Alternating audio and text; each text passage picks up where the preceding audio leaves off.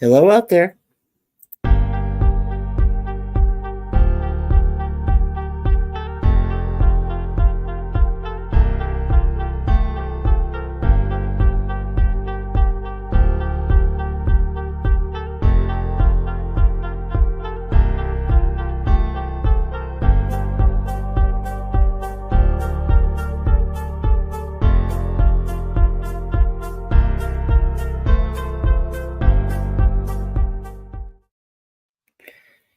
And hello and good evening everyone. It's about 11:36 p.m. here on the East Coast.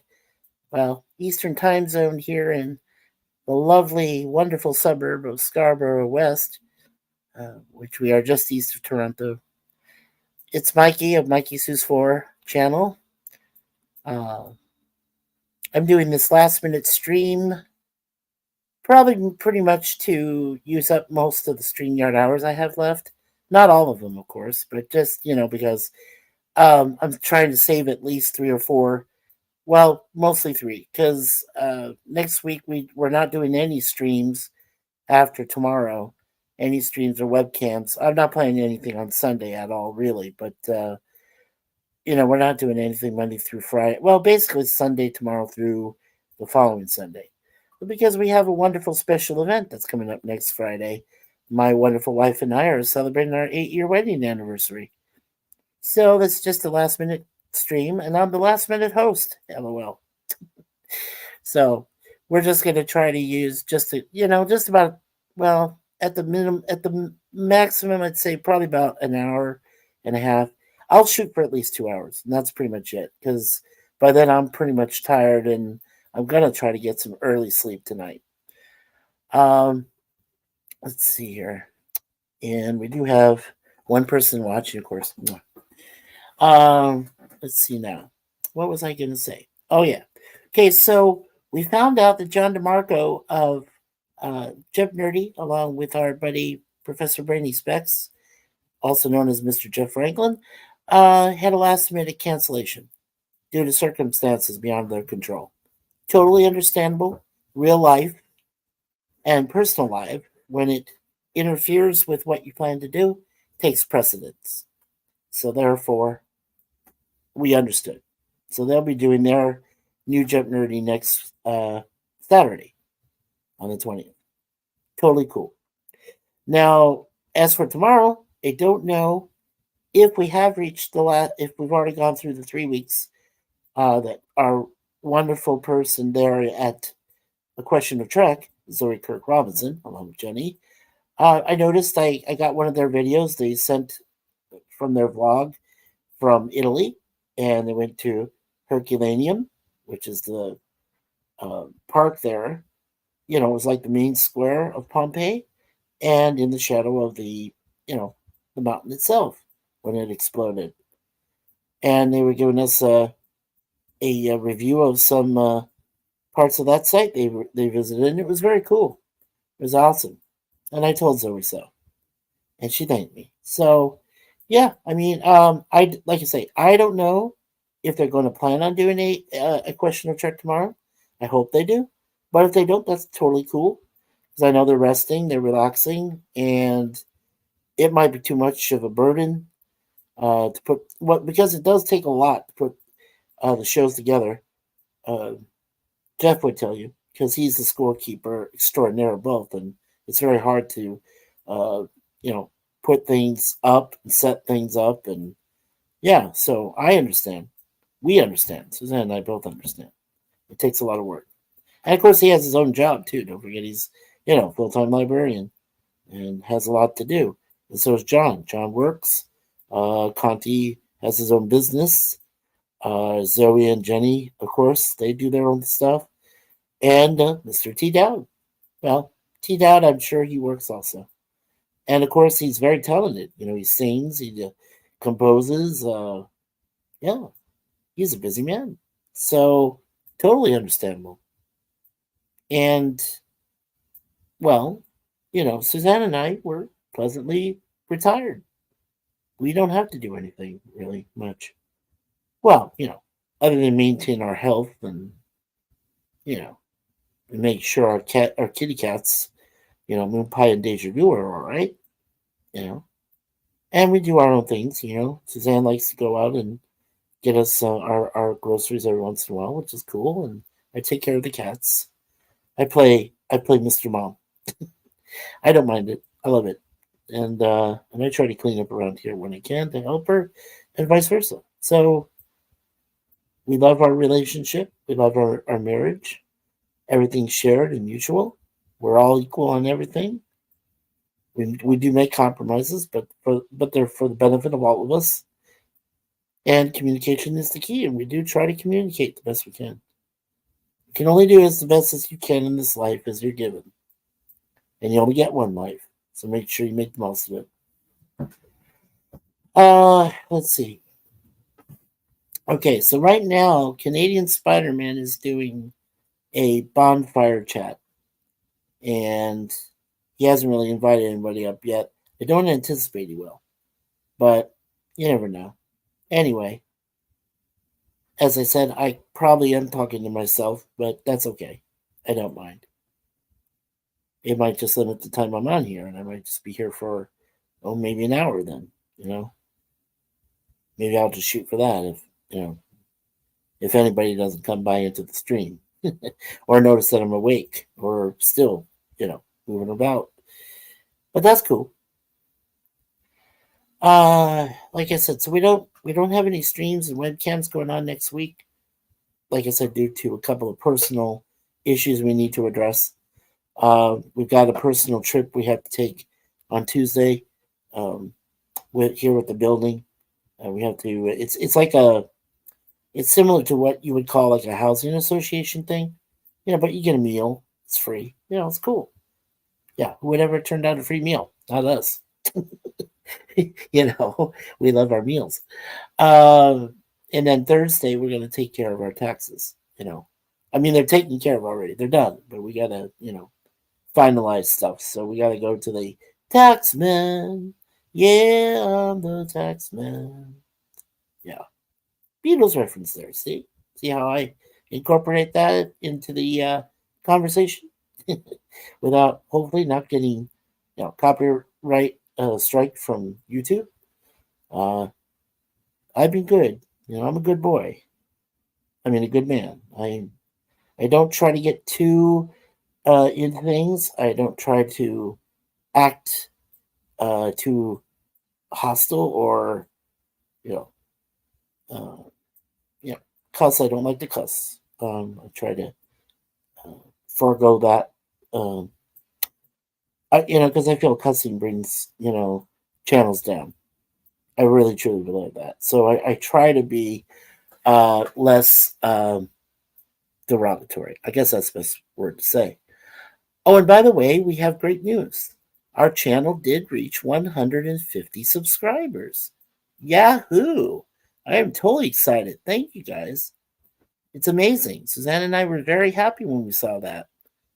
And I know, I mean, everybody around us, in the community, people we respect, people we enjoy, people we love the most, that we consider our brothers and sisters, a lot of them do have more subscribers, obviously, than we do. And that's fine. Like, for example, Admiral Teague, he has 849 subscribers. He needs one more and he gets 850. That's a worthy goal, right? And then I was told earlier in the stream, given a really good advice, of course, by my wife Suzanne, that it's probably best to go ahead and celebrate, with a party stream next month. Hopefully, if we can get to 200, then we can do our first 200 subscriber stream. First big celebratory party. And last night, was it Friday? Yeah, Friday night, we did our topic time where we talked about our 1 year celebration that we had on being able to stream on YouTube. And I did have a crappy computer before, but of course that's long gone, and I don't have to worry anymore. Suzanne gave me the most wonderful gift I could ever hope to receive, and I hope to use it to the best of our abilities. To build this channel, to make it worthy, and at least be able to give out relevant content. That's what we hope to do. Let's see. We've got 3 people viewing, so thank you. I know we've only been here for 10 minutes so far, so here's what I'll do. Since I'm such a chatterbox, but I don't want to talk too much. What I'll do is kind of, bring up some stuff that's going to be coming in the future for another 10 minutes, and then I'll open the floor. I'll post the StreamYard and also in the YouTube there, and then to enhance the YouTube algorithm. And then when you guys see that pinned up there, you can come in. Now remember, I can only fit 6 people, so you can come in, but please be civil. Remember, just treat this channel delicately. Like I said, because we're all in this together, and I don't want anything to go wrong. That being said, of course, the best laid plans of mice and men. Yeah, right. That. Okay. So, let's see. What else do we have to discuss? Okay. So, like I said, we're just putting our streams and so forth on hold next week because we're happy we reached 150, and we're just gonna, take advantage of that downtime and enjoy each other. Hi, beautiful. Guess who's headbutting me? Deja vu. She's such a sweetheart.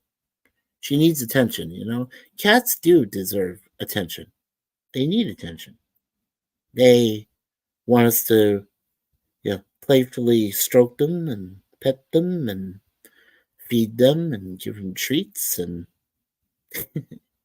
yeah, and that's why we love cats. Cats are important. They're vital, and they make great support pets.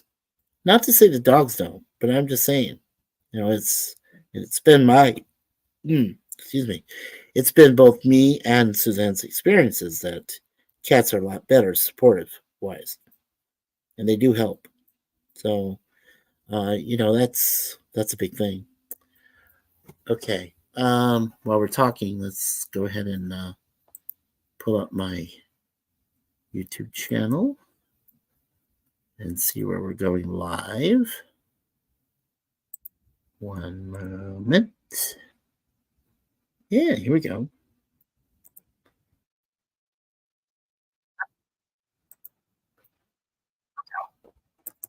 Yeah.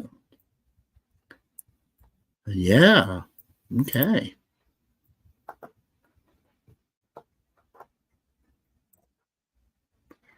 Uh-huh. I must have hit a button or something. Let's see here.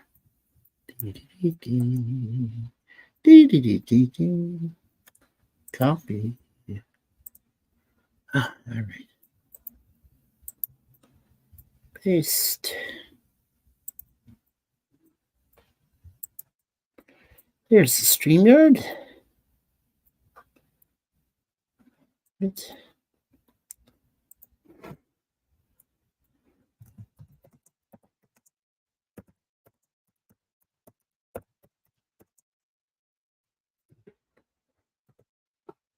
One is the loneliest number.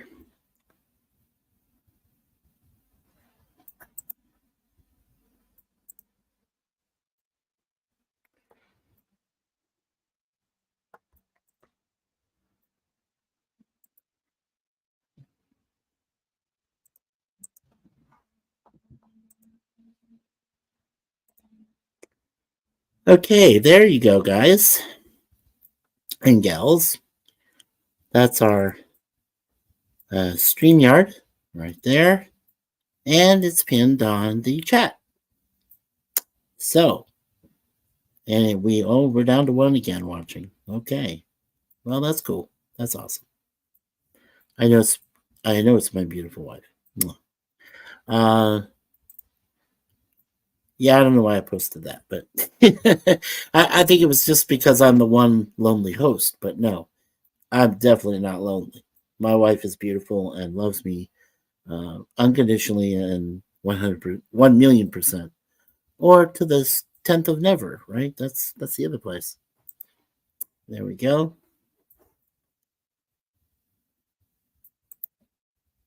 Yeah, look at that. That's the demonstration one. Yeah. Okay. All right. I got to put my glasses on. And for some odd reason, I'm starting to see lights. I think it's because I've been on live streams here for almost all day. I mean, I did something with earlier Saturday morning with our friend uh, Resolute Germ, and then we did a review of Keanu Reeves' movie Constantine with Rachel Weisz, and let's see, yeah. So I was on two streams, or two panels, and then we went to go see Admiral Teague, and he had a review. Was showing in Cosme. He was showing the season 3 episode of Voyager, uh, the Darkling, which is like a Dr. Jekyll and Mr. Hyde version of the EMH. So that was fun. And then we found out, of course, last minute that Jump Nerdy wasn't running until next week, next Saturday. And then I don't know about A Question of Trek. So Professor Brainey's still around or awake or whatever. He can let us know what's happening tomorrow. Weird. And I'm starting to see sparks in my eyes. I don't know. I'm not sure why. Weird. Um. Okay. Weird. All right. Well, anyway, um. So I'll leave the stream open here for oh, you know. Well, let's go an hour then. I guess we'll just leave it open up to the hour. Um, if anybody comes in, cool. We can talk about anything you want. Really, there's no restrictions or anything. Um, and if I don't see anybody in an hour, I'll just cut it off because I do have about four plus hours left on the basic plan, and I hope to try to save them up for one stream. Like I said, not next week, but the following week. So, and then I just wait for a restart. May 4th is when it resets. Oh man, I'm starting to see like hazy things in my eyes, babe. Oh no. That's weird. Can we shut that off? Maybe it's the light. It's too bright for me. Oh, thank you. Yeah, I don't have the camera on, so okay. Weird. Weird. Okay.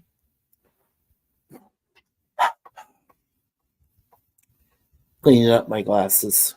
I'm still seeing like it's like hazy, weird light trails or some shit. Not sure what's going on. So you're talking to me instead of the computer. I'm talking to you. Then I'm just saying I'm seeing weird light patterns. Something's wrong with my eyes. I hope it's not that I'm starting to lose my vision, or it's just the lights, the lighting, the flashing. What's going on? Weird. Well, I might have to cut this off sooner than I thought. Oh, hey, Jim. Oh, there's someone for you to talk to. Ah, yes. My buddy Jim's Landscape. Huh. Yeah. Huh. It's kind of like I say, it's a kind of a last minute stream, Jim, but I might have to cut it off here pretty soon because I don't know. I'm starting to see weird visions in my eyes right now. It's like it's like a spectrum of light. It's weird. Well, I have been on a few streams today, panels, and I've seen some bright lights popping everywhere, and I'm not sure why. And I'm a little worried about my vision right now. It's weird. I'm just seeing some weird. Let's see. Oh boy. Okay. Well, I hope this goes away soon. I may have to lay down and close my eyes completely for a little while. Shit. Anyway, Jim's Landscape LLC #1 Commodore Productions. He's a wonderful guy. There he is, Admiral Duke Shepard. Let's bring him on board. How you doing, Jim? What do you see? Like a little spotlight kind of like following you around? No, it's like Okay. you know how you have those kaleidoscope kind of shapes? That's kind of like forming in one side of my eye, and it's weird. It's just kind of like, would you know what that is? Cataracts. Cataracts? Yes, you're supposed to have removed a couple years ago. Oh shit! Yeah, My see, cataracts kicking in. I see a small light now and then. Yeah. Now and then, and I got the same problem. My eye hurts now and then, so I Yeah. might be getting the cataracts as well. I know, but I'm afraid to go under a laser beam like that to get that removed. I'm kind of scared about it. It's nothing. I know, honey. If it comes to it, I will have to get it done eventually. Anyway, at least I can still see you, Jim. What's going on?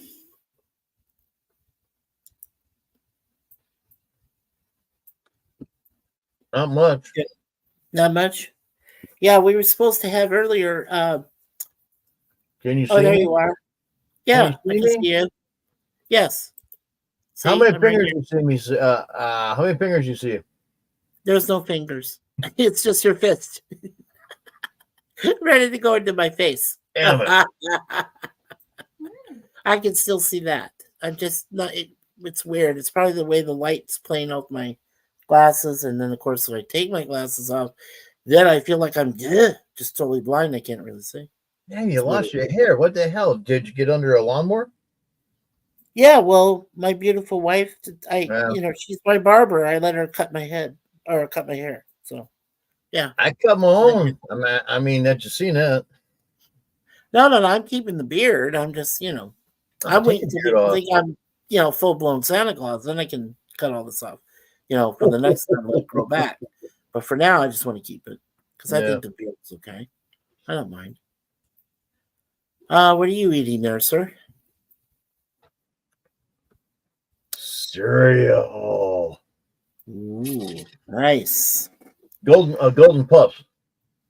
Yeah, we had some pasta shells tonight with tomato sauce and Parmesan cheese. Some of our leftovers from last night.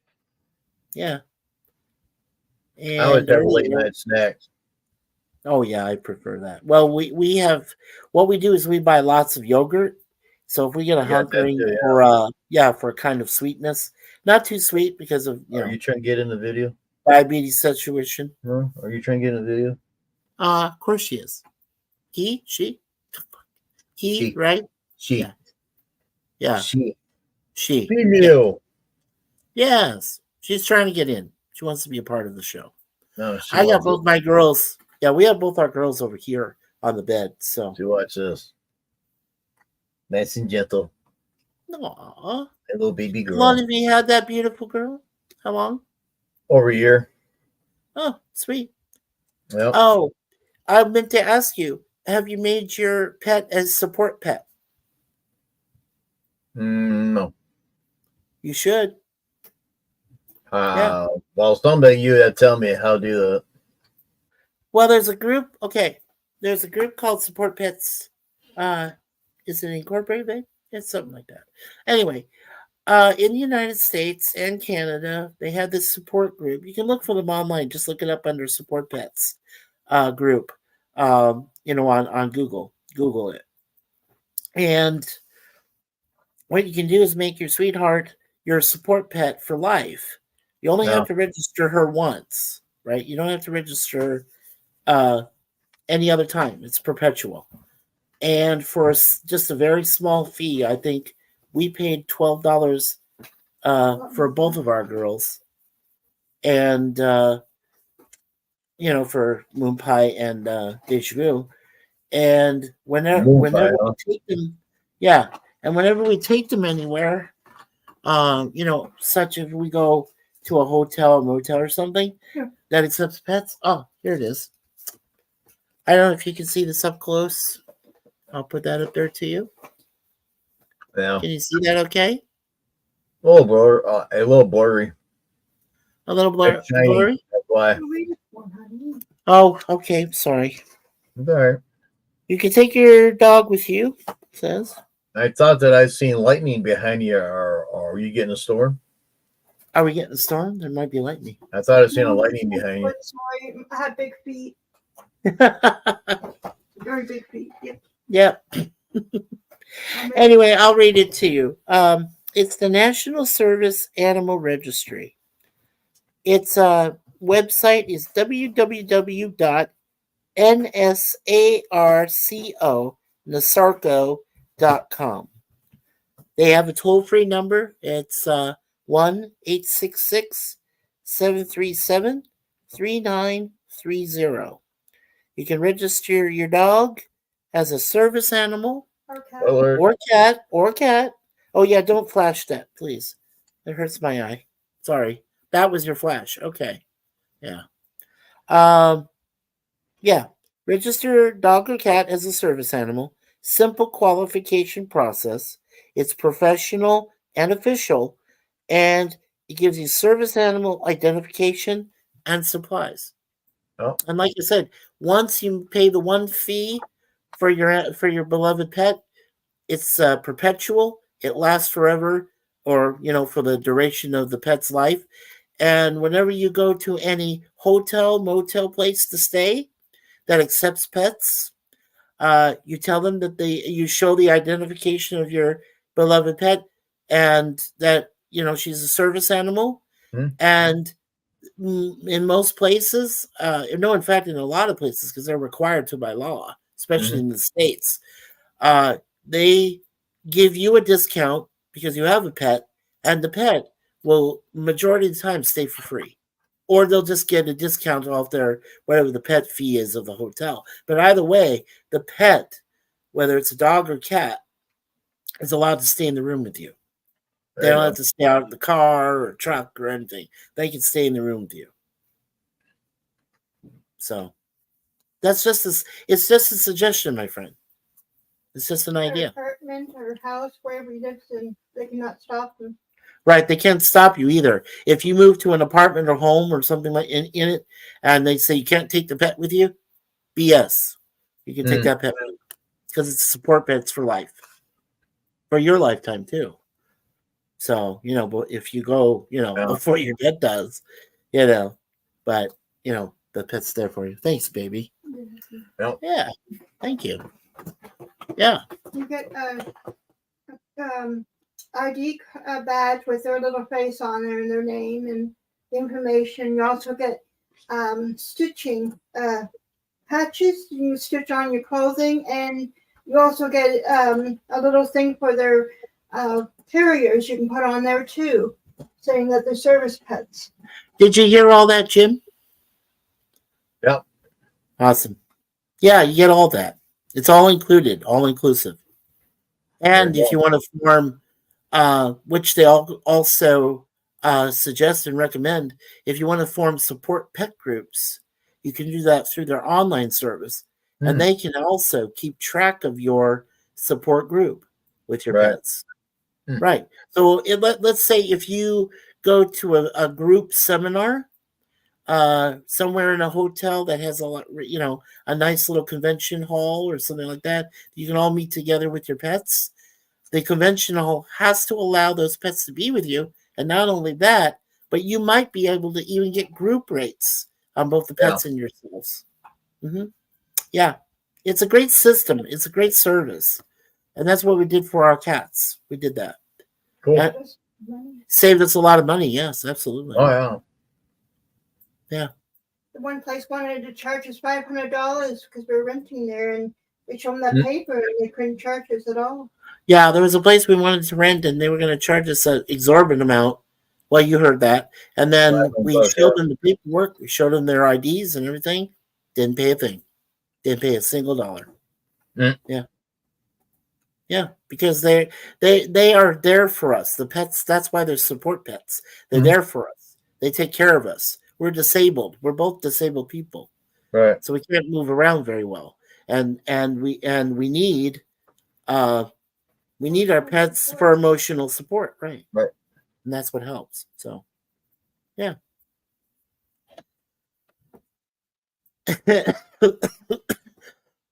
Excuse me.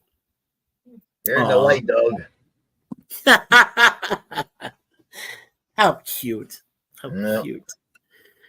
Anytime they got anything about food on the table, they're always there. Oh, of course. Of course. Yep. We have one like that. Yeah, we have one like that too. She has to be there. She has to be wanting to share in your meal. When we have our yogurts, Moon Pie, the older one, she Yep. loves to come up there. She gives me the weirdest stare. She says, "Daddy, I want some licks from your fingers." So I give her like anywhere from 5 to 7 fingerfuls, of yogurt so that she can be satisfied, be happy. There you go. I do that for her, I have a So. daughter acts like she's starved to death, even though she weighs 25 pounds. Right. Exactly. Well, yeah, that's deja vu. She's that way. The 3-year-old. She's a handful. I will not lie, but that's why she is the support pet of Suzanne. Suzanne takes good care of her, so, and she has a lot of her mom's attributes. That's a good thing, not a bad thing. That's a good thing. Because Moon Pie shares my attributes, so There you go. yeah. Yep, we love them both, and they fit our lives and personalities perfectly. Both cats. Yeah, and I've shown them off. You've seen them. You've seen a couple. You've seen them both. Yeah, it's easier. It's easier to show Moon Pie because they almost look alike, except that Deja Vu is a little bit more weight, and it's really hard. It's not hard to lift her. I'm not saying that. What I'm saying is that it's very hard for her to show herself on screen. She's very camera shy. She doesn't like to be seen. Not a lot. Yeah. But Moon Pie, Moon Pie doesn't mind. Mhm. Yeah. If I grab her and lightly and lovingly and carefully, I say, "Hey, honey, you want to come up to the screen?" She'll go up to the screen. She'll look at it, and then I'll put her down nicely. Yeah. So that way, people know that she is watching. She's watching intently. Mhm. When her daddy goes online and talks, and she goes like this. She shakes her head, says, "Oh, I love you, Daddy." Yeah, keep talking. Go ahead. Well, Miss Cuddles that you've seen over here, if I Yeah. pick her up as you seen yesterday, she looks, she sees that light in that camera and she goes, I'm out of here. Oh, nope. That other Go away, puppy, leave me alone. the other puppy, she'll just turn it back and just lick my ears and stuff like that. So I don't give a damn. Oh yeah, well there you go. How Oh much my he gosh. goes, we don't know if you like the camera or not, don't we? He's on the floor looking and says, "What are you talking about?" Yeah, what are you talking about, Dad? Yeah, What camera? What? Don't show me. I don't yeah, wanna be really. seen. What happened today when Deja got stoned? Oh my gosh. You know what was so funny today? We have catnip, right? And catnip to a cat is like is like having Cheech and Chong nearby and putting you out with Oh, your Mary Jane, yeah. And we had Deja Vu got a little too much and she passed out. When she was trying to take a bath, but she had both paws in the air just staring at them. Yeah, she was doing like she was surfing. It was weird. She was trying to clean herself. She had her back foot up, so one of her back feet. So she's trying to clean that, and then at the same time, she's trying to lift one of her front end. So she's got one back end on one side, the front end on the other side, and she's trying to clean them both. This is after she had inhaled some catnip. Oh, wow. Is that bizarre? That's crazy. Yeah, I thought the cat was surfing. She was like this. She was on some sort of board or something. Like, what are you doing, Oh, yeah. Deja? Yeah. Yep. I thought it was bizarre. Anyway, I'm glad you're here with me, brother. I'm glad you're here. Same here. Yeah, Suzanne's glad too. Otherwise, I'd be talking to myself.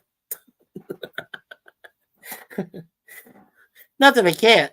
I can, but doesn't seem fun that way. Just being to myself. Let's see. Well, as I mentioned to you before, we've got a couple of personal issues to take care of next week, and so no streams or webcams. Also, Friday, of course, is our wedding anniversary. We'll be celebrating 8 years There you go. next Friday. Yeah, personal time. So we're gonna go out, have a really nice dinner. A place called T-Bones. It has wonderful New York steaks. T-bone, It has huh? all the fixings. Yeah, it's great, man. Cool. It is actually considered. Yeah, it's just called T-Bones, and it's considered the best steakhouse in all of Toronto, in the whole GTA, which is the Greater Toronto Area. That picture. What? Is that his picture? On the screen, yeah, that's him. Huh? Well, you saw his real face. No. Yeah, he's there now. So that's. Oh, there it is. Oh, Yeah. Hi, I can finally see you. Yeah, see, I got it. she can finally see you now. I got a dog to the left of me, and I had a dog to the right of me. Yeah, and that dog got scared. Well, listen, here's over here. I mean, you can see the hair. There she goes. You just point at her, and she goes, "No." Hey, Oh, I see. hi, Sci-Fi Sif Dan. Would you like to come up, sir? I've got the, we'll welcome you up. We got the StreamYard link posted up there at the top. Yeah, I did. I got a close head shave. Oh, nice to finally see your face. Yeah. I gotta shave this stuff off again. Yeah, it's staying cold and everything. I'm keeping it on. Oh, I thought you shaved all of it off, though. Didn't you? I did. Your whole beard? Yeah, it's starting to grow back a little bit. Oh, well, you know what? Okay, You must have, you're right. You must have the same kind of growth I do. Yeah, it Because grows fast. my mother, well, I'm just saying, my mother and I, when we, Yeah. right, when we get our haircuts, we get beard cut, whatever, everything grows back real fast. Mm-hmm. My dad is slow. His hair growth, beard, mustache, whatever, all slow. That's why I come from my mother. My mother, majority DNA, everything grows fast. Everything grows up here. It starts at the colic. I have a colic defined, which is way up here. So when that thing goes, and then everything grows out again. So yeah. Yeah, Dan. So, if you feel like coming up, go ahead. No big deal. I'm not sure how long we'll be here for. It's not going to be more than 2 hours. I can guarantee you that. But yeah. He says, Jim must have the Wookiee gene.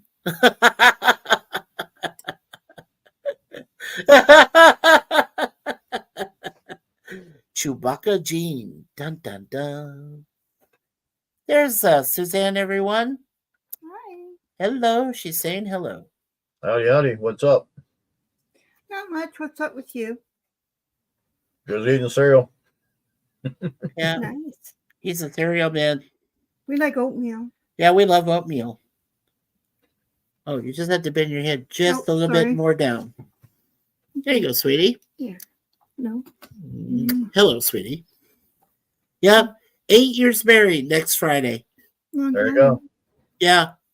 No. Well, we actually have two others. I think I told you guys before, but I'll repeat it one more time. We do actually have two other anniversaries we celebrate. Now, because she's a minister of the Universal Life Church, she actually married us the year before in 2015. We got married on June 23rd, 2015 in Niagara Falls. It was a little private ceremony because it was just the two of us, but she married both of us. So that was our marriage that started here in Canada. Oh. So when that comes to June 23rd this year, it'll be 9 years married officially because she's a certified minister that can marry us, together. So, yeah. And I think we had one witness somewhere. I don't remember. But we did. We had some witness was there with us. And then back in 2010, on March 1st, we actually met for the very first time online through Facebook. Yeah. No. So we've been married for 14 years. Or I mean, well, together for 14 years through Facebook. I like to think it's married. The first time we met each other, we instantly fell in love. Was love at first sight also.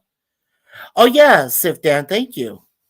Congrats on reaching over 150 subs. Here's another on to 500 subs. Yes, sir. Enjoy your cereal. Enjoy your cereal there, sir.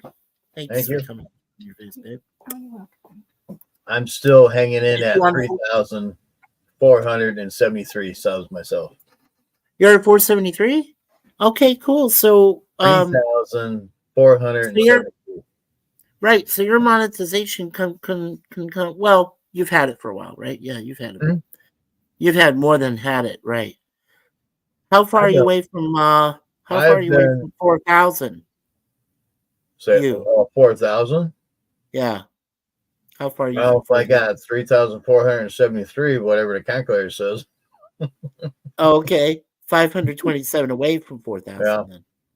Oh, you'll get that in no time, dude. I'm not Come good on. at math. Yeah. Like we said, thank you, Sifdan. Yeah, we just reached 150. My wife suggested that we could celebrate every 100 after we reach the first 200. So we're still about 50 away from 200. But once we reach that, I'm definitely willing to do a little celebratory party for 200 subs. I know it won't be too big, but you know.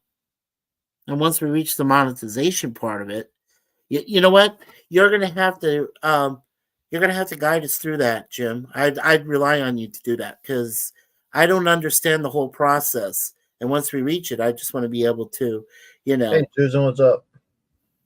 Hey, Suzanne Eckstein. Hello, Miss Eckstein. Hello, Mikey and Suzanne. Hi, sweetie. How you doing? You doing all right down there? You doing better? Feeling good? I hope. Both of you guys. Yes, Sci-Fi Sit Down, hello. And Jim, hello. Yeah. Eating cereal. It's okay.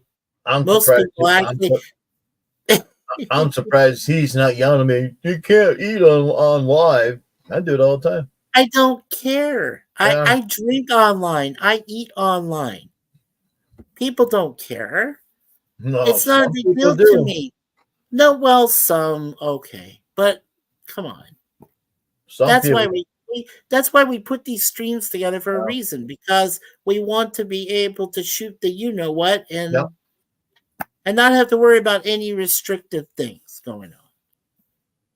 YouTube knows what I'm talking about, but I've been very well behaved man, so they can't, you Yeah. know, unless they think they can find something really devious and want to hit me with a strike. Until that happens, I'm just totally fine with the way I do things. there they go.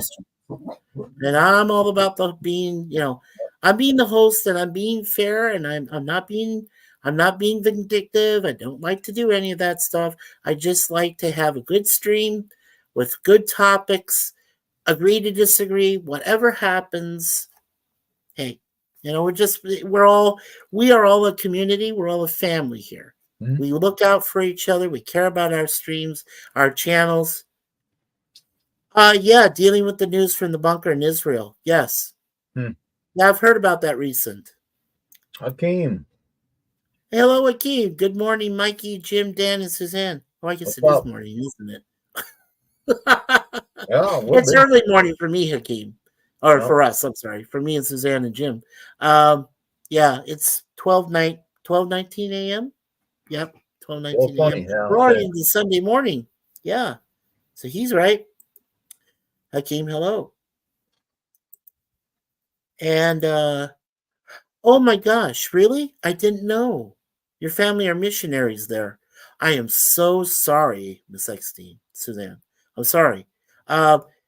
May my parents, on behalf of my parents, our parents, can they're Carmelite ministers. Can we send you special prayers? They're already sent. I'll mention it to my folks too when we talk to them next time. Okay? Yeah.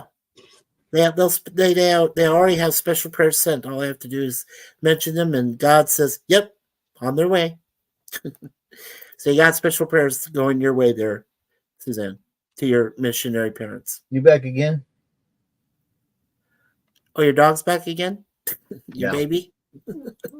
Oh, There you're right there. oh, absolutely, 100% appreciate it. Of course, Suzanne. We look out for each other here. You may not find a lot of channels that do that, but believe me, this channel cares about people.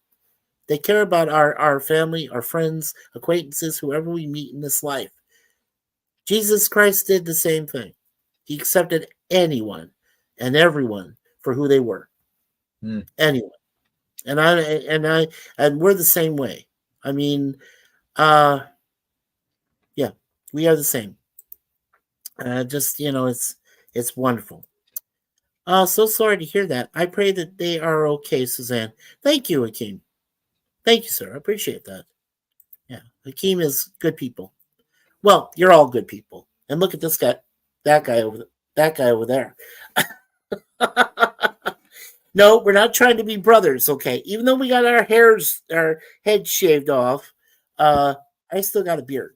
He's got to grow What are his you talking beard. about, Willis? What's wrong? What you talking about, Willis? What you talking about, Willis? Yeah, old reference there, right? Let's see. Yeah, it's my cousin, her husband, and 4 kiddos. Her father, my uncle, was a big-time rabbi. When he was with us, he started the missionary in Israel.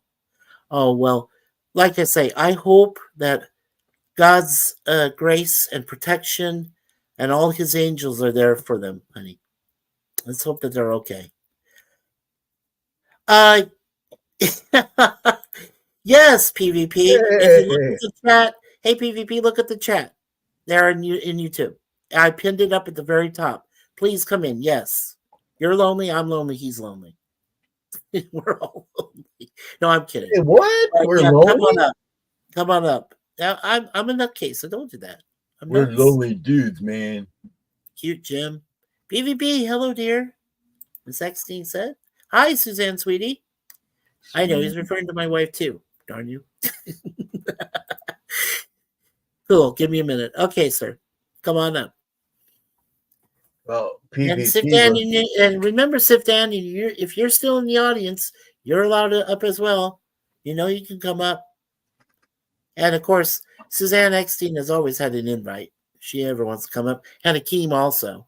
You guys have always had invites. You don't have to worry about anything. Yeah, Dan. We're all very respectful of the people we have up here, Dan, bring the force up. The Federation will crush you. Use the force, Luke. You won't escape the wrath of the phaser. Yeah. Let go, Luke. Yeah. I try to do my best, Sir Alec Guinness. Rest in peace. Yeah. We will cross that bridge over the River Kwai. Oh, wow. 4,000 subscribers. Oh, boy. Ooh. Oh, yes, I know. It's our little flirty thing. I know, sweetie. It's okay. I'll be bouncing in and out, checking out updates. Okay. But like I said, don't forget. Don't worry. You got plenty of prayers headed your relatives' way there in Israel. Make sure they're okay. Yeah. Leave it in God's hands. That's what we say. Yep. Hey, PvP. Hakeem. Yeah. Hey, we got 5 people watching us there. Jim, what do you think? Doing pretty good? I see 2 hours. Yeah, I'm going to say 2 hours. I think for both of us. We're old people. We got to get some sleep. Or were you just about to tell me, speak for yourself, young man? Jay's in the chat too.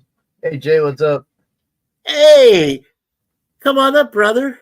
Unless you're you're tired down there in Louisiana. Okay, here's PvP. And the the StreamYard is posted there in the front of the chat. There it is. And it's up there at the top on the YouTube channel there that we're connected to. So please Hey, come on up there if you can. Hello, PvP. can you guys hear me? Was my mic? Totally can hear you, dude. Yep. Okay. Totally can hear you. I'm never sure, so I always like to just check at the beginning of a stream. So, Yeah, Hakeem just said hello to you when he came up. hey, And, Hakeem. yeah. Hello. Oh, and Jay is saying howdy from the sick bed. Oh, And that's sorry to what hear he that, Jay. Yeah, he's I not feeling good. I hope you feel better soon, Jay. That's why Pop wasn't doing his usual rumblings tonight because he posted just like 15 minutes before his usual time that he wasn't going to do it. So I'm guessing Pop is having a bit of a challenge again today. Yep. Yeah. Well, they did the same thing for our, you know, how we normally when you came in last minute for the Constantine review we did with the panel with me and Resolute Germ and Gorilla. Right. Normally Gorilla and Germ and I, we run over to Jet Nerdy and we say Gorilla Raid and we're there. Well, Resolute Germ got a last minute notification from Brainy Specs, Jeff Franklin, and he said, and then it was passed along to John, and John said, due to circumstances beyond our control, we've had to cancel. So we don't have any Jet Nerdy until next week. So a whole week. We got to wait another 7 days.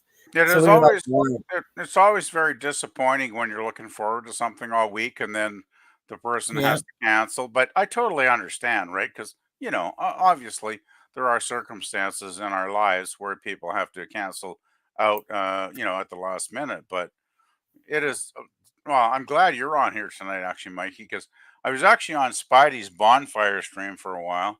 He's drunk. Yeah, well, he was getting more and more drunk, and he was getting like 5 years behind in the chat, right? And- 5 years behind in the chat. I think he Oh. was getting more than a year behind in the chat. But yeah, it was you're sad. being a little I more try to be. gracious, I think. I always try to be generous and gracious. Unfortunately, Absolutely. I can't understand why I'm still single because I think a guy with my high qualities should have the babes knocking on my door. But I guess at my age, that's not going to happen. But yeah, and he said, I asked him several times in the chat. I said, I'd like to come on and talk about politics because I think I can discuss politics in a respectful way, right? I'm not some crazy person. And he No. was like, oh, no panel tonight, no panel, no panel. And then, like, towards the end of the stream, when I gave up, he brought on, Rancor Steve onto the panel. I was like, what? You said no panel, and now there is a panel. I was like, I was kind of feeling like a second class person at that point. So, I mean, I don't Which want to is criticize. understandable. Well, I don't right? want to criticize Spidey because I told him when I left. I put in the chat. I said I still respect you, but there's reasons I'm Hey. leaving. One, you're miles behind in the chat, and if you don't respond to the chat, a lot of them will never come back. And I think that's probably a realistic observation. Two, I think so. when you say Yeah. you're not gonna have a panel tonight, and then you do a closed panel with certain guests, it's like, I guess I basically put in my last comment was I feel like I'm not worthy, even though but I wasn't angry, but I was just annoyed, I guess, if that makes any Well, sense, Mikey. I wouldn't feel too badly without going into too much detail. Rancor Steve. Now, granted, that guy's not bad. I mean, he's a nice person, but Yeah, he seems like a decent guy. yeah, he's okay. But he's also associated with, he's also associated with certain people we will not mention here because he's like a information gatherer. He's trying to get as much information on people as possible, and we were discussing in a private thing what was going on. Yeah. So Rancor Steve is someone to be aware of. Just saying. Well, one thing I know he's a big Doomcock supporter because I used to go on that Friday Night Frolics, and he was on there quite often with other people, which I won't mention. Yeah. But right. one thing I've learned, guys, The community. I guess I've been on this community about 2 years now. I can't believe it, but it's probably about that many, that long a time. 2 And years? it's Wow. got to be getting around there, right? Like I remember talking to Jill, He's and been she on there said, longer. "Well, Jill, Yeah. Jill said she's at least been chatting with me like a good year and a half now, right?" And I can't. I have no idea of how long it's been, but Yeah. I've noticed Oh, one thing. Like, so well, go ahead. it's like any group of human beings, right, Mikey? It's like this community is dynamic, it's complex. There's people I really love, there's people I like, there's people I tolerate, and there's been a few people I kind of hate their guts, but they're not really a factor anymore, if you know who I'm talking about. Oh, of course. They're kind I of just want gone to now, go. thank Yeah. goodness. So Yeah. I just want to go ahead and say hello to some other people that yeah, came and said please, hello please. to you. I'll shut Yeah. up. Lemon. Oh, no, you don't have to shut up. Stop No, that. no, no, no, no. Stop it. Lemon, Read the Stop chat. it. Cadet Lemon, Hey, Lemon.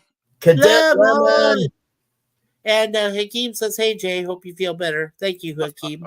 Lemon Pie says, "Hi Jay, prayers for you." Hello, lemons. Oh, lemons. Okay. Hakeem.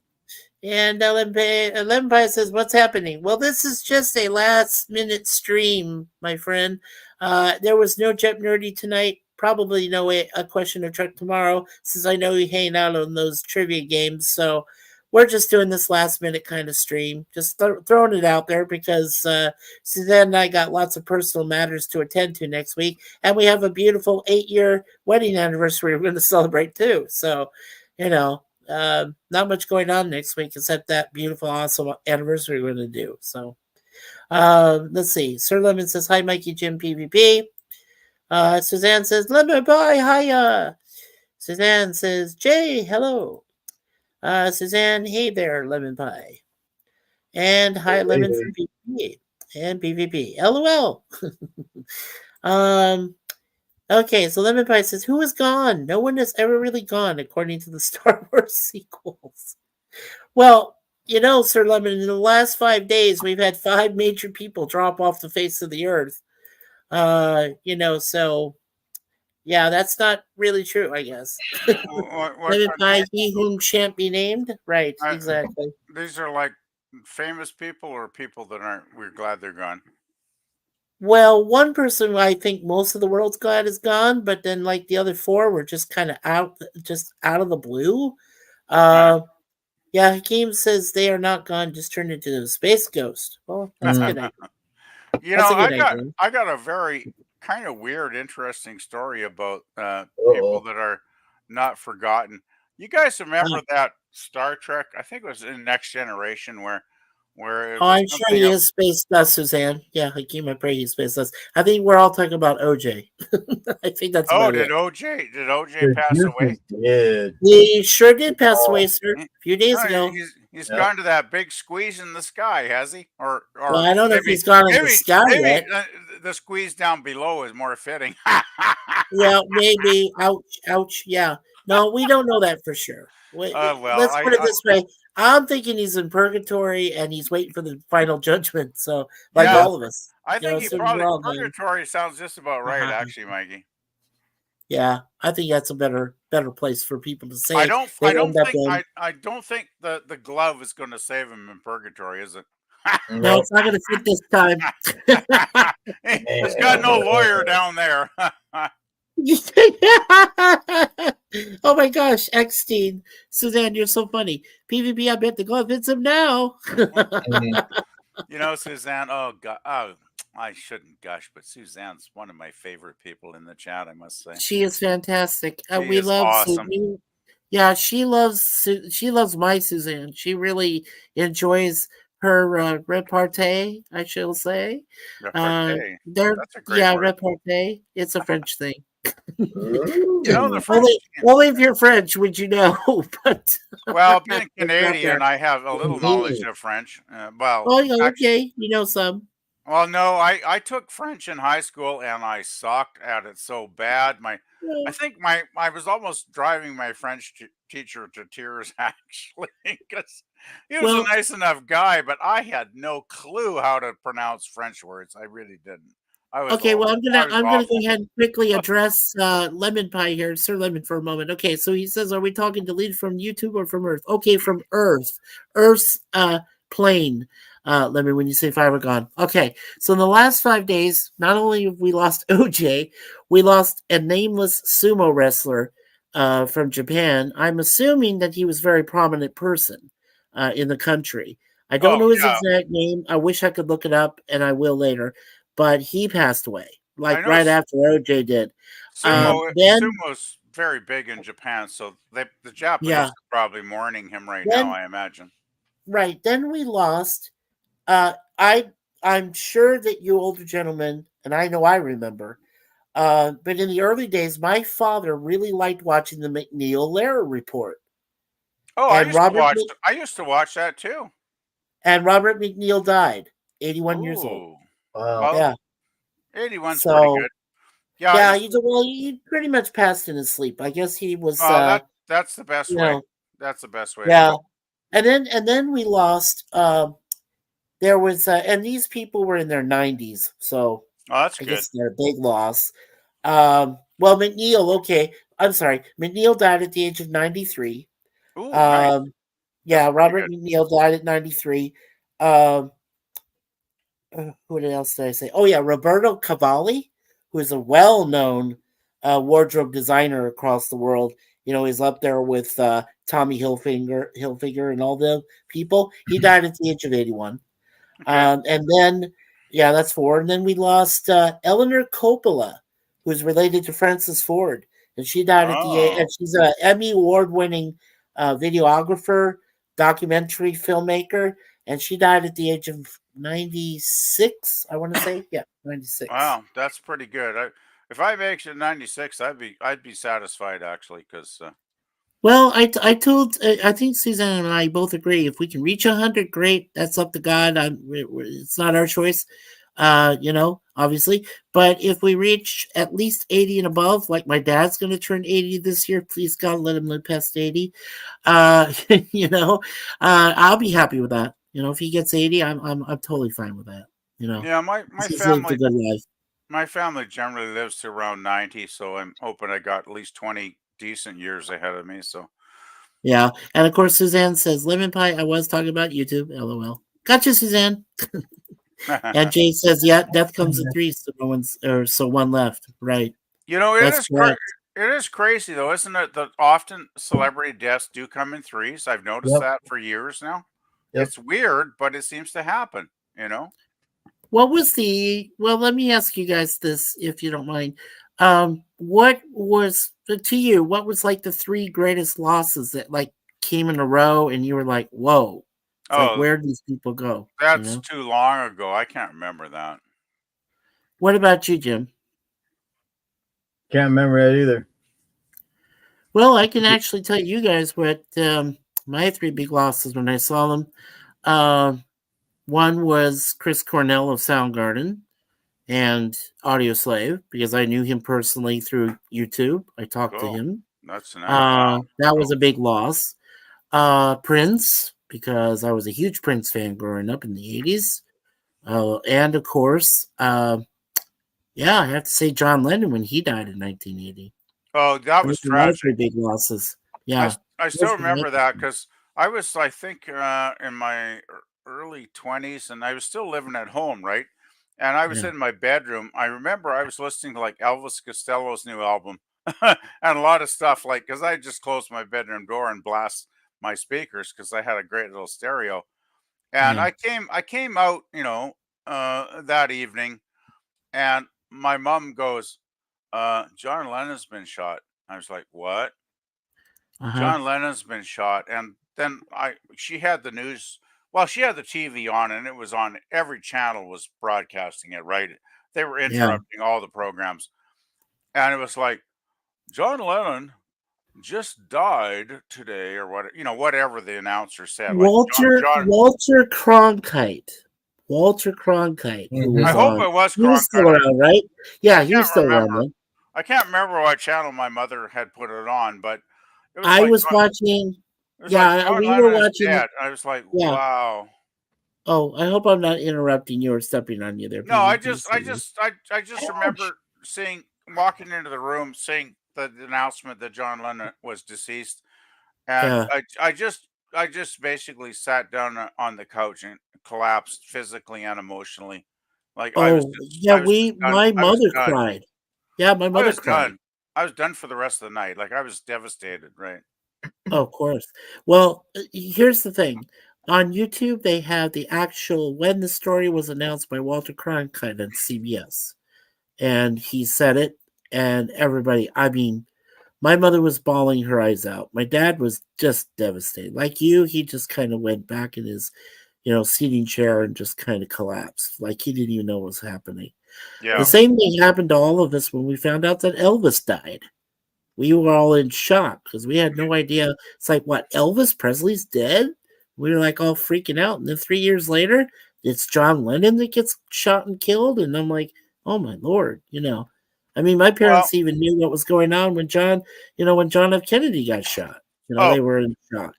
It's just, it's crazy. You guys aren't old enough to remember the Kennedy assassination, are you? I'm guessing. I'm not, because I was born 2 years after it. Yeah, I was born in 1958, so but I'm not that old. The Kennedy assassination, I think, was 62, so I was like around 4 years old when it happened. Really? And what do you think when it happened? You probably wouldn't have remembered it much, right? I remember it so clearly. Like I was only like a tiny 4-year-old kid. Well, maybe 4.5 because it was in November, I guess, right? Yeah. But I remember that week he was killed. I think, was he killed on a Friday? I'm not sure, but the TV had it on for the entire weekend about the memorial and the burial. All the stuff. With the coffin. Going to put him and turn him. And I'll never forget it. I'll never forget how emotional. Like I was a 4-year-old kid and I was crying. Like I didn't even understand what politics were about or what a president was. But I remember my father was just like, he wasn't a guy. He was old school, right? And he didn't show emotion very often. And I remember he was in tears. I'll never forget him saying, "Why do they always kill the good ones? Why do they always kill the good ones?" And he was just broken. I never truly understood that. Let me just go through these 4 stories real quick, and we'll continue this for sure. For it. Go for it. Yeah, Sir Lemon's. Yeah, thank you. Sir Lemon said, let's see if I can do this in my best Jack Nicholson voice, because I own this book. So I'm just trying to think. Okay. He was a thief and a terrorist. On the other hand, he had a tremendous singing voice. The Joker, Batman, 1989. Yeah, of course. Mikey, I'm all alone now, no family left, but I thank God that my parents are not here to see the state of the world now. Thank God indeed, Suzanne Eckstein. Absolutely. And she says, oh yes, Chris Cornell sad. Very sad. I cried when I heard. I was like, what? He's dead? What? I mean, the man was awesome. The day Elvis died, my auntie was uncontrollably crying. She was in such a state, the doctor came to the house and had to sedate her. Oh my gosh. Really? Wow. Oh, man. That is devastating. Sir Lemon says, sorry, I just always found that line funny from Batman 1989. Well, I hope I did it justice, Lemon. The 3 celebrities that affected Jay Aldrich, my brother, was Conway Twitty, Raymond Burr, and Kay. Yes, I agree. Totally agree. Yeah. Well, I think Raymond Burr was as much of a shock, but maybe not too much of a shock because, he was a pretty old guy when he passed away, Conway Twitty was a big shock to the country music world because they thought he was going to live forever and, well, he's not around. Nobody does. And Johnny Cash is gone, right? So, I mean, Yeah, Johnny hasn't gone that long either, has he? Like maybe 10 years or something, so. Oh, yeah, and Gene Roddenberry, who created Star Trek. I agree, Jay. And Johnny Carson's gone. Johnny Carson died. Long ago, long ago. Yeah. You know what? And the last guy that appeared on his show before he retired was Robin Williams, and Robin Williams is gone. So I'm like, what the hell? Well, Robin died in a very tragic way. Like, I'm not going to go into it. Very tragic. Suzanne says, PvP, Hiawatha was missing you tonight. Hiawatha. Uh-oh. I'm not sure I get your reference there, Suzanne, but it's just like I just want to say hi, sweetie. I adore you. uh, Yeah. Oh, you should have seen. Oh, Jim, tell PvP Cowboy about Dawn. tell PvP about the moves that Lady V Elements continues to try to make on Lemon. what? Yeah. Well, let's just say that. Lemon's got moves too. Okay. Let's Well, just say that she wanted to squeeze his lemons. yeah. Well, Lady V Elements.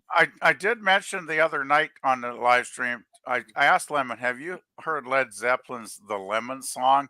And he was like, "Oh yeah, I love that song. That song, I'm amazed. You know what That's I what love makes about me laugh.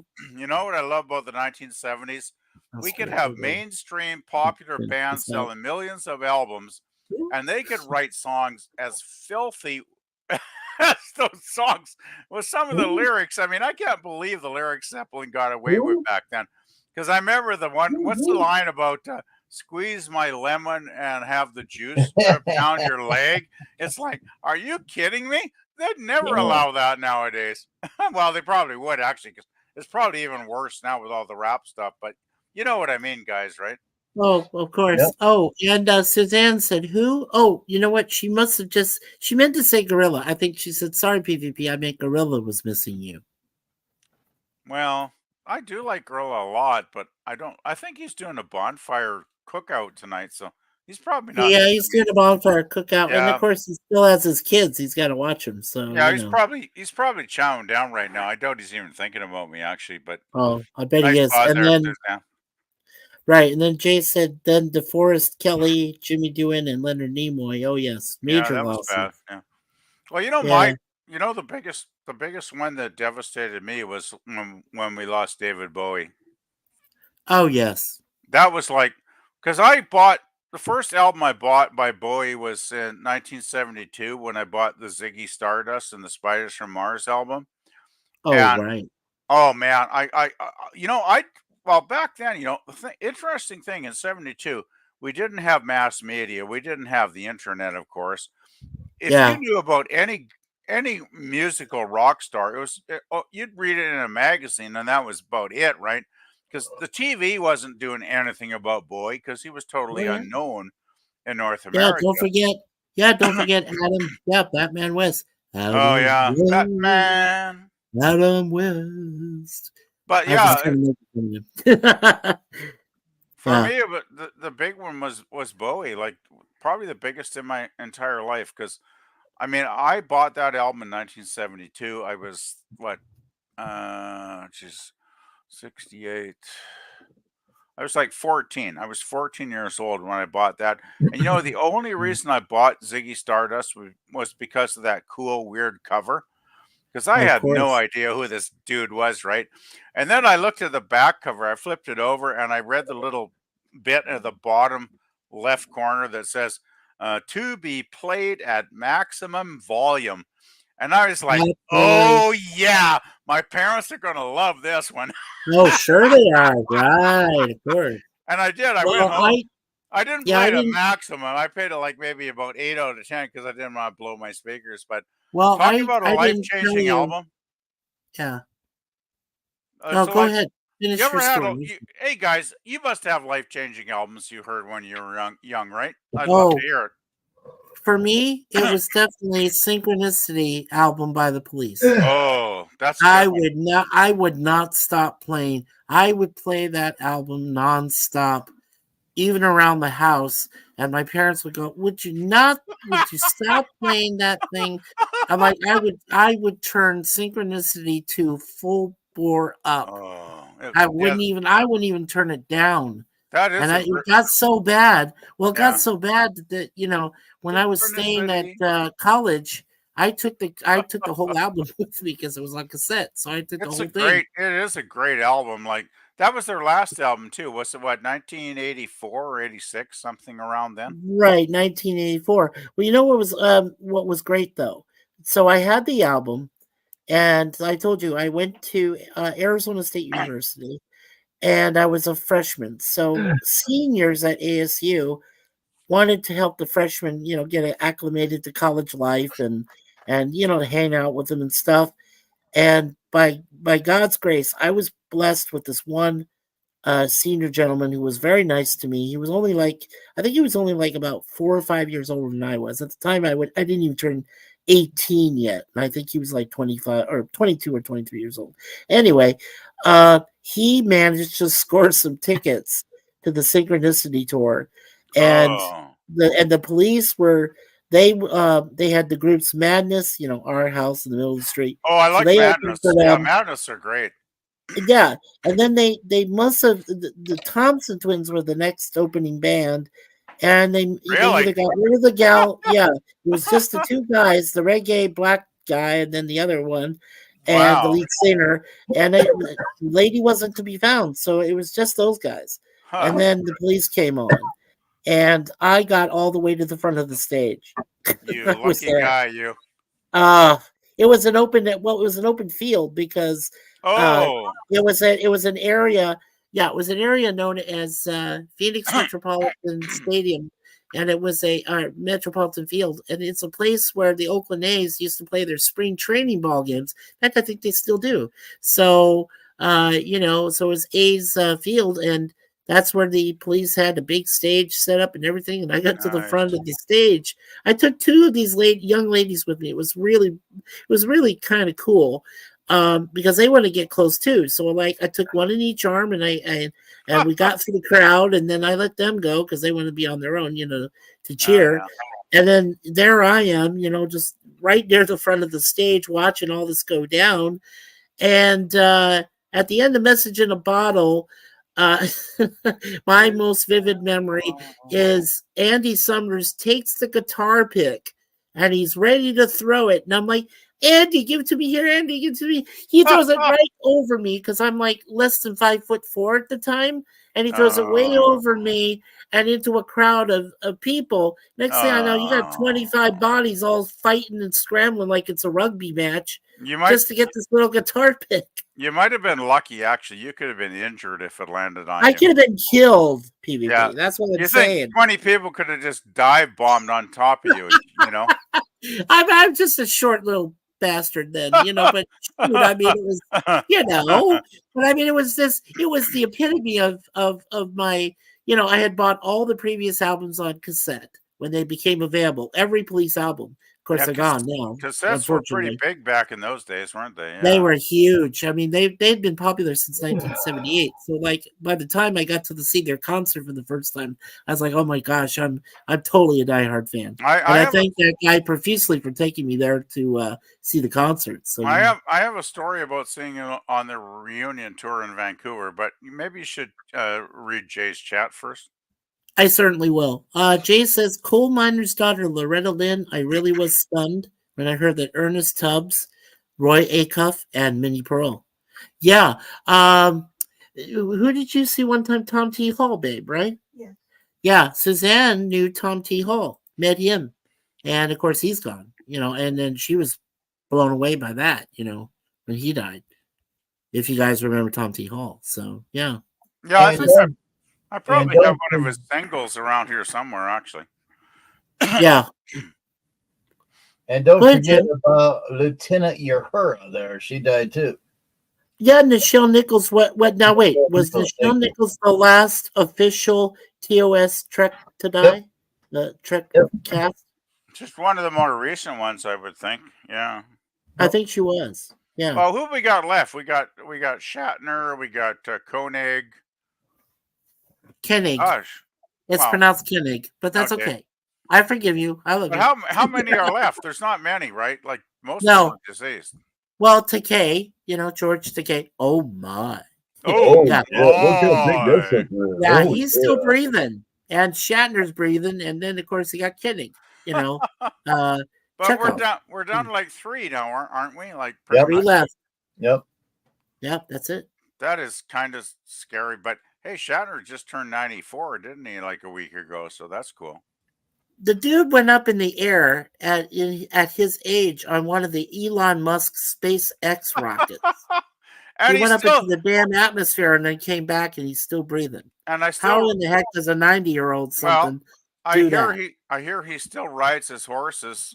So that's, And Jason even though he's Cannavale. like old and fat, he's still kind of in shape, right? For an old fat guy. Yeah, and Jay Aldridge, of course, always says to his co-wife Suzanne, it's a platonic thing, but he says, "Hello, darling."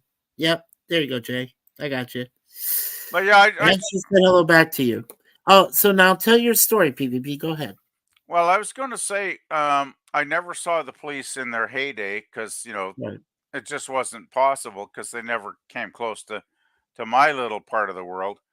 Yeah. But when they did the reunion tour, the very first city they hit was Vancouver, BC.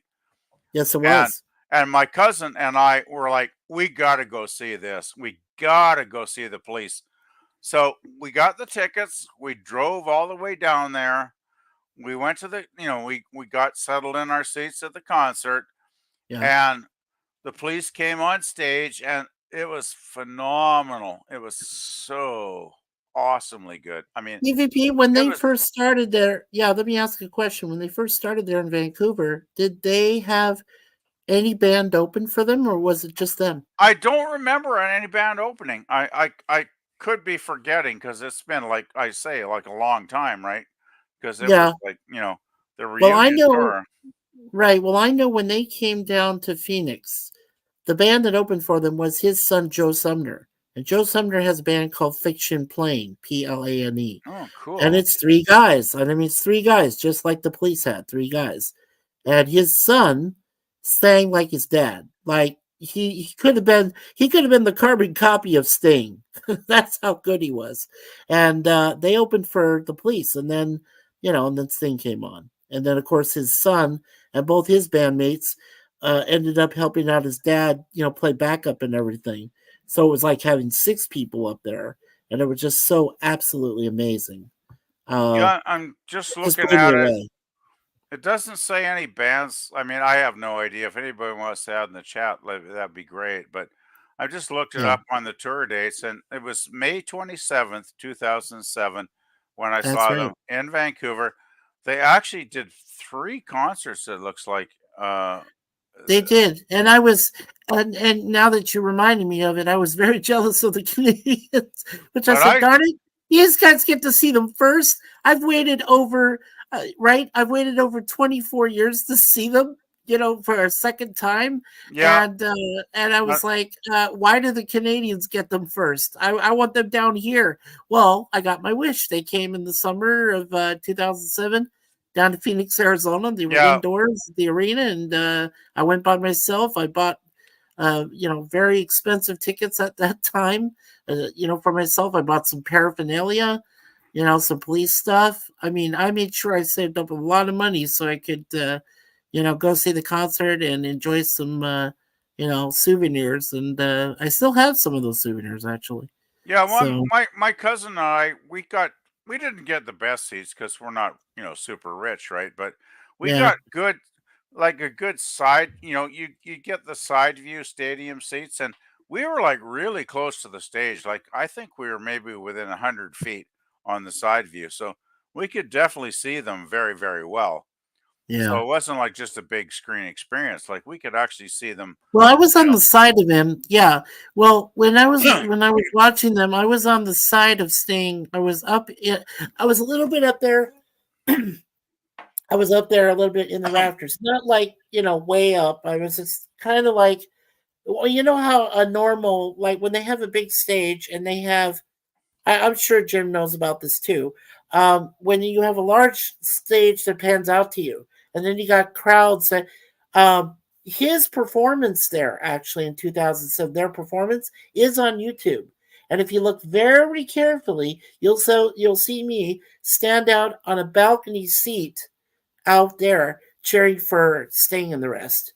You'll see me very briefly though. You got to really like pay attention because there's a huge crowd. It was full. It was sold out. oh So I mean, yeah, I'm just yeah. standing there and yeah, Well, cheering them on the right hand side of the it was more than indoor full because they arena. played like three concerts in Vancouver before they went to the They next city, did, right? yeah, they Like did. They did two and concerts in Phoenix. I'm They did two talking in Phoenix, two in back. Tucson, and then they moved on. So Yeah, yeah, back then that was like BC Place too, which was around Well, no, I guess I think maybe it was like the Coliseum, the Vancouver Coliseum, but that was still like 20,000 seats, right?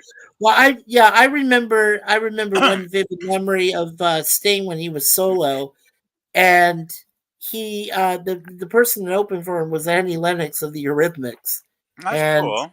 yeah, which was very cool. She's I got a very actually good saw voice. Sting. Yeah, I actually saw Sting either by himself or with an opening act 7 other times, or no, Huh. 8 other times. Besides Wow, the 2 times I saw the Police, and that's a yeah, lot. I even waved to him here in Toronto. He was doing. Suzanne and I were walking. We saw him walking down the street, and she said, "Well, we should go see him." And I said, "Oh no, I know he's busy. You know what? I just had to see him in the flesh. I saw him in person. He's very tall," and he waved back at both of us.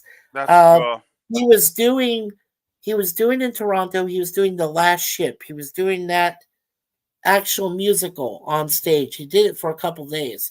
So we just saw him go down the street and wave to him and say hello. And I said, I You're don't need very, a signature you're from him. very lucky that you had a nice, interaction. Because I'll tell you a story about, and maybe it's not good to meet your heroes. Because when I was at art school in the late '80s, one of my best friends told me a story about how because Vancouver was a major recording studio back in the '80s, early '90s, right? There were a lot of bands that Oh recorded yeah, of albums course. there. Heart even recorded there too, even Oh, though they were from their Seattle. first album, yeah, they're from Seattle, but yeah, they recorded their first album in Vancouver. And And let me quickly say this. I'm sorry, PvP. Jay was just saying Shatner is afraid of dying. He needs witnessing. I never heard he was afraid. I think Shatner's probably pretty comfortable actually with Oh yeah, mortality. he's pretty comfortable with himself. Anyway, I'm sorry. Go ahead, PvP. No, I Continue was what just you were going to saying. say, you guys might have heard of Mushroom Studios in Vancouver because it's pretty famous. Because Sounds familiar. Yeah, they go recorded ahead. a lot of bands there over the Yeah, years, that including sounds Heart. familiar. Yeah, Yeah, mushroom. Yeah. and gosh, I'm losing my train of thought now. Oh crap! Well, that kind of happens when you start reaching your prime years. Yeah, I'm losing my train of thought. I was just going to Uh-oh. say though, the police were fantastic that night, and they gave the crowd their money's worth. Let's put it that way, because they Well, I know played that. all their hits. Right. Well, I know that there was two. Like I said, theirs was the greatest concert I'd ever seen in my lifetime because I was right there. And of course, the reunion concert was equally great. One other concert or two other concerts that will stand out in my mind.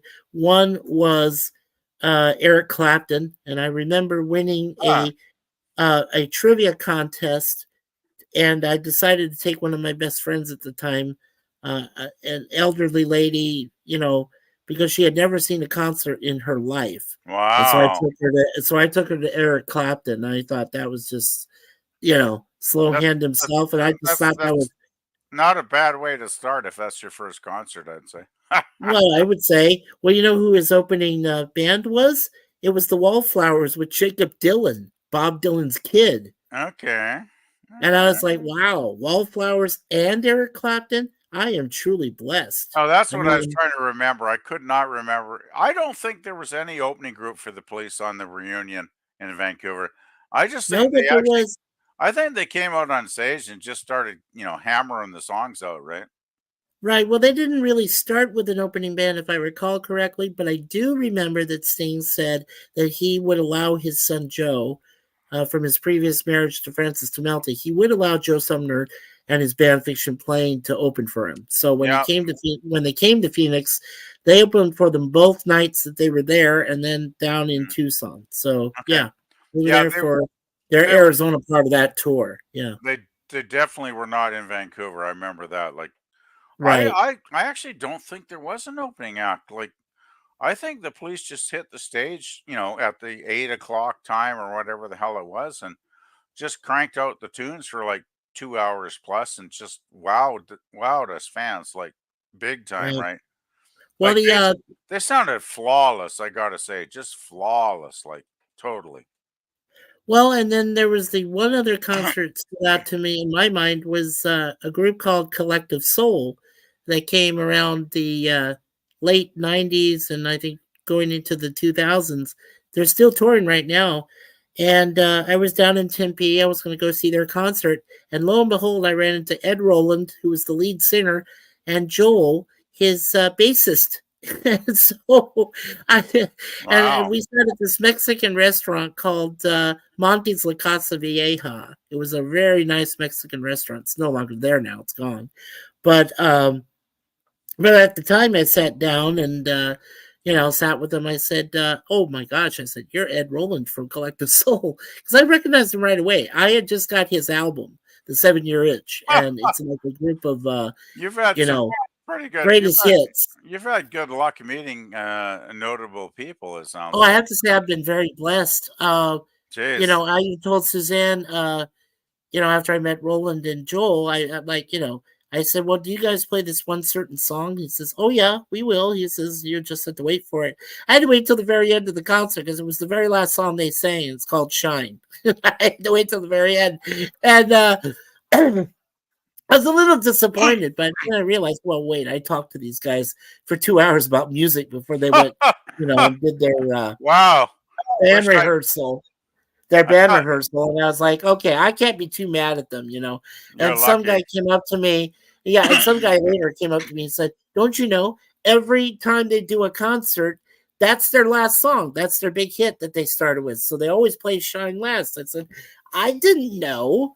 I mean, I just talked to them directly. We sat at a table for 2 hours, had some snacks, and we were talking music and shit. And I said, they never said that it was going to be the last song they were going to play. They you, just said you they were going to play it and play it for me. And, they pointed out to me when they played it. When they started playing, they saw me in the crowd. So, well, well, I was like, um, oh shit, that's great. I you love know, that. you know, you know, Mikey, you should ask them to play Shine first, and that would really piss them I would have tried, off. honestly, I would have tried, but I love all their music. So it's like, it's okay. If you play it last, it's not a big deal. You are very lucky. I've never met my musical heroes like that. Well, I got one story I can share, Yeah, I suppose. go ahead. You're not aware of a glam 70s band called Sweeney Todd, are you? I am aware of it because actually, I told you, my cousin, uh, Mr. Alice Cooper himself, or also known as Vincent Fernier. Vincent Fernier, yes. Yes, Fernier, yes. He's a big fan of Sweeney Todd. He, Really? yeah, he is. He loves the Wow. band. That's one of the bands that he actually kind of like grew up with when he was like getting into his early glam stage. That is Yeah, so there's a bunch of cool. bands. Well, You yeah, guys, he knew the Ramones. He knew the Ramones. oh, I love the Uh, Ramones, he man. knew he knew Sid Vicious. He met, of course, with Bowie. When Bowie was Sid starting to was do a his Ziggy complex case. I'm not Stardust sure about thing, Sid. right? He knew the Beatles, of course. He was very, Oh man, very. He knew them all, like every one of them. John, Paul, Ringo. You know, George. George. Yeah, knew them all. Yeah. Oh, and Suzanne is a big fan. She says, as am I. Love Sweeney Todd. Oh, Yeah. cool. You gotta check out my music channel then, Suzanne, because I have the first album posted on there. Yeah, he's got a great playlist there, Suzanne Eckstein. You You need know, to check out I PvP's channel. I got to see the real Sweeney Todd with Nick Gilder like a couple of times in the early 70s in 72 and 73. Are They we came talking the guy that also sang Hot Child in the City Hot later on Child in the solo? City. That is the guy. That's how I Yeah. recognize Sweeney Todd. Okay, because of Nick Gilder, of course. And that was a number one hit, I think, worldwide. Like I couldn't believe Oh, it came, he hit yes. gold with that song, didn't he? Like, wow. We have a street named after him up here in Toronto. So every time we pass it, right, honey, we go Nick Gilder Avenue or, yeah, Gilder Avenue. You So know, we'll do, dear. you That's know what the Suzanne. the sad thing is a lot of folks that I've suggested it, and some reaction streams have played like what's the first song? Oh God, I can't remember now, but Oh, it's been a long time. they played something off the album, and they're like, "Is that a man or a woman?" Like they don't get it, right? That Nick has the high voice, and like, come on. And they're like, "Oh, Yeah. this is kind of like old school 70s. This kind of they think, oh, this is Uh, boring 70s rock and roll." I'm like, yeah. no, uh, no, no, no. Listen Oh, to it. no, not at all. No, I gotta say, I'm actually kind of I'm actually kind of jealous of my evil first ex-wife. She actually was working in McDonald's, and it Okay. was a McDonald's where Alice and his kids, and sometimes it's a nanny because he has a few kids, so he needed a nanny to watch them. And they would come into the restaurant, and I said to her at the time, I said, "Look, if you see him, if he comes by for normal lunch or something, please tell him that Mikey is a big fan. We're also related by blood on my father's side of the family." And he said that makes perfect sense because I had relatives that lived uh back in the days of the French and Indian War. They were traders, they were fur traders. And he says, well, yeah, he says some of the Mackinac Indians, some of the Iroquois, the natives that he knew back in when he was living in Detroit. uh, it made perfect sense. And he says, well, send Mikey my thanks, and that I appreciate it, he loves my music and everything. And she did, and I was like, wow, that was just like validation right there. And the man's, like I said, he knew every one of the Beatles, he knew every one of the Stones, including Moon before he died. Like, he had been around all these awesome bands growing up, and he still knows a lot of people today. And man, I'm jealous of this guy. It's yeah. He's been around so many people in the music industry. He got to meet Elvis one time in an earlier age. Of course, he met John Lennon, and Wow. before he died, and he was hanging with him. He knew George Harrison up until the very moment that George died in 2001. And I'm like, Wow. yeah, and I mean, he still hangs around with Paul. They have this rapport. Him and Ringo Starr, Sir Ringo, Sir since he just Ringo. got knighted. You know, Yeah, he just got knighted. people So, people love to slag Ringo and say, "Oh, he's not a good drummer." I think Ringo's a phenomenally good drummer. Like, I'm gonna say I'm not even gonna go one above that, and I'm gonna tell you that in my personal opinion, Ringo Starr is a singer and a drummer. yeah, yeah, He yeah. is a I singer. agree. Like, I used to play drums like 30. Well, when I was late teens, early 20s, my cousin and we had a Yeah. little basement band going. He was on guitar, I was on drums, and we'd jam out on the weekends. And we actually did some great songs. Oh man, Is I that I need you? to upload those songs. Yeah, PvP. Is that you in the picture there? That was me back in about 19, oh gosh, 1988. I Okay. was young and sexy back then, but I don't look like that anymore, sadly. Oh, 1988. There you go. By the way, Yeah, that's one of my paintings on the wall behind me. that is cool. Well, you guys have seen, right? Well, I moved. Okay, Suzanne helped me move around my desk and everything. But back when we had the desk in a certain place, you guys got to see on the wall every one of those portraits that's up there. That was Suzanne. She did her own painting and everything. Yeah, Yep, it's still there.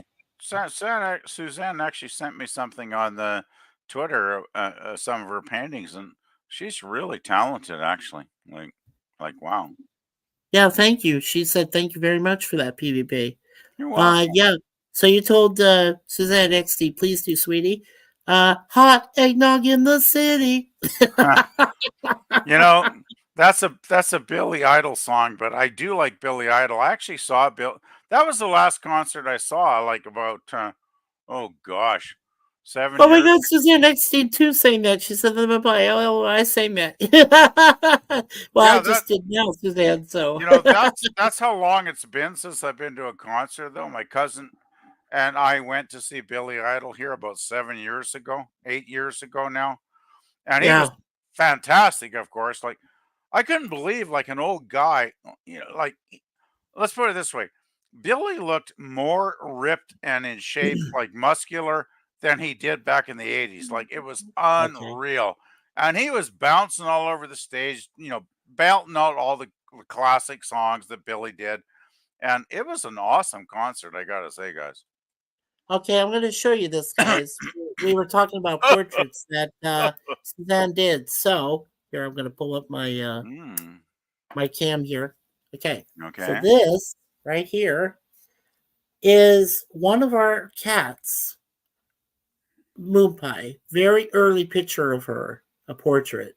She's staring out at the window because that's about the size of what our window is here, and you can see right here in the apartment. She's staring out right at the window with the snow falling, house in the background, with a tree that's completely empty of leaves. Can you guys see it pretty well? Or It looks great. yeah, I my can wife see it. painted this. My wife painted this. It's very cool. That's how proud I am of her. She's very multi-talented, and of course a wonderful lady, just Well, wonderful. You I'm know, the luckiest man in the fucking earth. Excuse my French, but yes, I why, am. do we always say excuse our French? It's like Well, the sure, French sure, people, sure. the French people Yeah. get offended when we say that. Yeah, right. Okay, but I'm just saying. I'm going to show you one more. Okay, if you guys don't Oh, mind. please. She Go got for one it. more she's going to show. Yeah, a couple more actually. Oh boy. Okay. Show me Yeah. yours, I'll show you mine. Well, there you go. I've been looking Now, this for is a women like that for self-portrait. years. Yeah. Yeah. Well, Now, you I'll guys be tell fine. me if this is an accurate self-portrait of what we look like. I'm going to just show this to you guys right now. Okay. So, Well, That's us. I don't know about your, your wife, so I can't comment. But no, that I'm- is what she liked. She did a self-portrait Excuse of me. the two of us. I'm Yeah, saying, this is us. I'm saying that's not too far from you. You know. Right. Oh, and here's something else. Just One more make you thing. laugh. Let's make it laugh. Let's read it. It's like, okay, it's like Ew, ew, people. people. that still makes me laugh, and we have that at the beginning. Here's Hi, our front door. here she is. Yeah, here she is, everyone. Hi. Hello. There she is, Miss 16. Suzanne Hello. saying hello to Suzanne. Hi. Hi. Leonard Cohen would be proud. There we go. Oh, Leonard. I love Leonard Cohen. Wow. Well, he's saying that great song, Suzanne. That was how Suzanne and I got real, closer Really? and intimate. You met Yes. through a song? Wow.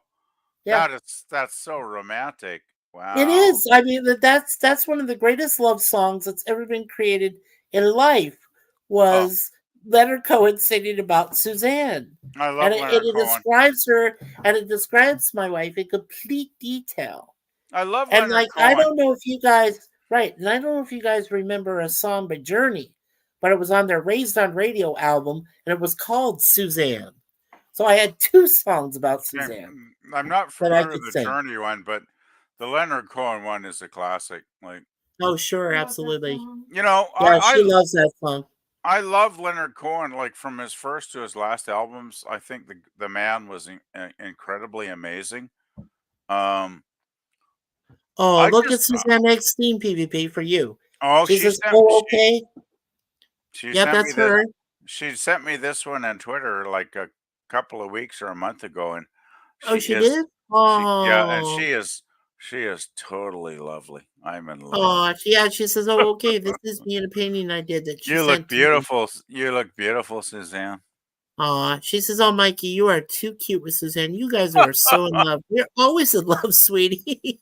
Love, It's never a love is the question. best thing. Love is the best. It thing. is. And Hakeem says, "Ah, that is so good and funny." Yeah, it is. Hello, Suzanne. She said hello to you, honey. Hi, Suze. And Lemon knows what you look like now. Whoops. Hi, Suzanne. Well, and so does Jay. Jay, if you were still here, now you know what Suzanne looks like. But you've probably seen her on the phone too. We always talk on the phone and stuff. So, yes, yeah. And we've seen Jay. We know what you look like, Jay. PvP. That was long ago, dear. Oh, Well, but you still look cute in that pic. Yeah, you do. That's like my avatar back at art school. That was long ago too. So, Yeah. I know we're both older now, so I totally am aware. Yeah. Well, I'm aware that. Well, actually, Suzanne, this is a funny thing, but we were like a lot of people growing up. We used to kind of make fun of senior citizens back in the day, and but for just silly reasons, Well, and it happens. I mean, you're younger, and you see them grow up around you, get older, mm, your that, relatives, and then of course you see a few that pass away, unfortunately, that's and kind of what yeah. kids do, though, right? Like I probably did that myself years ago. Sure, and I look at that, and I look back then, and I go, "Gosh, I feel like I need to go into a confessional and tell Oh the no, priest." I you'll felt probably so bad about making fun of older people. I you really probably did. don't need to Now go that because I far, feel it. Well, I'm just saying, but I feel it now. And Jim, I know is there, and I know you're there, my friend. So it's just we're feeling it. We're all feeling it. It's just a part of life, and it's it is. crazy. It is Yeah, life. That's the thing, Mikey. It's like we go through these phases in our life, and you know, sure. you look back and you go, "Oh, well, I was like an idiot." Oh, I don't even want to get into the regrets I have for like 30, 40 years before, because I made a lot. I made so many mistakes. Oh Like my gosh. if I Wow. had got my act together, I'd probably be a happy granddad today. But I was so focused, I was so focused on stuff. Like I know there were some awesome ladies that would have been happy to be with me, and I know. I was so focused on art school and studies and academic learning and stuff. I just I didn't realize it until you know the opportunity had passed, right? And Of course. I regret it now big time, but what can you do, right? There's no point in looking back, right? Yeah, it's actually very detrimental to your health if you look backwards. It really is. I know there were some times where, Suzanne and I we'd be talking, and we would talk about what happened to us in the past before we met each other, and sometimes it's just too painful. It's just too painful to remember, And we Oh, just say to each other, it's like we got to live for today. We can't go back to the past. We can't do no, that. no. It's just too hard. Dwelling on the past is probably one of the most damaging things you can do because there were a couple of women I'm sure I could have settled down with and had grandkids with by now. And I just I effed it up. I effed it up, to be honest, Yeah. guys. I messed up badly, and I didn't appreciate how the quality of these ladies when I was young because basically I was in my 20s, early 30s, and I was a young dumbass, basically. You know. Well, I think we were all young, maybe not necessarily dumbasses, but we were young. I know how young I was. Yikes. I was Uh, scary back then, man. I was Yeah. totally oh, scary. well, Suzanne will tell you, I told her some horror stories. She told me some horror stories. Yeah, it's nice that you compare notes, but then you just want to keep moving on and not say much more. Yeah, Moving Suzanne on. says, yeah, I'm really feeling it lately. I've been sick for a while now, stuck in bed for the past 4 days already. I'm sorry to hear that, Suzanne. But we pray for you all the time, honey. So, yeah, you know, we really want. it's all right. We really hope you're going to feel well soon. So sound like we all do care, right? So. Oh, of course we all care. This is the caring channel. There aren't many left of us around on this It's planet, Well, so we all it's give a it's damn. it's the caring channel, not the Karen channel. Yeah, not the caring channel. uh, No. The caring channel. I'm on the mend. That's good to hear, Suzanne. Well, That's oh, good that's to hear. good. That's good, Suzanne. Yeah. I bet if she gets a few more laughs from our streams, she'll feel even more better. Well, I'm here, so I probably can provide a few more of those. Well, there you go. Yep, better living through chemistry, guys. Absolutely. Yeah, I totally agree. Yeah. The love chemistry, that's the huge part. Uh, Oh, but the yeah. one thing that most people I don't believe realize is that and I found this out the hard way.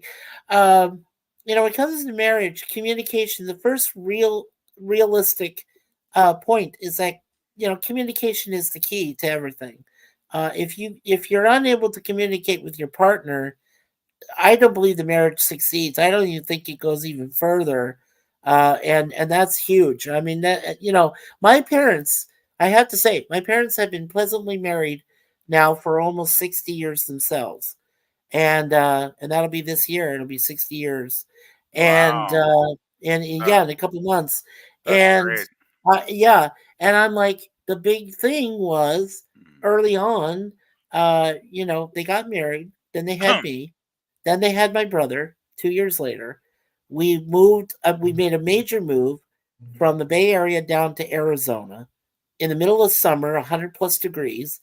On the way, my mother was pregnant. She had my first sister, Bernadette, in 71. And then, 4 years later, unexpectedly, our fourth and final sibling, Elizabeth, in 75, when we had to move from one part of the state to another. Again, during summertime in the middle of 100 plus degrees. I'm like, my parents went through so much hell, literally, in a state that, has summer over 300 days a year, that, they were starting to lose contact with each other, intimately, because mom, was raising 4 kids, but we were suffering. We had to go through food stamps and things. I don't want to, go into too much, but the fact was, and we were all suffering, but we stayed together. That was what was so huge. And then my parents, they got more involved with the church and so forth, which I think is a very good thing. And they did a community thing for families, for couples, called Marriage Encounter. And when they got involved with Marriage Encounter, the rest is history. And they've been happily married ever since, and no worries. I mean, they communicate to each other every day. They wake up together, happy to be together, for being alive, being there for each other. Yeah. And Lemon Pie says, we care here. You want people that don't give a beep? Get out. Exactly. Exactly. Sir Lemon, you know what? I'm going to star that, because that is our motto here. We do care. We do care. And I don't think there's I think I could count. I think Suzanne and I both could count on one hand how many caring YouTube channels are left out there like this. There aren't that many. There isn't. I just I don't want to get too upset, but yes, I mean, we do care. Lemon pie, exactly. Yes, thank you, Suzanne. Okay, PvP, you'll be back in a bit. All right, well, I'll keep you up here, buddy.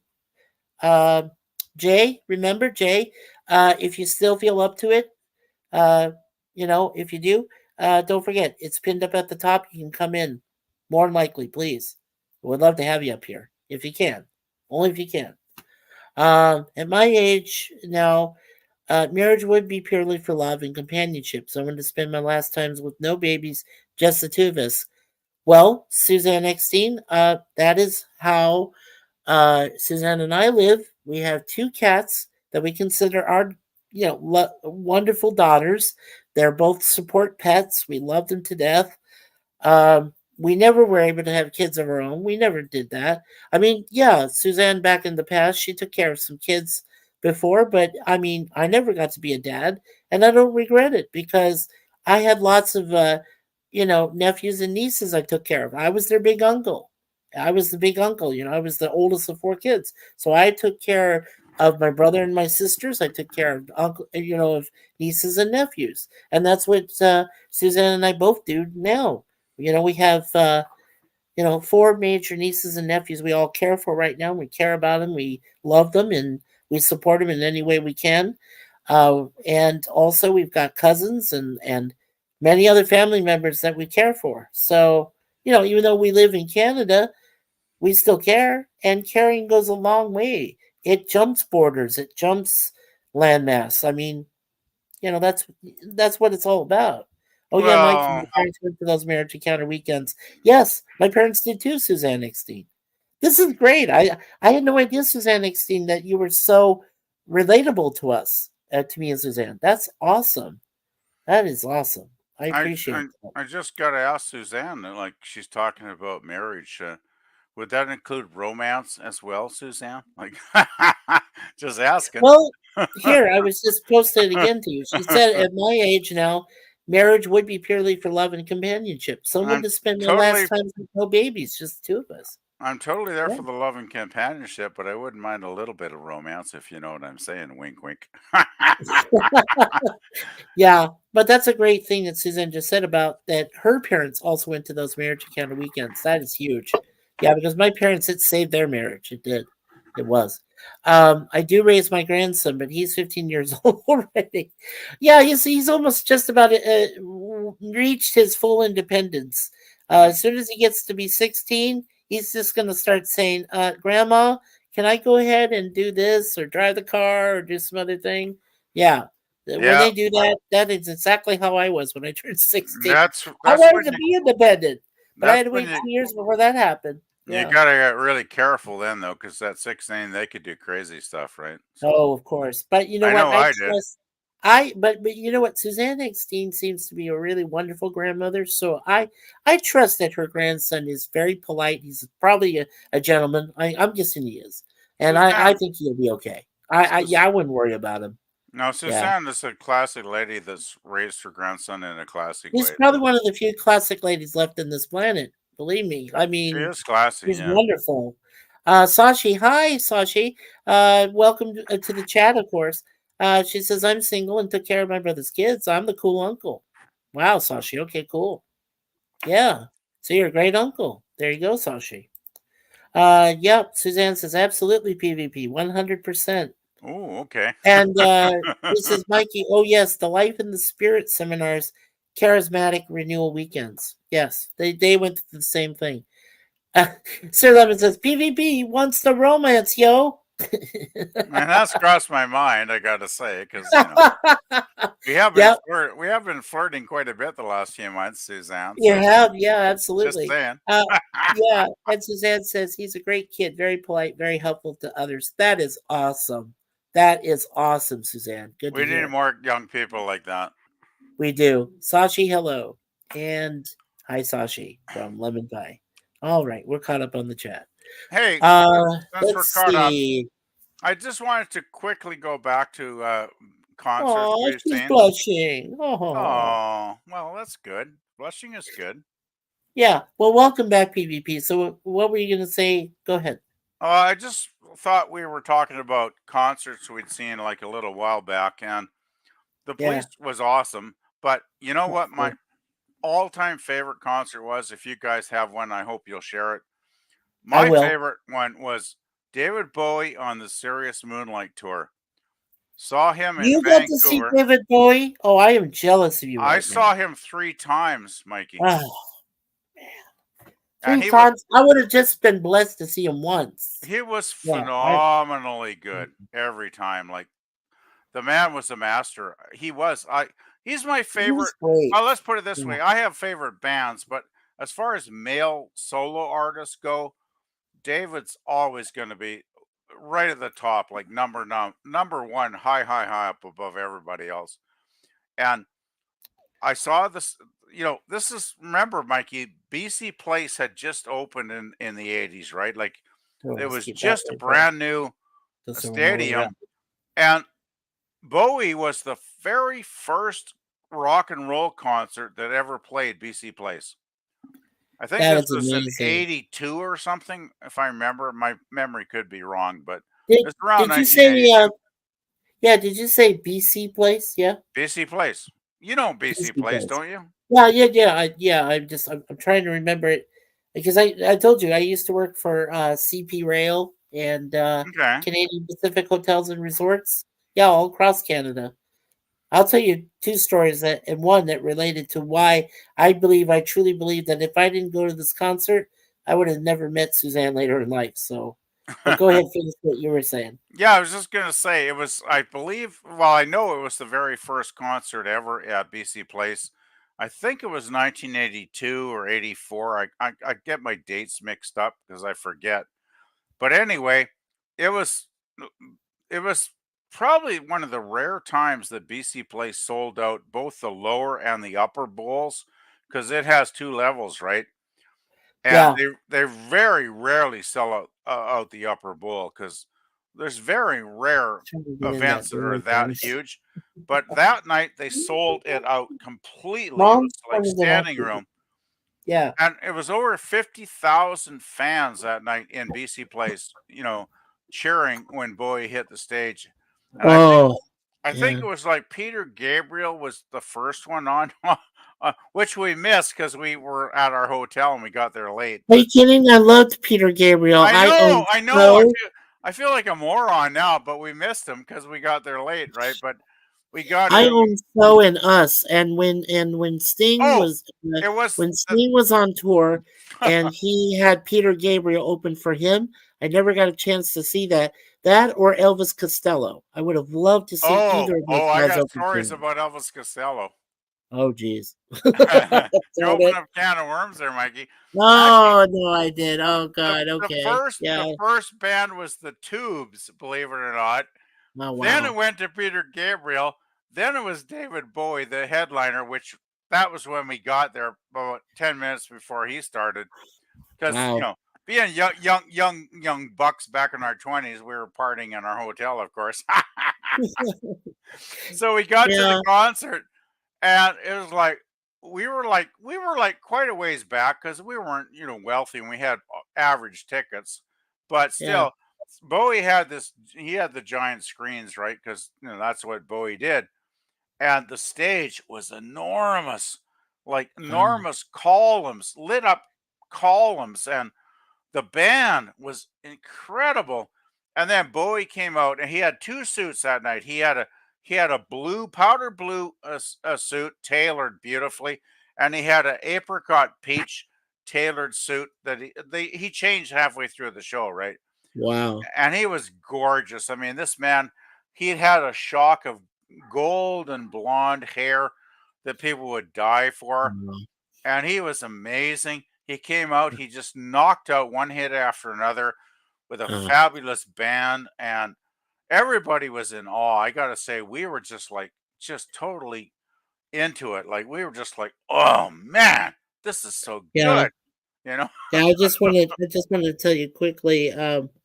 You guys all remember the moment I told you I went to Casino, Arizona back in the day, and I went to see the Little River Band in concert, and I Oh, actually cool. got to sing with the band. I Oh sang with them on man, songs and shit. Yeah. you got I way better stories than I do. I know they were awesome. But the one concert I'm convinced that if I didn't see it, I would have never met Miss Suzanne later in life.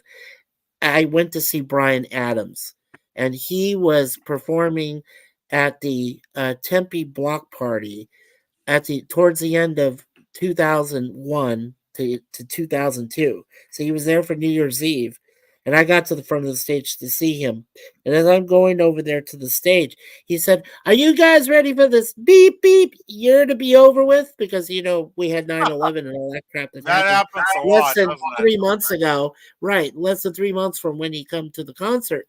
And we said, "Oh hell yeah!" And and we watched Bryan Adams, and he, belted out all his hits and everything else like that. And I was like, "Oh my god, that was totally awesome!" I mean, it was probably one of the best. I mean, it was only him, right? Nobody else opened for him. It was just him. And I just said that was like one of the best concerts I'd ever seen. At a New Year's Eve party, and I partied, man. I had fun that night. It was probably the most fun I've had in like quite a long time. But I didn't realize, like, I knew he was Canadian, right? But like, I didn't even realize at the time that less than 9 years later, I would meet my beautiful wife, for the first time online, and say she was from Canada. I was like, yeah, I know all these bands. Like, I know some of them that, like, oh, what's the one? Chilliwack, Rush, um, Yes, sir. Gort, Yes, even, sir.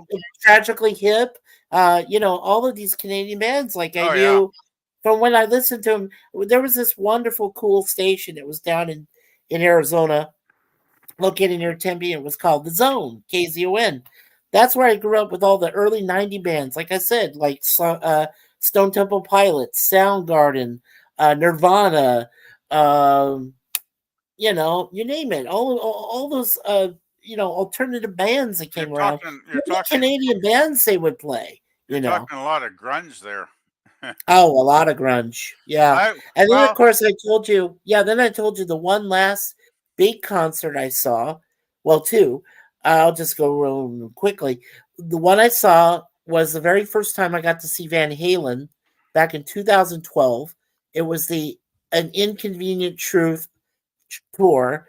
The band that opened for them was Kool and the Gang. There was only 2 people left of that band, original, and Does they that opened. not seem a little Isn't incongruent? that weird? And I Kool was and the like, that Gang? is so, yeah, and that is so weird because back in the day, it was total role reversal. Van I'm sorry. Halen, when they first started out in the early, like late 70s, early 80s, they were the opening band, and Kool and the Gang was the headliner.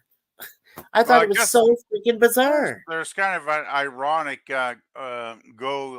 life goes around the circle there, right? Oh, for sure. Oh, and then of course the last one I wanted to mention quickly was Oh the man, the Monkees. When the Monkees themselves came out in you early saw the 90s, monkeys?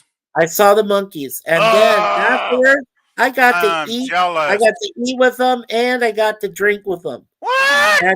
And the 2 guys that were there were Davy Jones and Mickey Dolenz. Oh Now my! Peter was there for a short time, but then Peter Short went to bed. So, it was just me, uh, my butter, my my brother from another mother, Larry Bartels was there. He was with his mom, then me, then Wow, Davy, wow, and wow, Mickey, and wow. we partied into the night. And I We were in thought the I the thought my lounge David there. Bowie story was good, but I'm shamed now. Well, I looked at Davy Jones, okay, because I'm a short guy, right? I'm only like 5. Well, right now I'm 5'7.5". That's as high as I ever got in height. But back then I was less than 5'4", which is what my beautiful Suzanne is now. Well, Dave, And Davey, so I was Davey, about her height, right? And I'm standing next to Davy, and Davy, what? You couldn't have been no more, than he like was what, short. 5'3", maybe He was 5'2". short. Yeah, Yeah. yeah, he was a very short gentleman. And we're talking he was a jockey at one time, so he has a whole big Wow, he had his whole big horse farm outside of London. We were talking about that, bit you know. large for And a jockey, but meantime, Larry is trying to talk to Mickey, and Mickey's with one of his groupies that he knew personally oh whenever he go gosh, visit town, in Phoenix. So here's Larry and his mom, Diane is talking to Mickey, and here I am talking with David shooting the shit. And I'm like, oh my God, Davy Jones. I said, dude, I grew up with you, man. Like, I watched you on Saturday mornings and all this stuff, and I saw you on Brady Bunch with Maureen McCormick. And he said, oh, she was a perfect young lady. She was generous to a fault, gracious. I've been like, he's telling me all this, and I'm like, are you kidding me? I'm like, that is so cool. And well, and I asked him, I said, well, what was your favorite song? You guys, when you were able to sing on your own and everything. He says, yeah, Daydream Believer. That's a no-brainer. I was like, oh crap. well, Daydream Believer, that's just like my favorite song. there's I a was lot just of there's a yeah. lot of people that think Pleasant Valley is what I've named because of the monkeys. Pleasant Valley Sunday. Yeah, that's a good one. But In I, I fact, I didn't, of course. So I have to tell people straight, like, no, no, no, it's not about that song. But I love that song, though. By the way, well, we were singing. Here's the ironic part. Well, so we're all sitting there, we're having drinks and everything. And okay, so this is how the monkeys really appreciated their fans. If they said that that they knew one of their songs, we'd break out into the song. So I know at least we sang 3 songs a cappella. We were all in harmony, and then one of them was Pleasant Valley Sunday. I And love I that said, song. charcoal burning everywhere. And Mickey says, wait, that's my line, Mikey. I'm like, oh, well, you're Mickey Dolenz and I'm Mikey. Hey, right? Get along. You're so lucky. I Oh, just he want. laughed at I me. actually But want to. yeah. I got to finish my Sweeney Todd story then, because Okay. Now that wait. is Let me catch up with Chad, and I'll let you. sure, Okay. sure, sure, sure, sure. Thank you. Thank you. Sashi, he says the retail field isn't great if you plan on having a family, right? Long hours and you don't get public holidays off. That's why I went into early retirement, Sashi. That's why I walked away. When I had worked for like 35 years of my life, and the last place I worked for was Safeway Incorporated. I put in my 2 weeks. I cleared out all of my accounts, made sure that if I had any debts, they were all paid off, and I walked away. My last day I was done, and soon after, Suzanne and I made the trip to Canada, and we haven't looked back since. So yeah, so that's the story of that basically. Sashi says hi, Suzanne and Lemon Pie. Yeah, Suzanne's Eckstein says all the old farmers here come to the house to offer her grandson jobs, and then he goes and works for them. The kid makes himself $20 an hour. That's impressive. Oh yeah, and then Rush 2112. Yeah, great album. I think even Suzanne noted it one time. Well, she got to meet Geddy Lee. She was lucky. She met Geddy Lee. So personally. Um, let's see. PvP, I love your laugh. Aw. And Sasha says, haven't heard Cool in the Game mentioned in a long time. Well, that's why we're old guys. We're geezers, man. We love our old music. Yeah. And Suzanne says, oh my gosh, LOL, Mikey, I'm 5'4.5". You're the same size as my beautiful Suzanne. Yes, you are, Miss Eckstein. Absolutely. Sashi says he's 5'6". That's the average height down here. My mom was 4'9". Wow, that's cool. And then Hakeem says the only concert I'd been to was Ramstein. I want to see more bands soon. Hakeem, Ramstein is a great band. I would have loved to see that myself. That would have been, if I was really into say Yngwie Malmsteen. Now that's a good guy. I mean, he's a great guitarist. Suzanne, I think I might be falling in love. PvP, nothing wrong with that. And PvP says my mom worked as a cashier 18 years at Safeway. Yeah, that's how you and I actually became acquainted, brother PvP, through our association with Safeway, didn't we? Oh, we just lost Jim. Jim, if you're okay or if you were tired, I understand. Sorry about that. Yeah, so PvP said his mom worked there. You're 5'10". Oh wow, you are pretty tall there, buddy. Yep, dynamite comes in small packages, Mikey. Of course. Oh, okay. Good night, Jim. Jim's Landscape LLC #1 Commodore Productions. He has a lot of great content there. He says, "Falling asleep. Good night. Good night, Jim. We'll see you tomorrow." Good Yeah, night. try to come Right. to PvP and Anti-Derivative Jill stream at 1 p.m. Eastern on Sunday. They'll be covering the Avengers British TV series. So, Yeah, McNee we're and we're Rig. Yeah, should we're be doing fun. we're hopefully doing 2 episodes tomorrow. 10 Pacific my time. So you guys Right, 1 o'clock our calculate it. time. So, yeah, I think Jim's on the same time frame. I think he is the same time Thing frame as us. thing So, is though, sometimes Jill can be late if she's going for tacos. So your well, that's okay. I don't mileage mind. may vary. Yeah, I don't mind. I don't mind waiting. If she's going for tacos, Yeah, that's not a big deal. she does love her tacos. I gotta say. Well, yeah, she lives. In Yeah, she lives in the Texas, region yeah. in Texas. Yeah, where she loves tacos, of course. Mhm. Yeah. So Suzanne said, "Good night, Jim. See you, Jim." Hakeem. Sashi says, "I saw scorpions when they came down the mall I was working at. They were filming a music video down here in Malaysia. Oh my gosh, Sashi, scorpions! Yeah, wind of change. Ah, now I'm jealous of you, dude. Seriously, PvP is a big boy. Sashi, the Scorpions were great. Yeah, Suzanne Eckstein has seen them too. I wish I could have. Yeah, they're a great band. They really are. And yeah, Jill lives in my neck of the woods. Yeah, that's right. Sir Lemon and Jill both live in Texas, and of course Brainy Specs. Jeff Franklin lives in Texas. So yeah, they're all in that area. All right, we're caught up with the chat, Mr. PvP, brother PvP. So yeah, Okay, go ahead and finish your story. I want to finish my Sweeney Todd story. Yeah, go Uh, for it. Go ahead. I have the first album posted on my channel, Sweeney Todd, which I think is a fabulous early '70s glam record. Some people might disagree, but I love it. And I actually got to see them live. Let's put it this way: back in the '70s, you could be in a crappy little town like I was, with like 60,000 people, and awesome bands would tour. And they would come to your town, like April Wine, Heart, all kinds of great bands, right? Anyway, Right. Sweeney Todd decided to play our recreation center, which is probably going to get like maybe 500 teenagers into it max. It's not that it wasn't that big back then. Anyway, I saw them in 1972 and 1973 with the gloriously fantastic Nick Gilder.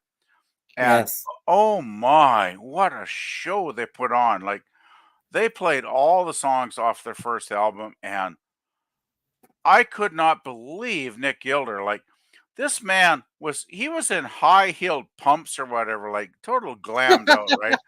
And he would do a head kick with one leg over his head while his other foot was planted on the stage. I've never Well, I seen told that. you. It Yeah, blew I my don't need to mind. interrupt for just a second, but did I tell you that I did mention this to you when I saw that was my final concert I got to see in my life was the Kool and the Gang and the Van Halen concert with David Lee Roth. And this man Oh, is in his freaking 60s, right? He David had just turned Lee. 60 or so. And that man it had a soft shoe stage set up where he had the sand and everything that he I could love move and David Lee. everything. And David Lee could put leg kicks. He could put Rockettes to shame. The man Exactly. did 5 leg kicks from each leg. So a total of 10 leg kicks for the Oh. entire concert. I counted them. And his legs were right up to his freaking head. Like It's right above his amazing. damn head. Is it not something to behold, though, Mikey, when you actually see it live in front of your face? It's like, Well, I couldn't what believe it because the? yeah, because like I couldn't believe it. Like, you see the jump video, right? From Oh, 1984. gotta jump. If you Yeah, watch I that love on- that video. Yeah. Yes, when you watch that on PV and you watch that on MTV, and then of course the the Panama, Panama. all that one, yeah. So you see him do all that stuff, and I was Oh, like, yeah. oh my god! And I'm watching this live, and I'm like, the man is putting me to shame. I mean, he's like 20 years my senior, and he's doing leg kicks like they're nothing, like a Rockette does. And I It just was like, amazing. Oh, you gotta be nuts. That was my favorite Van Halen was when David was in the band. Once he left, I just couldn't get into them anymore, to be honest. And your Suzanne says, no, Mikey, I'd never seen the Scorpions, but she loved the music. Yeah, Scorpions had great hits. I actually got to watch their live concert online when they were there, after they had brought down the wall in Berlin. So when they did their show in East Berlin, and you can still find it today on YouTube. So when I watched that, I was like, wow, memories. Yeah, just great stuff. Okay, Suzanne is leaving. So PvP, do you want to blow your friend a kiss? Yeah, I'm blowing you a big wet kiss there, Suzanne. There you go. There you go, sweetie. Yeah. Have a good she said sleep. I'm starting to fade out, fellas. Yep, time to get the boy to help me get to bed. Good night to you Okay, both. Good have a night, good Suzanne. have a She said good night to you. good I mean, restful sleep, Suzanne. Good night, sweetheart. And good Thinking night, of you. Suzanne. Sir Lemon, you're awesome. Thank you. And Sir Sashi, yeah. Good night, Suzanne. Thank you, sir. Appreciate that. Oh yes, and our Hakeem. Take care, Suzanne. There we go. Oh, yep. And then back at you, PvP dear. Aw, night, Suzanne. You guys would make such a really cute couple. You really should hook up, PvP. You really Well, should. no trouble is she's like 3 provinces away. That's the problem, and Oh, I know she's also in Canada. But we yeah. get set in our our situations. Like I've been here in my home for 9 years, so it's kind of hard to think of relocating. If you know what I mean. Well, I was going to suggest, have you guys ever been to Niagara Falls? Hell no. Hell Don't no. blame you. Yeah, right. That's Suzanne too- just laughed and said, I don't blame you, PvP. That's too far We've away been from me. Oh, well, I'm just saying we've been there 3 times ourselves and we're done. I We're could, not going I back could, there say, for a I while. could, I could say maybe Suzanne and I could have a lost weekend in Calgary or something. Oh, yeah, like a middle ground. Sure. Like we had too many Yeah, drinks Calgary and would be nice. I can't Yeah. remember when I woke up with this lady in my bed is like, wow. Okay, I'm getting naughty. I'm sorry. I'm sorry. Yeah, that's all Sorry, right. Suzanne. Yeah, I so hope yeah, Suzanne's finish your gone. Sweeney Todd. She's probably getting disgusted by now. Oh no, she wouldn't do that. Go ahead and finish your Sweeney Todd story then. Go ahead. Yeah, I actually in 1973 they played the second concert in my little backwoods town of Vernon, BC, Ah, and everybody left. Right, this is like the concert was over, and my couple of drunken friends were hanging around backstage, just hoping to get an autograph. Right, that's why we right. hung around. How And old were you back then, or are you oh allowed to say? crap! Let's see. I was born in '58, so 68. I was about 15, something like 15, that. and you saw them in 72? Yeah, so you're about 14, 15? Okay. I was about 15 in '73 when I got the autographs, 15 and 73 when you got, okay, and they cool. came. And Nick Gilder and the guitar player, Mike McCullough, both of them walked out, and they were like, "You guys were great," because we had. I didn't finish the story. We had actually jumped up on stage that night for like Wow. 3 songs. Cause Nick was going, come on up, come on. He was gesturing to the crowd for us to jump up and join him. And me and my drunken friends, of course, being idiots, we did. And I'll never forget this, Mikey. I sang like 2.5 songs with Nick Gilder with his arm wrapped around me. Oh my God. I can't remember. They were Sweeney Todd tunes, right? So I can't remember. Like it could have been, you know, Hey, Juicy Lucy PvP? or Yeah, let me ask you something, PvP. Would you think this old Sweeney Todd concert might be somewhere on YouTube? We may I literally find it, and there you are, 15 years old, with Nick Gilder wrapped his arm oh around you, and you're I singing. I wish, but I don't think this was before video cameras, pretty much, right? In '73 or Well, whatever. well, I'll tell you that. I'll tell you this much. Um, I told you about the police concert I saw, Synchronicity, right? This was Uh-huh. in September of 83, 1983. Like I said, at the Phoenix Municipal Stadium, where the A's play. And this guy named Vijango has a Vigango or something like that, has the entire concert on audio. Jeez. And if you listen really carefully, you can hear me down there screaming during Message in a Box. I'm literally singing. I'm singing the song with Sting, and Andy's playing it really loud. And Wow. you could definitely hear Stewart, of course, playing his drums, Wow. That's like nothing. fantastic. And I'm just like, yeah. And I'm just like, whoa, that is insane. And I mean, the Okay. guy had the whole entire audio of the concert. Like it's over 2 hours long. I You have it should downloaded. It's on my playlist. One of my playlists. post that so we can all appreciate it. But I if will. you ever find anything of the '73 Sweeney Todd tour, please post because I have never been able to find it. But Well, I it hope I was can. it was so phenomenal because Nick Gilder, he puts his arm around me when we start singing, and I can't remember. I sang like 2.5 songs. I mean, I can't remember what the heck they were, but they were all off of the first album, right? Because they only had one Right. album out then. And Yeah. I'll never forget, halfway through the second song, Jim McCullough, the guitar player, which he's a fantastic guitarist, and I love him. He comes Yeah. running up to us and he goes, "You guys got to get off the stage because we're going to be ending the song soon and going into the next set." And I was like, "Okay, Jim, no problem, buddy." And of All course, right, Jim. I told all my friends, I was like, "Okay, guys, we got to bail." There's like three of us being idiots on the stage, and the only reason we didn't get our asses kicked was when we first, jumped on. The Yeah. bouncers were going right at us, like to just kill us. And Nick Gilder went, "No, no, no, let them stay." And he waved off the bouncers. And I was like, "Yes!" One of the great Yes. moments of my life, I got to say. I gotta say, Mikey, it was I'm jealous of you because you Nick was actually a got to cool go guy. on top of the stage. Yeah, now I told you my experience, and I'll just kind of briefly relate it. But when I went to see Little River Band, those guys were my band. Like during the '70s, folk time, everything, loved the Little River Band. I knew They they were came a from good band. Australia. Yeah, Yeah, and I mean they were just so fantastic. And I said, I have to go see them. I what's have their to. big song? Ba ba ba ba ba ba Night ba. Owls. Night Owls is one of their big, huge Oh, hits. they had some really great hits, didn't And they?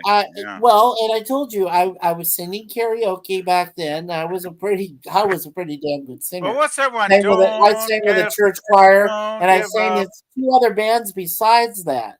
And So it's like, I was really well trained. what's it I like? trained my voice. What's it Yeah. like? Love is on its way. Yeah, love is on its way and reminiscing. Oh, Okay, so like I tough. said, I went ahead and I said, you know what? I want to be close to the stage. I want to be right there. So I went over to a table. I sat down. I was by myself. I ate something. I drank something. Before the concert started. And then when the guys came on board, I said, "Hey," and I waved to them. They waved to me, and they went into their first song. And I thought, you know what? This is probably a rare moment. I'm never going to get this chance again to sing with a band, and I'm going to see how they react. And if they like my voice, they'll probably let me stay here. But if not, they'll probably get a couple roadies or somebody to remove me, and then that's no big deal. Because I'm like, if I can't sing with the Little River Band, I don't even deserve to be a singer, right? And I was like, well, I sat there, and they go into what was that? Yeah, Help Is on Its Way. And I I started love singing a that little song. bit. Yeah, so I started singing a little bit to that. And then I sang reminiscing. I sang a couple of other That's a good songs one. they've done. Yeah. And then my favorite song by them is Night Owls. That's a great, fantastic song. And so what happened is before they started doing Night Owls, one of the roadies came over from backstage. I didn't even know this. And he puts the microphone right at my table. It's small enough. Like I couldn't even see it at first because it was just so small.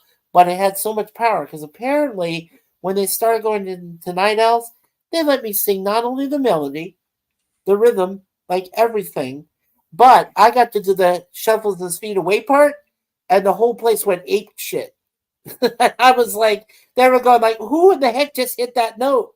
Because that's like one of the highest notes in the song, and everybody in the crowd went nuts. And the guy, and obviously the lead singer for the band was astonished that this guy, who's just sitting there at a table by himself, just hit one of your high notes in your song. And the next thing I know, everybody's cheering. And then one of them says, "Get up there and sing with them." So I got up on stage, sang with them. And then when the song was done, somebody said, "What's your name?" And I said, "Michael and Fournier." And he says, "Everyone, this is Michael Fournier. And they just helped us sing.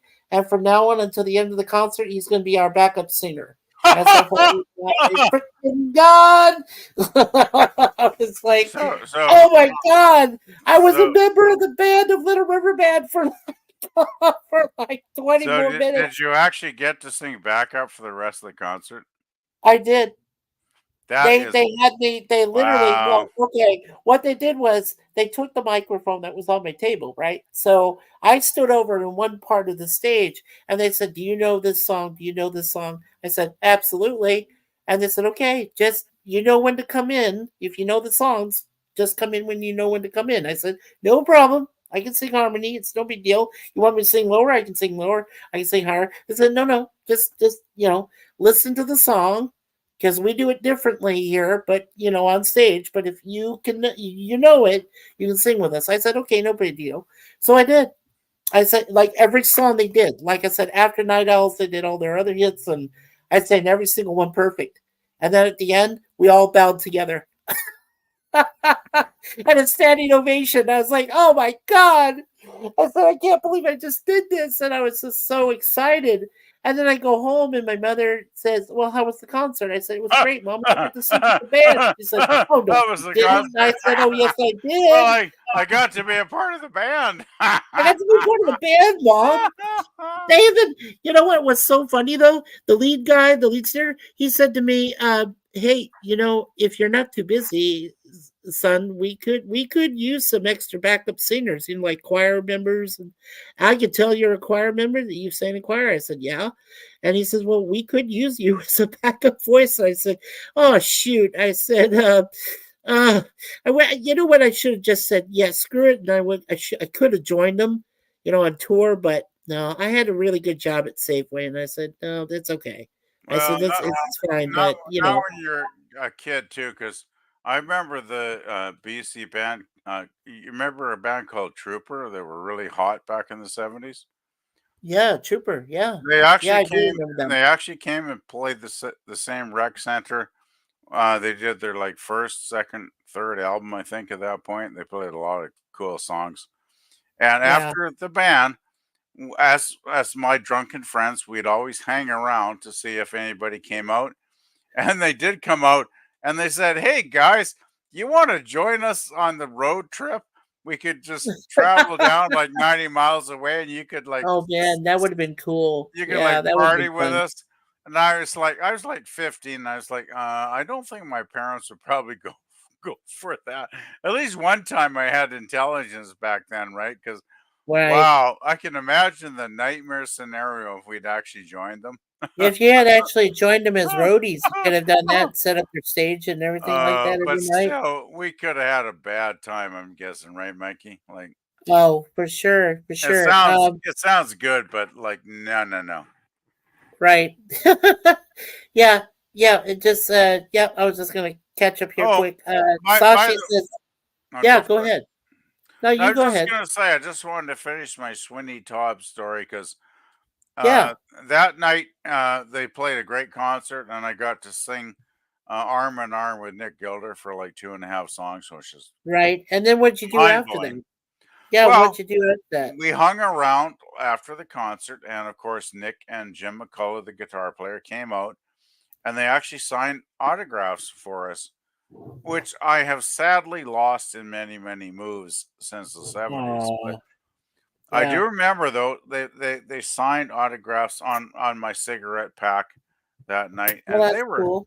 they were charming guys. I remember Nick Gilder going, "What were you guys high on tonight?"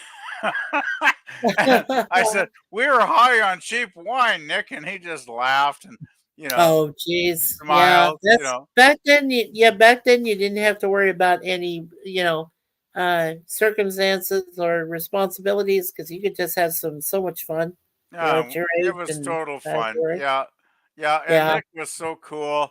I just loved the guy. Like it was great, hugging him for two and a not half kidding. songs. But when he came out and I like signed you our too. autographs and took a You too, laugh buddy. with us, it I'll was be in like bed this guy's sometime soon. he's a I class. think we're gonna stop at 3 o'clock at 3 hour mark. He was a class guy. I gotta say, a very class guy. Yeah. Yeah, so she was saying definitely too far away from me if you guys get together. Sir Lemon said he'd like to see you and enjoy Suzanne, and he would also like Suzanne to enjoy it as well. He wants to get you guys together. I think Sir Lemon's playing some matchmaking magic here. Oh, you never know. You never know. He's tired of being squeezed. He himself is tired of being squeezed, and he wants you and Suzanne to be the squeezers of each Well, other, it depends what Suzanne's thinking. I mean, it's two-way street, really. I Yeah, and so love. she says here, Hey, yeah. I wouldn't mind squeezing Suzanne, but she's got to squeeze back, so you know what I Well, mean. she will. She cares a lot about you. Cares a lot for you, PvP. Oh boy. She really does. You got a real fan there. She really cares about you. I'm not lying. I'm being real honest here.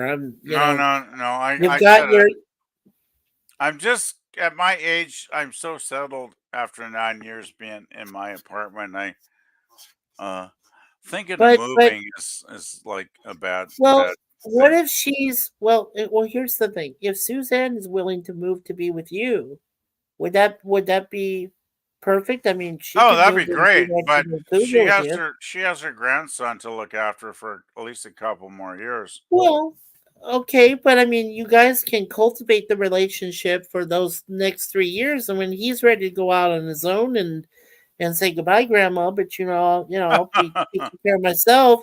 Well, then there you go. She won't have any other Uh, reason yeah, but to be yeah, with yeah. you, and she wants to be. I know she does, and yeah, who knows? In 3 years, you guys will hook up, and magic will happen, and then it I can happen, yeah, man. yeah, yeah, yeah, yeah. I can't argue with what you're Yeah, saying I'm there, playing Mike. Cupid. Yes, I Yeah. am. Well, you know what was amazing, like I said, was Suzanne and I met each other in 2010 online. The exact date was March 1st, and I had just joined Facebook. And I had only known one person after I joined Facebook that very day. But the next person I met was Suzanne, like online. And I was like, wow. Yeah. And it's a wonderful story. Suzanne and I have always thought we could write a book. And I think, yeah, as soon as we get a little bit older, we'll have more time. We can write a novel and call it The Secret of Love, from online relationship to full blown real life marriage and beyond. That's my first real title of the book. So is that how you met your wife, That's Mikey? how I met my wife. Yeah, we went from online to Online a steady to relationship. We dated online. I wow. called her in 2014 and proposed to her over the phone. And I had a real ring with me, which I gave to her later when I met her in 2015, twice. That I flew up from Arizona to meet her, Gosh. and we were on the phone for like over 6 hours and bawling our eyes out because we knew at that point we were going to be forever. We But knew it. It did wasn't just did you uh, meet in person though? Like we did, yeah. We like I said, we proposed in 2014. okay. He was on the phone booth. I was on my phone in my apartment. We talked to each other for over 6 hours. Then we made plans. So then I went to see her in 2015 on her birthday, which is June 16th, and we celebrated her birthday and we consummated our relationship at Niagara Falls. So That's romantic. it's very romantic, and that's why I said our 9-year anniversary is June 23rd. That's sweet. Yeah, that's yeah, it's beautiful. Yeah, Um, I would have to meet Suzanne in real life, and because it's fun to flirt online, but you don't really know a person until you actually meet them and talk to them in person, Yeah. right? Hey, would you PvP? Would you be willing to let Moira Kitty come up because she's here? Hold on just a sec. Sashi I'm says, I'm happy to get anybody up. I don't have any problem with anybody to talk to. awesome. Yeah, Sashi says, have you guys heard an artist named Ren? He's big on YouTube, the only new artist I follow. He recently did a cover mix of Message in a Bottle. Yes, I've heard it, Sashi. And he did a great job. He did a great job. Uh, Yes, I have heard it. yeah, He's a UK artist. He's currently in Canada for medical treatment. I Yeah, haven't no, I I haven't have heard heard that that. one, but yeah, that sounds You need interesting. to check it out, PvP. He's on YouTube. Like Sashi said, he did a great cover. I think he really did. Lemon Pie says, I don't believe they need matchmaking. They already are in communications between them now. That's right. It's up to you two now. Both. Lemon says, just don't have Suzanne visit and have a 10-foot tall pile of laundry fall on her. Okay. Like, Moira Kitty. Hi, baby. Moira from Oklahoma. How you doing, Moira? It's good to see you. I Meow, everyone. Meow.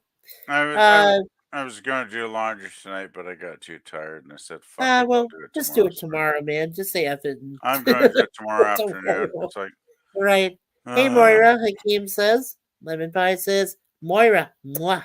Big does hugs. everybody else hate Hi, laundry as Moira. much as I hate laundry? I hate laundry. There she is. Hi, Meow. Moira. Meow meow. Meow. How are you, girl? Hello, Moira. I'm all right. My lip looks a little fucked up, but Aw. I did a little lip filler, so like Oh, it's okay. not like Are you- inflated or anything. It's just that like it's a little tender. were A you little okay tender, there? a little tender. A little tenderness. Well, I mean, you put lip filler in there, so it's going to be a little bit. But like, Oh, nothing, okay. it doesn't look like I have 2 sets of sausage fingers for face, for lips, or Yeah. anything. Now that's not beer. This is a non-sugar Pepsi drink I'm drinking. Ew, dude, that shit's Yeah. terrible for you. Well, I heard that, but it's that, or I go to full sugary, and that would be worse. So It took a while for me to come off sodas. I haven't drank sodas in fucking ages. But I used to drink soda all the time. And then I got to where I only drank soda when I drank, although at the time I drank a lot. And now that I don't drink alcohol, I don't drink, lemon pie lip filler. I'm almost 43. Shit's thinning up a little up there. oh, you're not 43. I thought you were 23, girl. Oh, you are such a dashing liar. I love it. I like it. Well, you see, my wife is only 38, so There you Yeah, go. look at my other avatar. I'm only like 30 myself. It's like Well, there you go. See, Well, let's see the you're a other pretty guy. handsome guy for 30-something years I old, was a dude. damn handsome guy back then. Like, oh man, I was a guy that the ladies should have been climbing over, but unfortunately they didn't. So And Moira Kitty, who, like we all, like I've told you guys before, she's a sweetheart. She's best friends with Raquel SSG 2211. oh And man, where Raquel lives in Texas, Who's that? Miss Moira here lives in Oklahoma, where I used to live for 18 months. So I was That- like, that's cool because Moira and I get along really well. I mean, we could talk about all sorts of horror stories about Oklahoma. Or at Oh, least what I man. went through. If I Oh, want to man. back up a little bit. I want to back up because when you said Raquel, he was like, ugh. Like, what was that? What was that? Raquel's cool. Yeah. Yeah, she's very cool. Like, Okay. Moira says, hug Hakeem and the best lemon pie. Yeah, Lemon is the bomb. He is awesome. He is the best lemon Hey, pie ever. Sashi. Oh, of course he is. Yes, yeah. Lip Yep, filler. lip filler. That's what she said.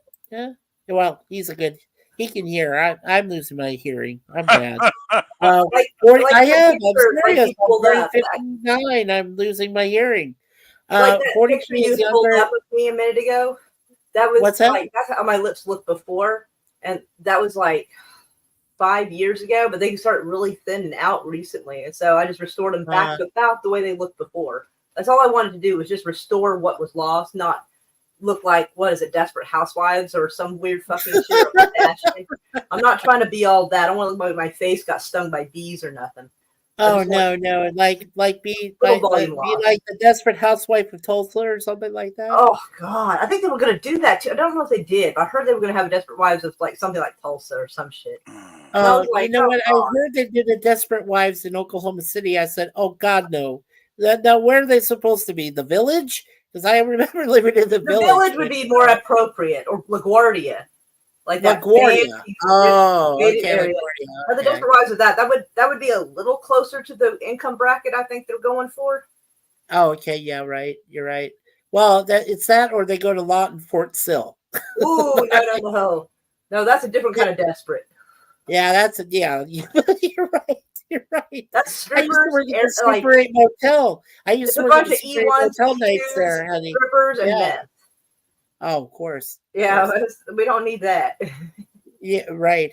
Yeah, let me just catch up, guys. Lemon Pie says 43 is younger than all of us. Well, younger than PvP, Mikey, and myself. Okay.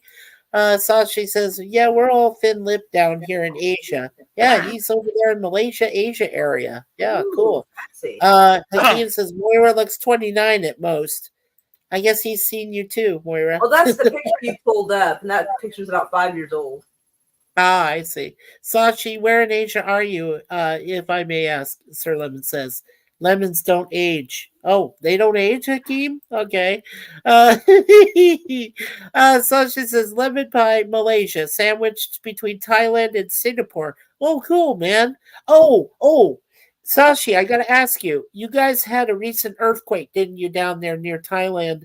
Were you involved, or are you did you fare okay? Yeah, I know I've there heard was big an reports earthquake about there. that. Yeah, it wasn't too long ago. Yeah, I heard big Sachi- reports about it, and so I couldn't tell if it was bullshit or not because, I don't know, it was kind of touch and go on the news, which is a little strange. Well, the island of Taiwan, okay, besides, well, we all know that New York City area, New Jersey, there was like 2 different locations. One said White House Station, New Jersey. Then I look at CNN or Fox Station, the local Fox station, and it said it was in Lebanon, New Jersey. And I'm like, well, make up your damn minds, guys. I don't know Well, where there it might have was. been 2. I don't know what the epicenter was. And Well, I was like, and it was a 4.8 magnitude. And I was like, I heard from York. 2 of our YouTube community members, Bird of Prey, I think you've seen him before, and he said there was 1 or 2 hairline fractures in his wall, but otherwise no big deal, but he heard the alarms go off in cars and stuff. Yeah, and then Admiral T, who just did a stream earlier, he said that he felt the shaking, but no major injuries or anything. So Well, I was thank like, goodness. oh, good, yeah, I'm just glad about that. Yeah, we're caught up in the chat. But yeah, in Taiwan, supposedly there was an earthquake, and then they had a tsunami warning, and I don't know if that touched landfall or not, but I know it was there. It happened. And then in Thailand, there was an earthquake, which I think happened less than 2 weeks ago, I want to say. And I don't know what happened more from that. There were a number of aftershocks, though. So, yeah. And let's see. Nope, he says Malaysia avoids volcanoes and earthquakes. We aren't on any fault lines. Our issues usually due to floods. Right, flooding. Okay. All right, Sashi. Cool. Thank you. At least for there's a that couple update. of things less to worry about. What's that, hon? Well, you got to worry about floods, but at least they don't have earthquakes and volcanoes. So at least there's a couple of things they don't have to worry about. Right. Well, I know in your neck of the woods, sweetie, you got problems with tornadoes and twisters. Right. We got the occasional earthquake, usually like a 3 point something, a little bit of a 4 point something sometimes. And there's tornadoes, and there's the occasional med heads that run around. So yeah. Right. But usually it's not too bad. And for some reason, knock on wood, like the area I'm at, like this neighborhood, judging by like old feed, I've seen like old pictures, like taken in the 50s and shit like that of what the area looked like. Apparently, tornado has not hit this area at all because this house has been here since the 50s. Well, I think I told you guys once before when I was when I was previously hitched. My second ex was from Oklahoma. She was born in Fletcher, Oklahoma. And what happened? Yeah, and what happened was when I was with her at the time, my ex-in-laws, father and mother-in-law, they took us on a trip. We went to go visit some friends, and we were driving up through Tornado Alley. And I just remember there had been a recent twister that tore through some of the towns. And I know for a fact that we were driving through there, Moore and Del City were gone. Oh, yeah, in 1999, yeah. Yes, ma'am. Yeah, that place got fucking shredded. It was crazy. Oh, they got paper shredded. Like the whole place. I was 17 at the time. I'd never seen tornado destruction up close before, and I was like flabbergasted. I was like, good God. Yeah. Well, I worked at the time, I was working before till we moved down to that area. I was working at a Holiday Inn Express. I was behind the front desk over in Southwest Oklahoma City, just outside of town. Right. And we had a major tornado warning, and a twister literally missed our hotel literally by less than half a mile. Ooh, and you could feel the winds. And that we had those you might remember, Moira, those tempered glass, they're like a tempered plastic, but they're more of just glass. That plexiglass type stuff? Plexiglass doors, right. Yeah. And they said the tornado might hit the hotel. So we had to evacuate people to get out. I had to stay there to supervise the evacuation. So here I am, one lowly little man, sitting behind the front desk of this major hotel. And here comes the twister, and it's rattling the doors. And I'm telling people, stay away from the doors, stay away from the windows, and all this stuff. And, everybody was cleaning out and clearing out. And I had the only place I could go was duck down behind the front desk. And I was like, oh, crap. Pleasant Valley Picker was trying to say goodbye. Oh, he was. Oh, I Yeah, apologize. it's in the chat. Oh, it is okay. Oops, Yeah, I was just button. reading Anyway, back. it was nice seeing How you. many?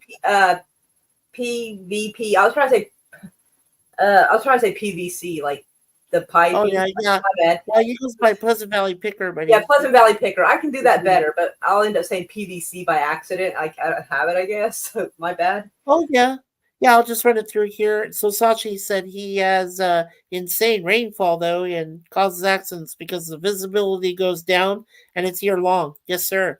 I'm aware of your areas there. Gonna call it a night. Okay, PvP. Well, Hope you sleep good. Pleasant Valley Picker. Yep. Good night, PvP. Lemon Pie says that too. And then Sasha says down here it's extremely hot 1 minute and wet the next. Well, yeah, we're talking tropical. Come on. Oh yeah. I know where you're at, Sashi. Believe me, I do. I bet awesome stuff grows there. Oh, it does though, yes. By the way, I just want to mention about PvP here. He has a great channel. He may not have a lot of content on it, but he does have some awesome playlists of music. And one of the best playlists he has on there is a library which has songs that are at least 3 minutes long or less. And I have that library downloaded on my website. So if you guys, if you check out my playlist and you look for some of his songs, they're there in our Mikey Sue's favorite songs playlist. Nice. Some of the ones that Pleasant Valley Picker has. So yeah, please check that out.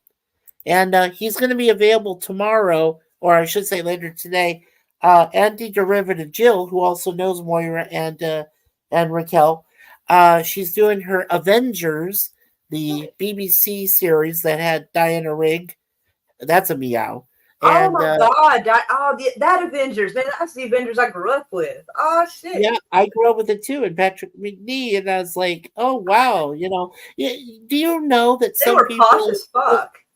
Yeah, right. Well, do you realize that some people didn't know this, but after Diana Rigg left, Joanna Lumley, who was in the Ab Fab, absolutely. I love Joanna Lumley, so sassy.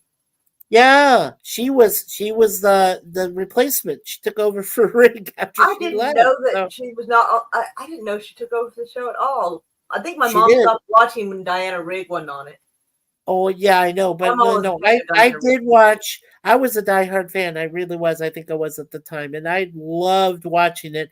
And yes, I was disappointed that Diana Rigg, but then I understood why, because she found her husband again, and went off, and that was Found it. him But again. well, he had disappeared on some kind of trip, and then shit. in Africa or somewhere, Oh. and she just stayed with the Avengers group until she could find him again. And then she thought he died a couple times, but then she heard rumors that he was still alive, and then she finally found him. So when she found him, they went off together in the sunset in a car, and McNee's standing there and he's waving goodbye and has this little tear in his eye, and I'm like, wow. And then, like I said, Joanna Lumley came aboard, and she was there for like a whole season, and took over. And I was like, oh, but I didn't even know I her could at that accept it with point Joanna yet. Lumley. Right, I didn't even know who she was at that point yet. But then, of course, like I said, when I started watching these BBC shows on PBS, back in Arizona in Tempe, That was a surprise. I saw her on AbFab, and I said, "Oh, wait a second, she did Avengers back in the day," and that's how I recognized her. So I was like, That's gonna be very a culture cool. shock seeing her on Avengers and then seeing her as a drunk, kind of drugged up lady. Like that is hilarious. Yeah, it is hilarious. Yeah, and Remember that Sasha one where says, she was yes. covered in nicotine patches? Oh God, yeah, I remember that. Oh That was man. great.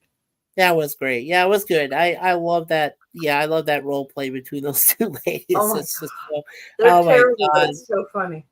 Yeah, it was funny. Yeah, Sasha says, yes, we have a lot of fruits down here.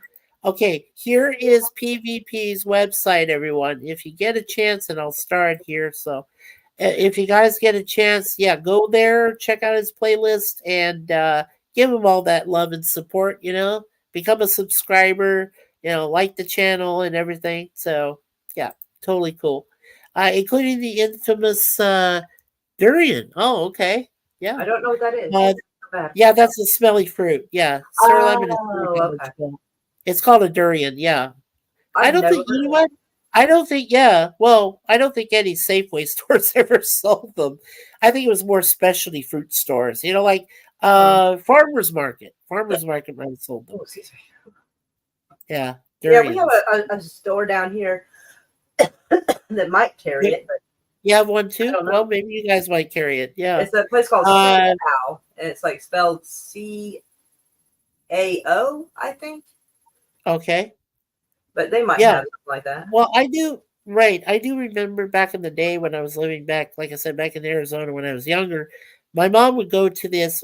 She would take us kids. We go to a farmer's market every Saturday morning, and we go there and get like fruits and vegetables and stuff for the week. And that's back then when you could go to a market and your farmer's market and get it for real cheap. You didn't have to go into a store, grocery store or anything. You could just go there and get all your vegetables and fruits, and it was just, like I said, very inexpensive. It was great. I mean, I miss those days. I miss those days That when does you could sound get, nice. fruit on the cheap. Apples and bananas and stuff. I love that stuff. Yes, all she says to lemon, yes, it's pungent, and don't eat it unless you're here. It doesn't do well once you ship it long distance. Well, I don't even plan to eat it, unless unless I was, either Moira and I would be there, or me and Suzanne, over there in Bangkok, Thailand, or something, and just kind of have it there, Good to know, Sashi. Yeah, exactly. So, Miss Moira, what brought you to our stream tonight?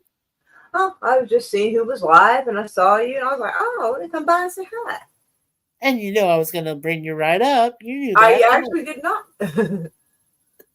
I don't mind. But no, I did not know. I was just coming by to say hi.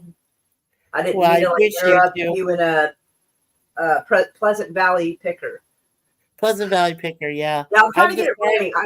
It's a bit of a tongue twister for me because sometimes I kind of stammer over my words. So Yeah. so if I end up saying it wrong, I don't mean no disrespect if I do. Sweetie, you're forgiven. Don't worry about it. I don't want it to be a Peter Piper. Wait, fuck. Peter Piper Peter Piper. Pepper moment. There we go. I had to All slow right. it down. I was like, Okay, this is how I remembered it. Do you want to hear me? I'll try it myself. Let's see here. Peter Piper picked a peck of pickled peppers. A peck of pickled peppers Peter Piper picked. But if Peter Piper picked a peck of pickled peppers, where's the peck of pickled peppers Peter Piper picked? God dang. That's it. That's impressive. I memorized that. When I was a child. I was like, oh my God. Like she sells seashells by the seashore. Right. Yeah. Yeah, I can't do all that, man. Yeah, well, that's what I learned when I was a kid. Or supercalifragilisticexpialidocious. Weirdly enough, I could I actually learned how to spell that whole word. Okay, I couldn't spell it. Fuck no. Yeah, no, I'm not going to try it right now. Tell me what DNA stands I'm for. too It's not tired. a word that doesn't spell. But I do know how to spell it. No, I do. If I was fully more awake, I could probably just do it right now and just say it. But no, I don't want to show off. I don't want to. Rashi says that we have great black and white pepper. I From East know that we Malaysia. have some white pepper in our cabinet, and I have no idea where it came from, and I never used it because I don't know what you do with it. Like, is it like normal pepper? Is it different than normal pepper? I don't know. It's a little bit So I different. was never yeah. brave enough to try. Well, okay. It's a different herb. Like Oh. when you have black pepper, you know what black pepper tastes like, right? They're peppercorns, yeah. Peppercorn. Okay, yeah. So when you have white pepper, the white pepper is actually, it's supposed to be the skin of an actual white peppercorn from the outside, and it's ground up. So it's just like the black peppercorn, but there is actual white peppercorn that it's the skin. So you just, cut that up, and then you have that just like the Oh, so because it the tastes the black same? peppercorn, right? Because the black Oh, okay. peppercorn is inside. That's where all of its pepper comes from, is from inside. But with the white, it comes from the outside. So Oh, excuse me. yeah. Oh, that's interesting. I did not know. And let's see. You go ahead and read that. Go ahead, Moira. White pepper is used in soups and Asian stir fry. Ooh, yummy. Oh, I love I it. did not know pepper went into stir fry, but to be fair, I also don't really make. I don't think I know how to make it in a traditional sense, just kind of the American version of it. And even that's not that good when I do it. Well, I know that Suzanne, like I said, she's a wonderful cook, and she did an Asian dish one night and used white peppercorn, used a white pepper, Ooh. and she used it in what was it? Cabbage. It was a cabbage stir fry, Oh, and yeah, it was amazing. that is good stuff. It was very good stuff. Stir And, fry, yeah, go coleslaw. ahead. Fuck yeah. Yeah, go ahead, Moira, since Sashi. Go ahead, read it. Oh, what man? Did I tell you I need to practice reading out loud? Shit. I'm bad at it, so now I'm like got stage fright. Fried I still rice love is it. better than black pepper in egg fried rice. Okay. An egg fried rice, yeah. It is. I do like And the I egg agree with fried you, rice. Sashi. Well, okay. Let me tell you, Suzanne and I, we have this one favorite Asian buffet style restaurant we eat at. It's called the Mandarin, and the Mandarin has some awesome dishes. I mean, look, Sashi, if you do get a chance to come to the Greater Toronto area, or what we call the GTA here in Ontario, Canada province, check out the Mandarin, because every dish that you are associated with there in Thailand, Malaysia, they have those dishes. They serve them, like every day, and their food is absolutely amazing. I mean, it's incredible.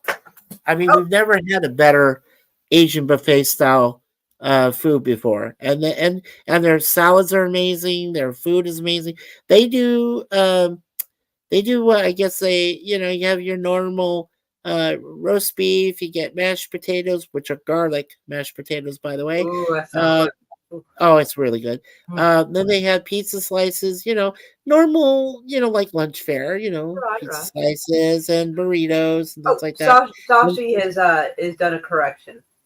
Sorry, white Okay. pepper is better than black pepper in egg fried rice. Okay, that It makes is. more sense because that other sentence, I was wondering if I was reading it out wrong. That's why I hesitated halfway through because my brain's like, this doesn't feel like it's going together correctly. Is it my fault? Like I thought I was reading it wrong. And I was like, shit. No, it's not your fault. No. You were fine. No, you Oh, said okay. it fine.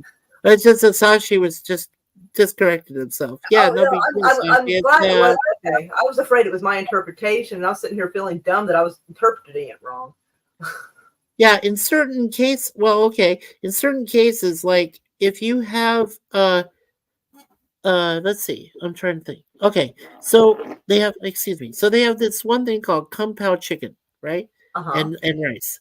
So in the kung pao chicken, that's probably where you would use mostly black blah, blah, blah. See, now I'm screwing up. Black pepper, and it's so good. But then, like, if you have your egg foo young, right? So egg foo young, that's where the white pepper comes in. That's why it's so good, because you have lots of little meat. You have a bunch of cabbage. You have some broccoli, even a few peas. Now I can't eat peas myself anymore. I'm allergic to peas and green beans, so I I have to have be a weird look careful. on my face, just so you know. Yeah, you have weird allergies too, sweetie.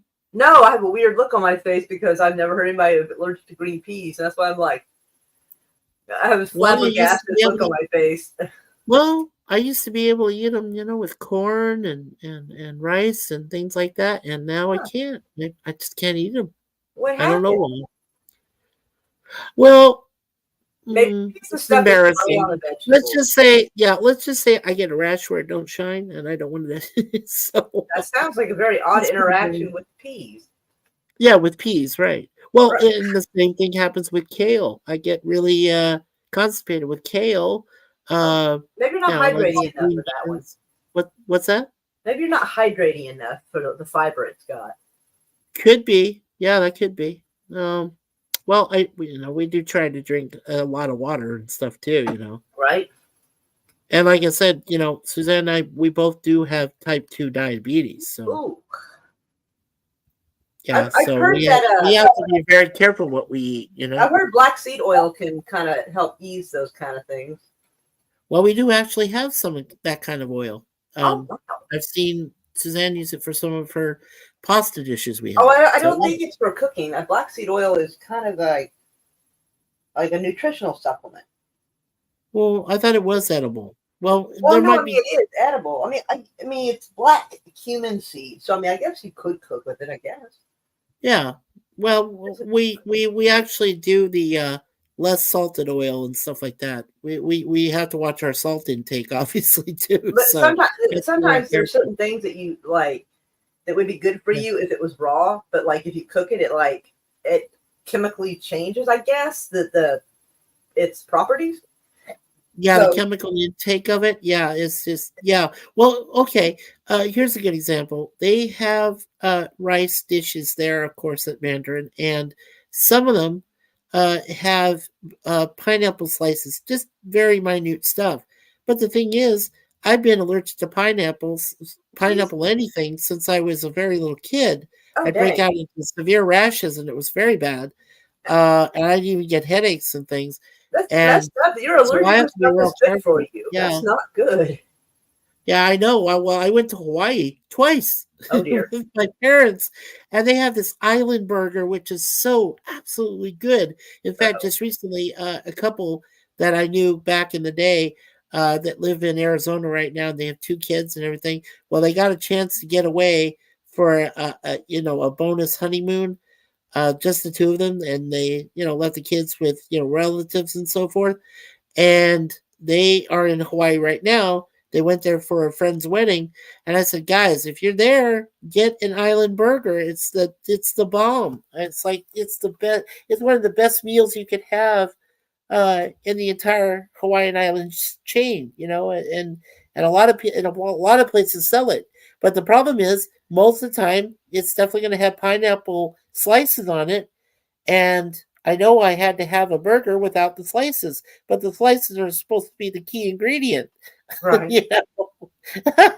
And I felt so bad. I said, "Oh gosh, oh no, please, I can't. I'm allergic." They said, "Well, then why are you visiting?" And that was a fair question. And I said, "Well, I'm visiting, for other reasons, but I mean, I think that's and actually kind believe of a rude me, question for I them don't to know. When I ask. told the guy at the counter, I said, "Look, if I could eat your pineapple, I would. I'd order a couple burgers and I'd eat the pineapple off them and everything. But I just, I can't because I have an allergy. It's a terrible thing to admit to. But if I don't do it, and if I eat it anyway, then I get in trouble. So it's not good. But anyway, yeah, and then Sachi says, "I cook my own food down here. I can do most of Chinese or East Asian dishes.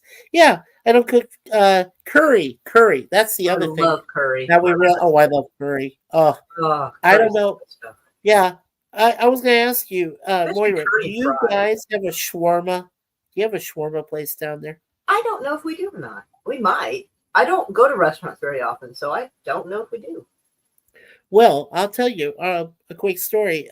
Suzanne and I, we live in a suburb east of town, and so there's a few native dishes, other countries, and we found this one place which was a shawarma place.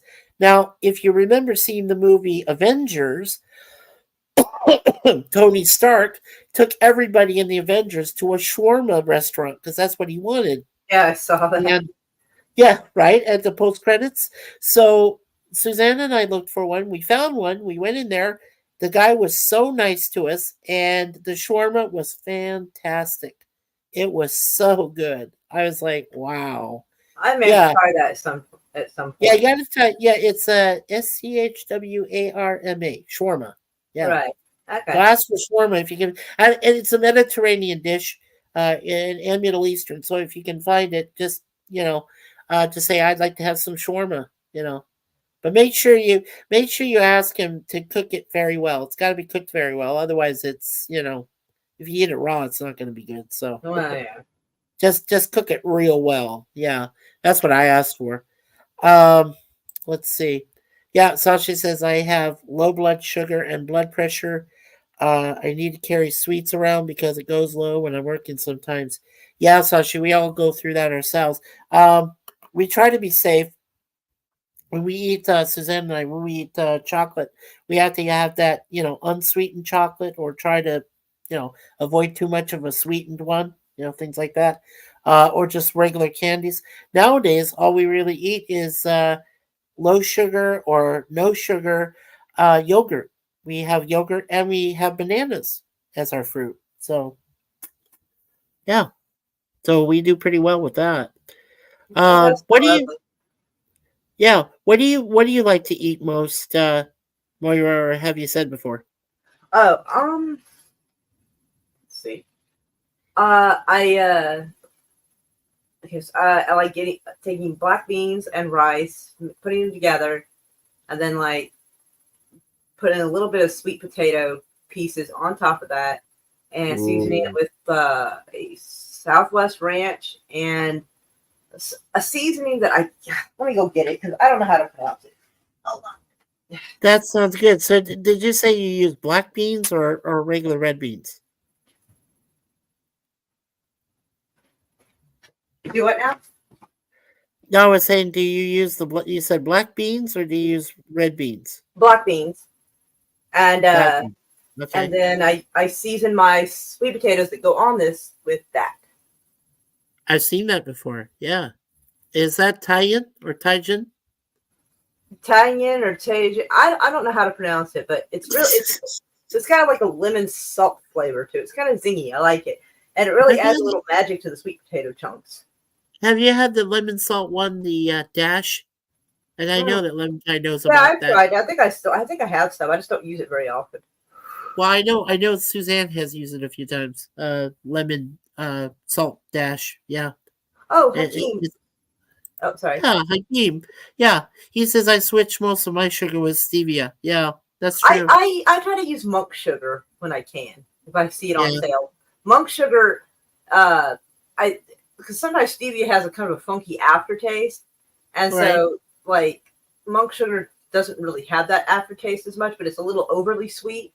So it's almost like a Sure. Splenda kind of sweet. So you have to use less of it and try out. Don't do the like, oh, a cup of sugar, I'll substitute for a cup of monk fruit. Like, oh God, don't do that. Yeah. Yeah, it's one of those things you And, gotta try to put a bit in at a time until it tastes right. yeah. I learned that the Let's hard way. see. Right. Sashi says I'm not as hardcore at food preparation compared to my dad. He grew up pounding rice to make rice flour to cook tosai. Tosai is a rice flour pancake that you eat with the curry. Oh damn. Yeah. That's Yeah, fancy. the H is silent, so the way it's pronounced is instead of, well, okay. Some people have said it as Tosai. The way I remember it, it was pronounced as Tosai, with the H being silent. Now, Sashi, if you want, you can definitely correct me if I'm wrong. But you can. You're Yeah, allowed. Levi says it's pronounced tahine. Thank you. Tahine, right. Thank Yeah, you, I sir. did not know how to pronounce it, but yeah, it adds a little bit of magic to my like. It's kind of like having like a little burrito bowl, kind of. That's kind of the goal I'm going with when I make that. Sure. And you know what I like about Booger 414, by the way, where you say, "What are you doing up this late?" Booger, it's okay. This is like a last minute stream. I think Suzanne and I are going to probably take a couple weeks off. We're celebrating our 8th wedding anniversary next Nice. Friday. So, yeah, we're excited. So, we're going to go out and have a nice dinner and a place called T-Bones. We're going to have some New York steaks with all the fixins and everything. So, and dessert. Oh, my God. Moira, they have the best New York style cheesecake. Oh, I was in heaven. I was in heaven. I kid you not. You'd be jealous of me right now. I'm already there. I love well, there we go. I love cheesecake. The only cheesecake I don't like is Walmart cheesecake. And I don't mean the one in the freezer section. I mean the one in their bakery. That shit's always terrible. That is the most sad, depressing, deflated cheesecake you can imagine. Oh, of course. Yeah. Well, have you ever had French crepes? I've been to the IHOP, so they have crepes there. And I like the little Swedish crepes because they have the little lingonberries. Like, oh my God. Oh yeah, aren't they awesome? Oh my God, my tummy you can was throw split anything in there. I have had crepes. Here's the thing. I've had crepes with blueberries. I've had crepes with blackberries, and I've had crepes with strawberries, and they're all great. You can put anything in a French crepe, and it would be awesome. Like any kind of fruit, it's just so good. Yeah, and Booger, by the way, I really do, and I've never said this to him yet, but I really do enjoy your Mad Bird, which looks like a Klingon bird of prey. That is cute. That is, I do like Is that. that cute or what? Sashi says, yes, the H is silent in Tosai. Aha. See? Very good. See, I don't even live in your country and I know how to pronounce it there, Sashi. Well, you're just fancy like that. I am. I'm just, well, it's just an innate ability. That's, yeah. There's I just nothing look at a wrong with word. natural fanciness. Oh no, yeah. Well, it's a practiced talent. It's inherited in our family. I know my father's side would be able to pronounce not just French because we're French, background and German, but I mean we could pronounce like pretty much any word because we were fluent. I mean we had we have some literary people in our family heritage background, farmers, wine growers. I mean the laity, with religious laity, and well, we're distant related. We're tied into a Jacques. Our last name is Fournier, and we're tied into Jacques Fournier. We go all the way back to him in the 12th and 13th century. He was the Pope at the time. His name was Benedict XII, and he was exiled to Avignon, France, which is spelled Avignon. And at the time, Richard I was actually in Rome, and they called him the anti-pope.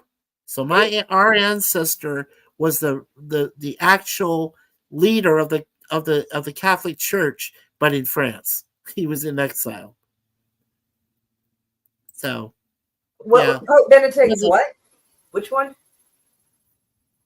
Oh, the one in France. Well, no, I meant what number was he? He was Benedict XII. That was his official name. Pope Benedict XII. I didn't know we were up so high on Pope Benedict. I had to look it up, and I'm like, apparently we're on our 16th one. Well, yeah, he's on our. I didn't know it went up that high. Yeah, well, yeah. The recent one. Well, now it's Pope Francis, but before Pope Francis was Pope Benedict XVI, and yes, he was also part of our family, right? Yeah. So any of the Benedicts, really. Yeah.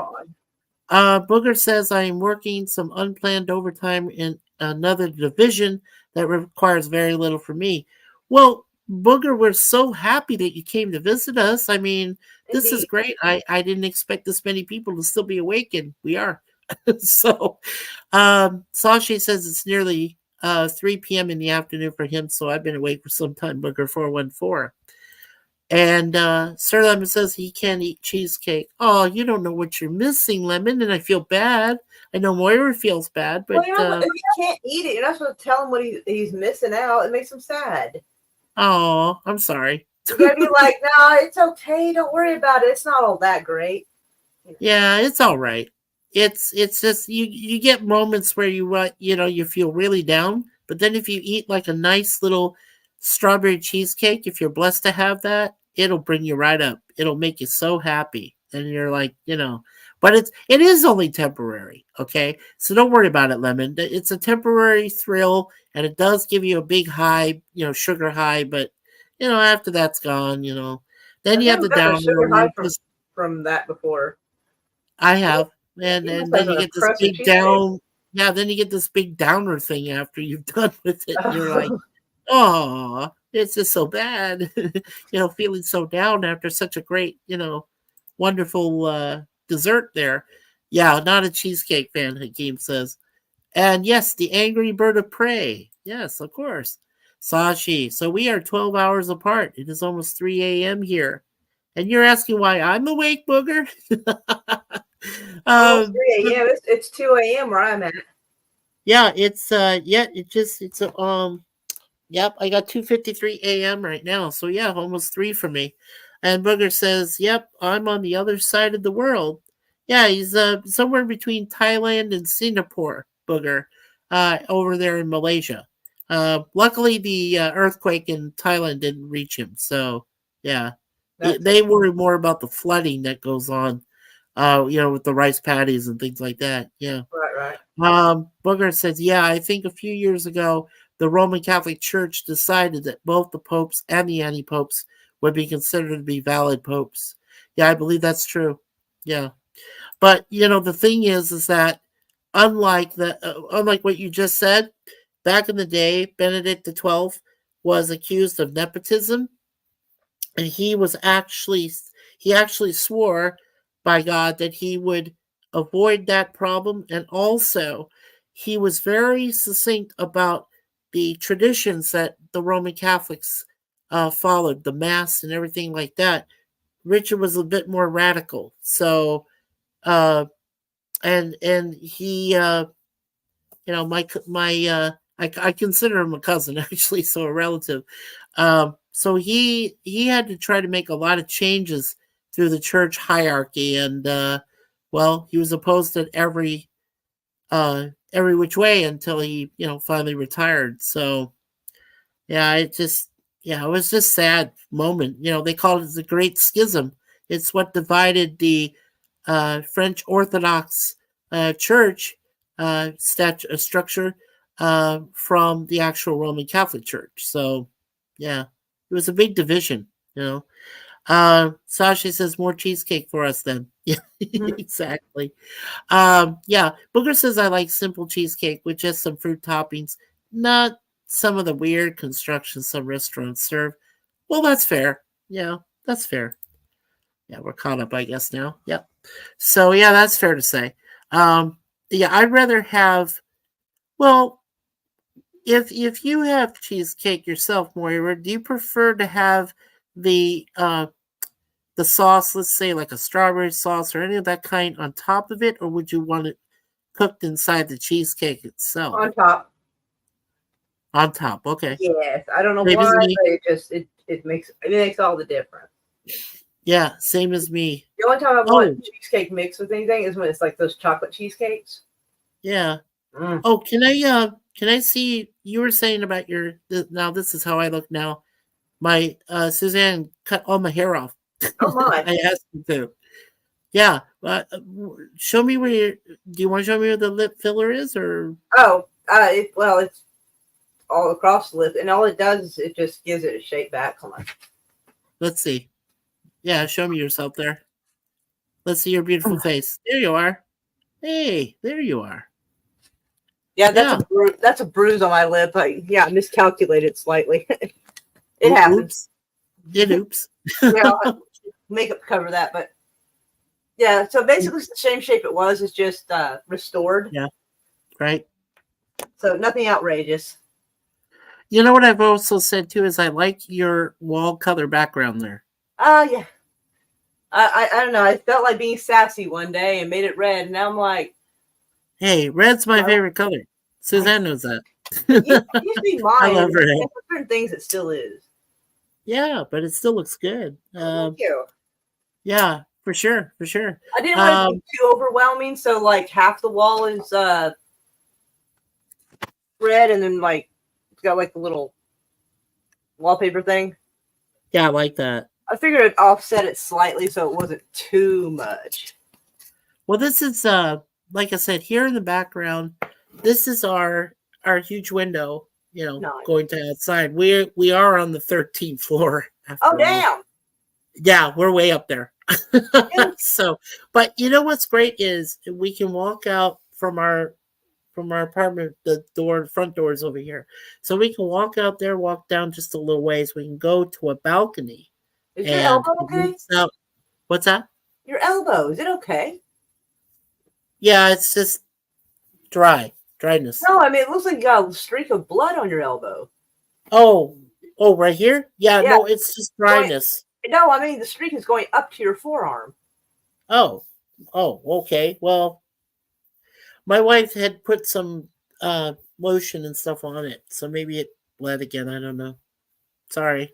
I didn't mean to freak you out. No, I was just worried about you. Because I'm like, it looked like a streak of blood going all the way to your wrist. I was like, holy shit, man.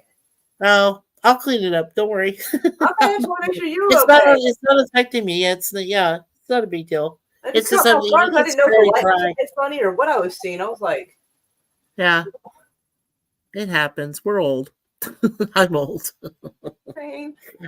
I get all dry. Yeah, it's terrible. But we do have some skin lotion and stuff we put on, so Yeah, Well, I'll I mean, confirm my help.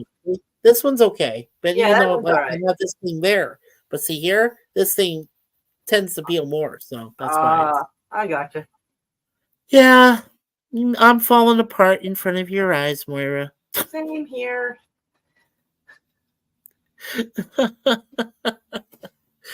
But you still love me, right? So Indeed, okay. indeed, we do. We're good. We're good. Oh, and by the way, if you're asking about this avatar, okay, here's a weird story about that. I'm sure. When I first got my brand new computer from Suzanne, I had to figure out where I was going to find a decent looking picture. And this thing right here is actually a tower. Now it can be interpreted two different ways. You might think of it as like a big huge plug that's going up in the air and is getting ready to plug into something, It looks which like I a think would be socket. yeah, like a socket, right? Yeah, it looks So like a yeah, socket it's extension like or something. it's like a yeah, like a plug extension, like a socket. So yeah, I was thinking No, I meant like a ratchet and a socket. ratchet and socket. You're right. Yeah, you Okay, put them on yeah, to take bolts out. It looks like sure, yeah, sure. And that's how like I I say, interpret it. the other reason, right? The other reason I was thinking that way was I remember seeing early stills. This was before it came out, of course, Tron. And I was like, Oh yeah, whoa, this looks like one of those towers from Tron. it It's looks like like a little standing up there. Tron. That early technology. And then, after seeing that, I saw Tron Legacy also. So, it's like, yeah, I feel like this is probably appropriate enough avatar to have since I have a brand new computer. And I think it's oh, thank God it's working. Oh, knock on wood. Yeah, absolutely.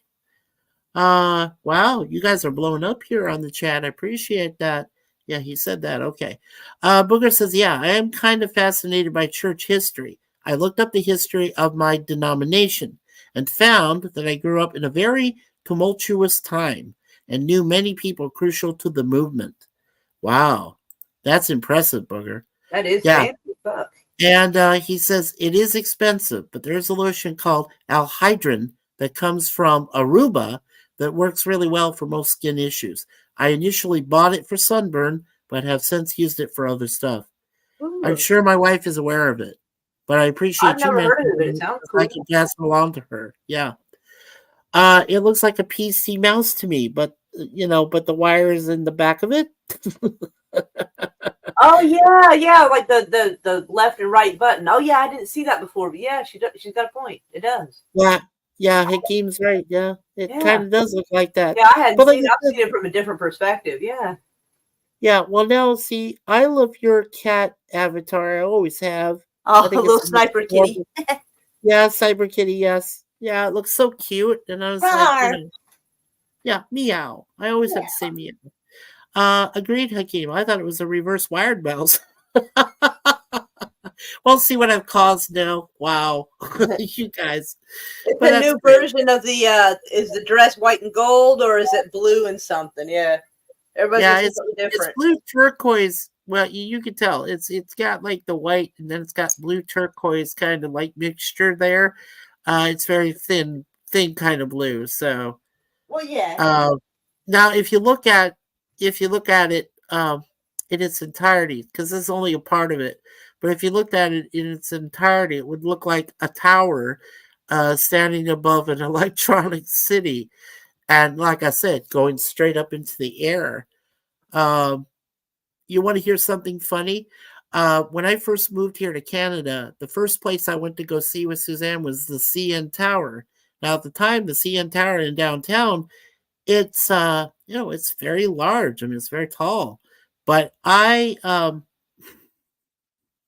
this is my humor. It's so morbid sometimes. I thought that the tower looked like God's big enema, like an enema tube thing, like that was Oh, those sticking up enema and had a bottle things. Yeah, I've heard of those. yeah, That's exactly. wild. And I not only did I make Suzanne lose it, but then I had her friend Scotty got laughing, and I said, "Yeah, it's God's enema. It's his big needle. It's going up into the air, and it's poking up." Oh, And biscuits.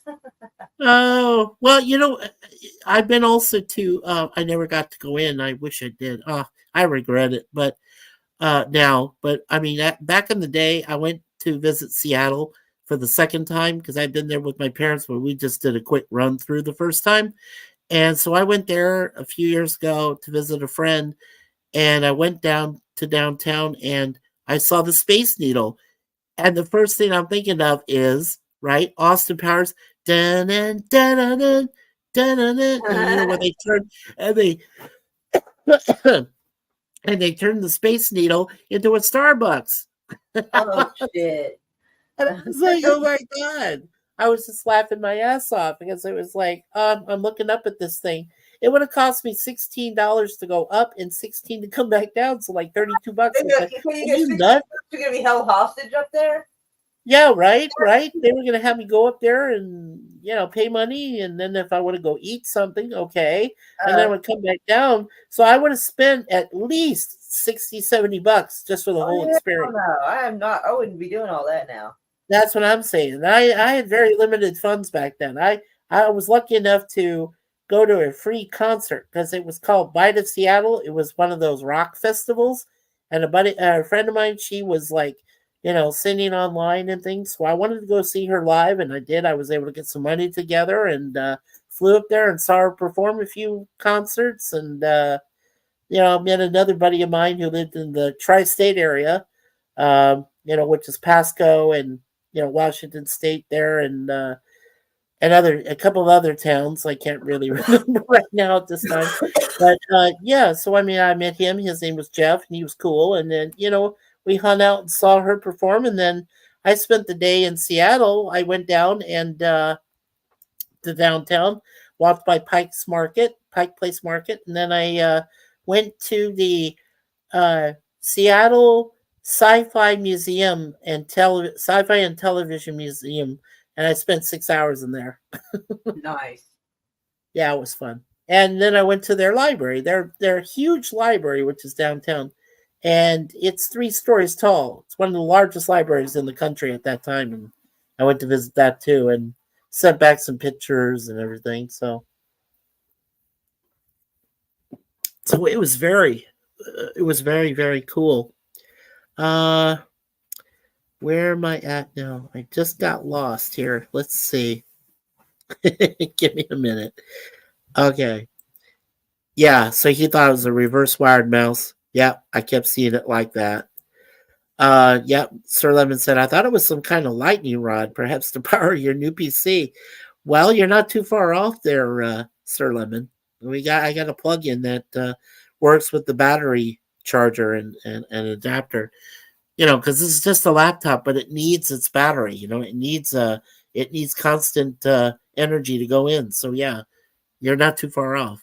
Yeah, I hear aloe is great for skin, but it had broke me out when I use it. Yeah, and that can happen. Oh wow, Booker, I didn't know you were there. So yeah, he said when I was at the CN Tower, I looked down, saw the train museum across the street, checked that out, and ended up at City Steam Brewery next door. We did too. Yeah, Suzanne, her friend Scotty, me, and Marty. Well, Marty's passed away now, rest in peace. But the 4 of us, we went down and we had some beers, a drink there, and at the Steam Whistle and all of that. Yeah.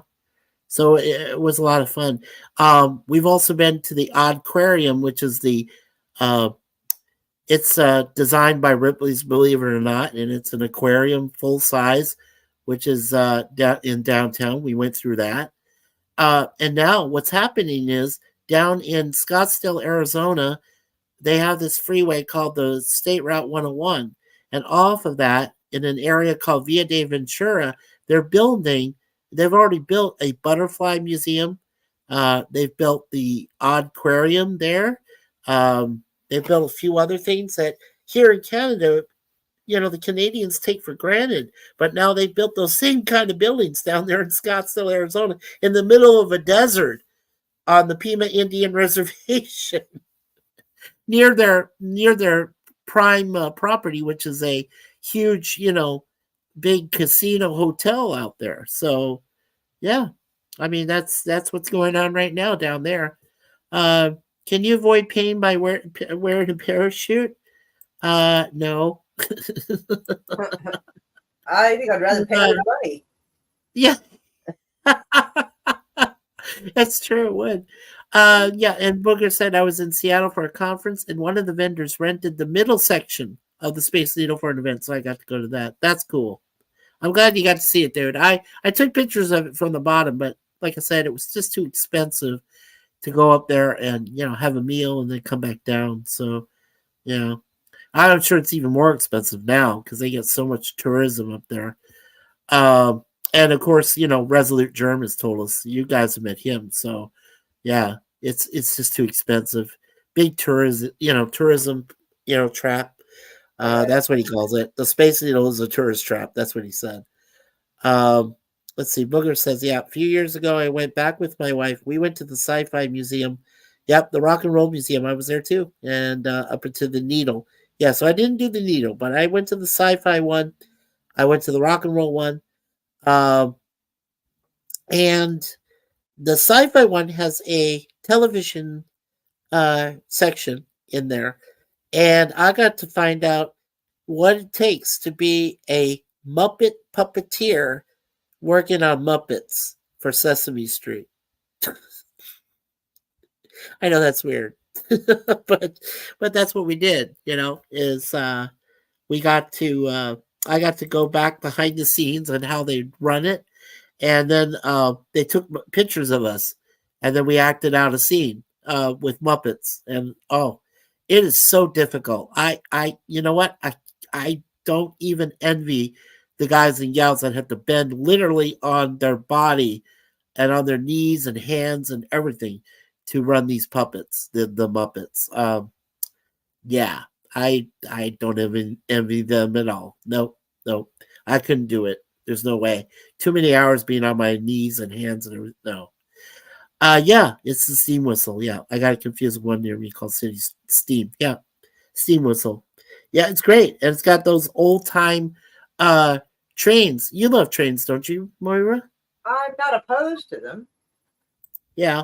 Have you rode a train before yourself, sweetie? Not like a proper train. It was like the Amtrak, going between Connecticut and New York. So like, I wouldn't call it a fancy train or nothing like that. It's just like above ground subway kind of thing. Yeah. I don't know if I'd really call that a train in the proper traditional sense. Yeah. Well, I tell you, since I've moved here to Canada, Suzanne and I, we took this train called the GO train. We've taken that a few times to Niagara Falls. But see, the train used to go all that way, but now it doesn't do that. What it does is it goes to this station called Burlington, Ontario, and it stops there. And that's one of the last stops it makes before it goes on further out of the way of the falls. And what you do is you take a GO train bus, which is part of the system, and you take the bus into outer Niagara Falls, the city. And they have this one area called Clifton Hill, and Clifton Hill has all these attractions, Tim Hortons and all these other places, and even a place called Nightmare's Fear Factory, which we went through. I don't think I'd go in there. That sounds scary. It is scary. Oh yeah, never mind. Yeah, I don't want to ruin it for you unless you don't go there. Yeah. I don't like scary shit. Yeah. Well, okay. Out. Well, yeah, I'll tell you about it real briefly. First of all, it's built on the site of an abandoned coffin factory. The guy whose first name was Abraham was an eccentric owner of this factory. He used to create coffins for, families and, people who had died and whatever around the area on both sides of the fence, Niagara Falls, Ontario and Niagara Falls, New York. And one time, the urban legend is that these kids went and intruded. They trespassed on the factory. And Abraham was working on a design for one of his coffins. And the kids messed around with him. And somehow, a bunch of coffins fell on top of him and he died instantly, right? The kids ran off. Well, later, after they found his body, they buried him. Well, then a few years later, some of those kids who had grown up started dying mysterious deaths. So it was almost like what they did to him, brought on a curse.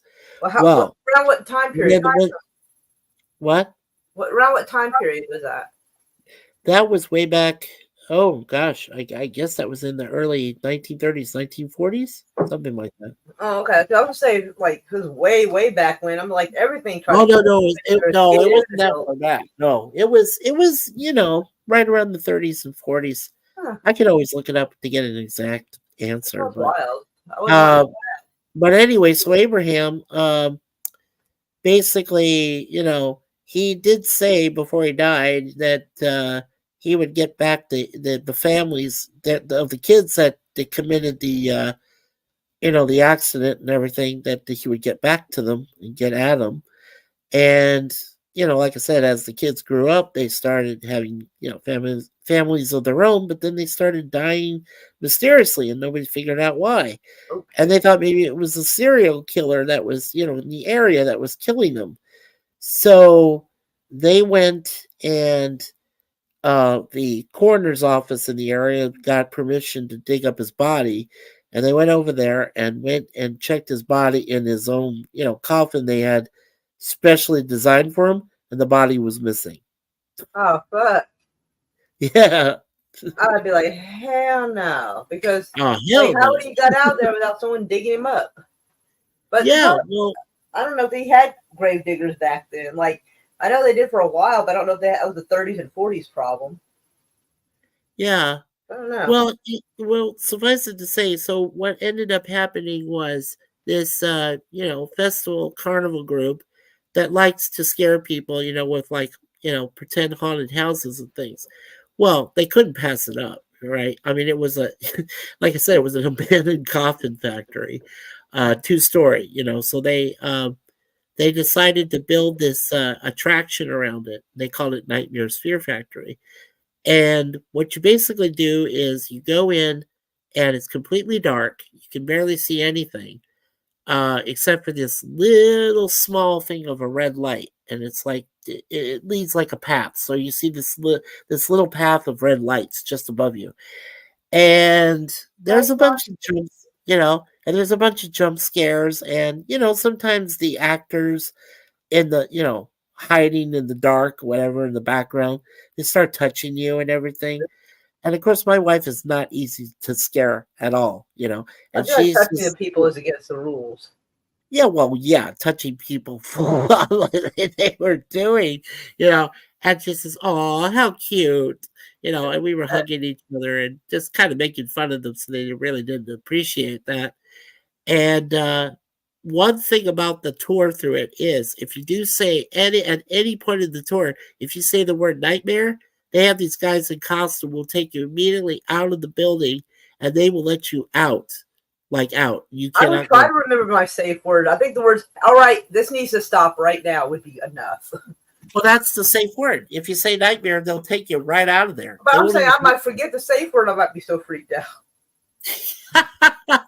But Yeah, if I yell, "all right, exactly. stop right now," that is my safe word. Right, that'd be the safe word. Well, both Suzanne and I at the time, we said, well, let's make sure we don't say nightmare. We don't want to do that. So we got through it. I mean, we got through it, but then we forgot to.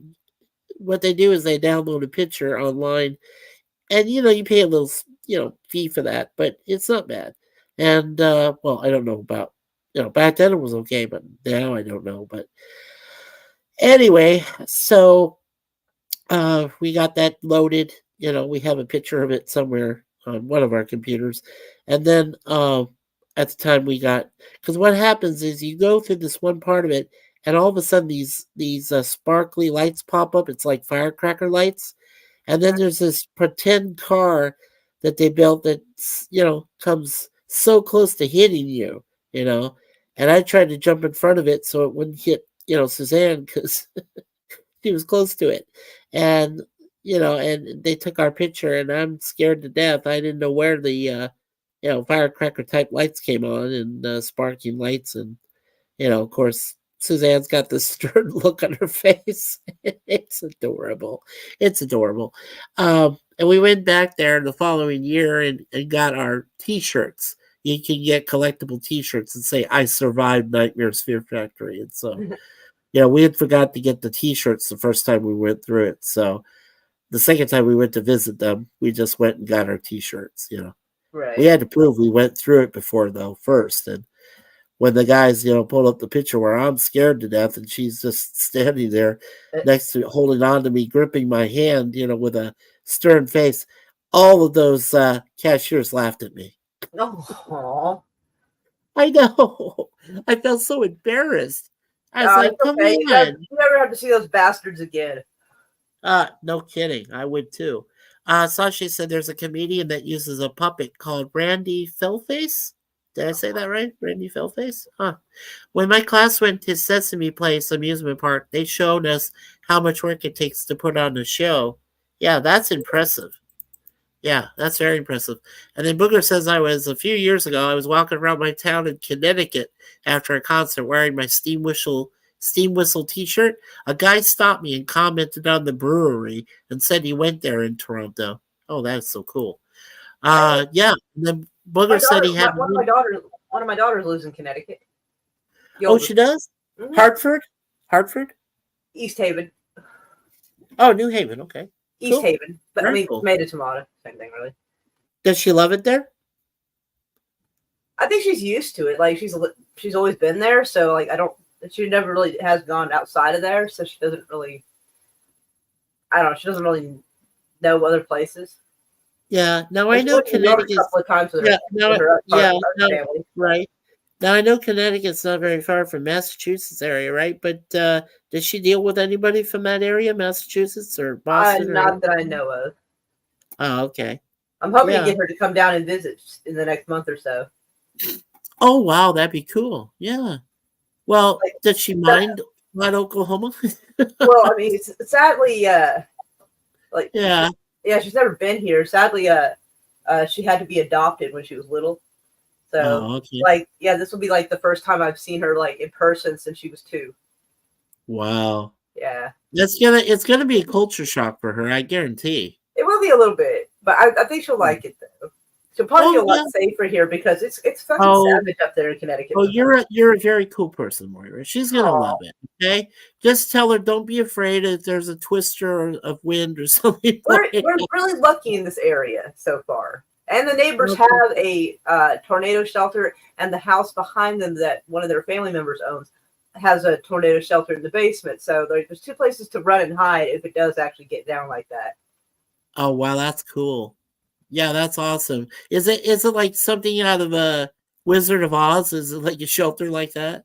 I've only had to run down there maybe twice because it sounded like it would get close, but it didn't hit us. Oh, thank God. Yeah. It's Well, weird. Like when I lived on the northwest side of town, they didn't show up. I live on the northeast side of town, they don't show up in this area. Like they'll in Midwest City, like that one you saw, like that we haven't had one come through quite like that ever again since I moved over here. Well, that was the only, like I said, a few miles north of Midwest. Right. Like I said, at the time when I was with my second ex-wife and like I said, my ex-in-laws, and her name was Teresa, and we were just driving up to Tulsa to visit a friend, and well, I'll tell you, I mean, I up until the time where I had seen news reports, weather reports from the Weather Channel about these towns being devastated by twisters. And until you see it up close and personal and really feel for the people where their houses are just wrecked, just gone. And, and like I said, Moore and Del City were gone. And I was like, oh my God, what? I honestly, I couldn't even begin to tell you how badly I felt. I just, I was so stunned. I mean, it was so much broken glass and like the little college over there, Rose State, like all the little building that's next to the highway, like all the windows were busted out. I was like, oh my God. I was like, holy shit. And then I heard a couple of horses had died on base, and I'm like, the military base had horses? What the fuck? I mean, they had military horses. Yeah, it was. I didn't know that. Yeah, Fort Sill had literally had a livery. Because I had people, like I said, I worked for Super 8 Motel, and I was their night auditor, and I had to prepare breakfast in the morning. Well, when these recruits, both men and young men and young women, would take a 3-day pass. During the course of their basic training, they would stay at our motel. A majority of them would, and of course they would trash the rooms, and we had to be really, we had to find the base itself, Fort Sill, for damages, things like Oh that. yeah. And then of course those people, those recruits would be reprimanded. So luckily we didn't have a lot of mess. A lot of them were pretty good, young men and women, and they treated our place correctly, and we would feed them. Like I said, I would prepare the breakfast in the morning, continental breakfast, and have that all set up. So, and they would go off and they would, go to Lawton and, in town, and they would do shopping or buy some cigarettes or do stuff. And then, their 3-day passes ended just after midnight on Sunday night. So they had to be back on base no later than 11:59 p.m. The end of Sunday night. And if they didn't show up by that time, they would be put in the stockade.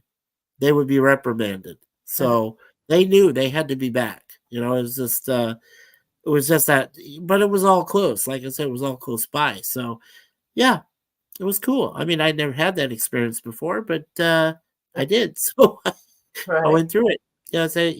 Meeting actual military people. I was like, oh, well, that's cool. You Booger says, do have our share of them. What's that? We certainly do have our share of them. We have 3. You deal with them. Do you deal with them here? yourself? Yeah. Yeah, you've dealt with them, haven't you? Oh, Sure. Were you in the military? We got. You were in the military, weren't you? No. No? Oh, okay. No. I don't know why I thought you were. I think because Tinker Air Force Base is really close to me. I think that was probably how that got in there. Oh, But, maybe. Or maybe Raquel just said that you live near bases like that. Yeah, I think that's probably what. And my dad was in the Army, and so he was in the Army. Oh, well, that so I think that's probably where the memory mix up got. So that's probably why. Yeah, they probably thought you were an Army brat, right? You were an Army brat. Yeah. Right. Yeah, that's what I was thinking. Man, it's dirty. Holy shit. Yeah, Booker said he had an interesting, mostly positive experience with a Go bus and a Go train on my way to Toronto. Not enough characters in chat to tell the story. Well, that's all right, buddy. I mean, it was fun for us. We've done it, like I said, 3 times now. I think we're tired of Niagara Falls. We may not go back someday soon, but now if my parents, here's the thing. My parents, like I said, they still live back in Arizona. If they decide they want to come visit, our best plan was that they could get a room on the other side of the border there in Niagara Falls, New York. There's plenty of hotels they could stay in. And we could get ourselves a visa, for like a couple days pass or whatever. And we could hang out with them for a while. And then we'll bring them to the Niagara Falls, Canada side.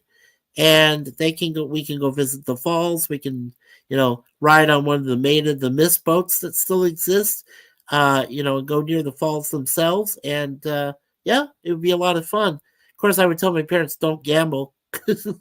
There's casinos in the area too, and I don't want them anywhere near a slot machine. So, yeah, I know my parents would avoid them, and I'd say, yeah, that's great. But they have good buffet meals there. So you can actually go into the casino and still eat a nice buffet meal and not have to worry about gambling. So, and they have shows too. Like Vegas. It's the whole atmosphere is like kind of like a Vegas atmosphere. So yeah, it's a lot of fun. Cool. Hakeem says, "Oh, I'd seen Randy Feltface before. He's really funny." That's cool. Sashi says, "See you guys. Have to close my store. I close early on Sundays." Oh, I'm so sorry, Sashi. We didn't get right back to you, so I apologize for that. But please, come join us. You're welcome anytime to the panel, to chat anytime, and we really enjoy having you here. Hakeem says, "I watched Lemon Grab yell unacceptable." Okay. See you, Sashi. Have a good one. Thank you, Hakeem.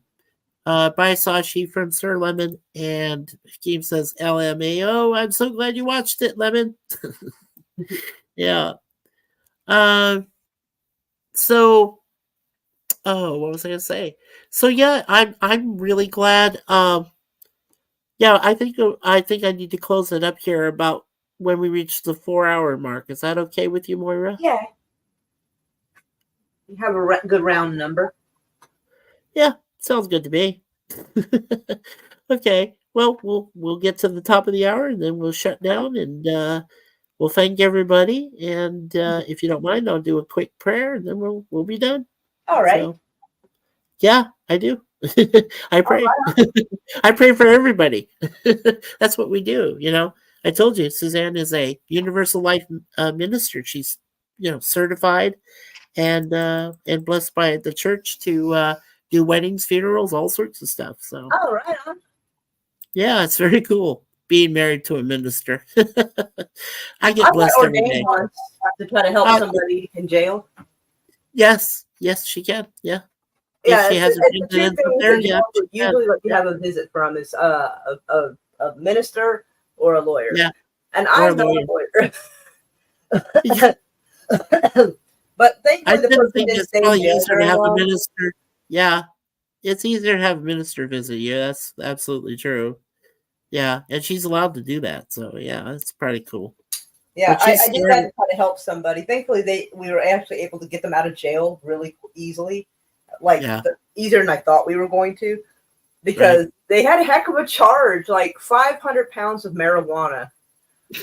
wow. So we figured we weren't going to go see, he wouldn't go see the daylight ever again. But apparently, some bullshitting and some slight finagling, and he only spent like a couple of days in jail. Had to pay a fine, and was Yeah. on probation for a little bit. And I'm like, whew. Wow, how'd you do that? Did you say that you discovered God and they just let you out after you said Well, that? that wasn't me. It wasn't me. It was somebody else. That's why Yeah. I was doing it so I could go in and try, but I did end up not needing it. But Wow, that's funny. it Okay, was, it so was quite says, lucky. yeah, right. Yeah, I still don't know what. Well, partially because the yeah. car screwed up. That was a big part of it because That was a big part of it. so Oh he man. has his medical marijuana license. This is still more than you're Oh supposed well, to have that's for fine. having that, but he had it and he had a glass pipe. So the cop pulls him over because the cop likes pulling people over and have out of state tags. They don't admit that's what they do, but that's exactly what they do. But And that's so what the they cop do. said, I smell marijuana. He's like, I have a medical card. And he goes, I don't need to see it. And he looks over at the ashtray and he sees the weed pipe. He goes, that's a meth pipe. He's like, no, that's a weed pipe. He goes, well, That's that a looks like weed a meth pipe to me, so I need you to step out of the car. And he pretended that was his probable cause to search. It was Right. an absolute load of shit. It really was, the whole thing. That you cops are like that. Oh, yeah. If you watch on YouTube, you watch some of the later cops, shows that came from Fox and whatever, and they're getting real aggressive. Like, Oh, yeah. I mean, they're coming up with all sorts of excuses. And of course, all of that is pre-recorded. Everything that you see when they nab people and stuff is already prearranged. All of it's done. So all they do is just show you what was shot, and the people that are, they're innocent until they're proven guilty in the court of law. Well, yeah, that's Yeah. true, but it's all On fake. paper, but not in real life. Yeah, it's not real life. I saw a real life cop situation, and we'll start wrapping up here soon. Suffice to say, I was living in Colorado Springs, Colorado at the time, and there was a Cadillac, right? A four-door Cadillac, which had 4 people inside it, the driver, 3 other people, and the cops had been chasing this car. So when the car stopped, there was a cop that came out with one of those high-powered, the rifles they use. I guess so. Or yeah. Well, one came out with a rifle, and another came out with a used AK-47 that cops use for dangerous situations. They don't use AK-47s for that. They might use AR-15s. AR-15s. Okay, that's what it was. I'm sorry. AK-47 is a little bit more Lord of War than your average cop, Right. Okay. So that's what I saw was an AR-15. Well, one had a rifle, a kind of police rifle, and then the other one had the AR-15. So, but anyway, long story short, so they had to, tell the driver to get out, and they were all black people that came out of the caddy, and the driver was about ready to try to drive off, but the guy came over with his AR-15, pointed it right at the dashboard, said, "If you make one move, son, I'm gonna blow you away right here." Not even Yeah, that seems hesitate. excessive that they attacked this vehicle, like came out the Well, vehicle. with it all was these excessive. Right. I was with someone and we were watching all of this unfold, and it was definitely excessive force. I'd be curious, like why? Like, I mean, if it was that vehicle was like tag and everything was, they was reported to have been at the scene of a murder, I could see them approaching like that. But if they just like changed lanes without signaling, that does not warrant coming at everybody with guns. Like that seems excessive. Yeah, correct. I agree with you. Alrighty, so let's see. Hakeem says he's actually my favorite character on the show. Lemon Grab has a good backstory, better than anyone on New Trek. LOL. East Haven isn't that far from me. Maybe about 45 minutes or so, Booger says. Right. Yeah, because he's in Connecticut. Yeah. Yeah, and you did mention East Haven, right? Yeah. Yeah. Hakeem says I like him already, as I often find things unacceptable. Ha ha ha. Booger says, I think you can go to both sides without a formal visa. I walked back and forth for a couple of days and just showed my U.S. passport. Well, that's nice to know that that's kind of the way that they allow you to go back and forth now. Because I know at the one time we had to have an actual full-blown visa and our birth certificate to prove who we were. You had to have 2 forms at least of ID. Sometimes you needed 3. So, it's crazy what they're doing nowadays. Is it a durian and white pepper store? Lemon Pie, I think, asked the other gentleman, Sashi, but I think he's gone already. Hakeem says, I kind of want to smell a durian fruit. Well, I don't think so. I heard it tastes sweet, but has a creamy texture. Yes, it does. I am a justice of the peace, so I can perform civil weddings. Nice. That's cool. That is cool. Suzanne can work with the Catholic Church because the Universal Life Church are affiliated with Catholics. They can work. Yeah, I think they're non-denominational really though, but yeah, I think they're fairly flexible. Yeah, they are. And so if you had a priest from a Roman Catholic Church who wanted to use a Universal Life minister as an assistant to help them with, the mass and the communion, Holy Communion things, yes, they're allowed to do that because they're a part of the laity. So yes, they can help with that. Let's see, we're almost done. Okay, I'm a legal ordained minister, so I can give discount weddings. That's cool, Hakeem. Or pay me with cake. Oh, nice. I'll pay you. Nice. I'll give him cake. Better than money. A few years before it was canceled, there was a cameraman for cops who was shot and killed while running after the cops in a foot pursuit. Oh, shit. Yeah, I heard about that one. If they got out with that level of armaments, there was something serious. Although the traffic stop may have been used as probable cause to stop and search for what they really wanted. Oh, that's usually what they'll do. Yeah, that's usually when you hear some shit go down. It always starts with it. Oh, it all happened with a routine traffic stop. I'm like, how is this? You claim it's a routine traffic stop, but it never ends in a routine fashion. Like, what the fuck? Right, and he says Rome isn't flexible about much. Well, yeah, I can see that. Yeah, I can see that. Oh, get off my hand. Okay. I had something crawl in my hand. I think it was maybe Oh, man, I had a tick on my ankle yesterday. He had attached, but he was walking across it. I'm like, you're fucking Audacity. So I put him on my coffee table. Get off me. I know, it's Audacity. I was like... Well, we have this little problem with bed bugs, and once in a while the tiny ones try to get on you, and you're like, we try to put stuff on our bed sheets and things, and we always try to keep them clean. Oddly enough, animals can spread those. Animals can spread those, I've found. Right, and I found that works, or a vinegar. That's what my wife likes to use is vinegars. And right. I found it works a lot too. It keeps them off her, so yeah. It's little things. It's the little things that you can use and find and do that, so. Well, let's see, Miss Moira Kitty. Let's go ahead and finish out. We'll thank everybody here. So first of all, I want to say a special thanks to Miss Moira Kitty for helping us finish out the stream this evening. I didn't anticipate 4 hours, but I'm so glad that you came by, Moira, and helped us out.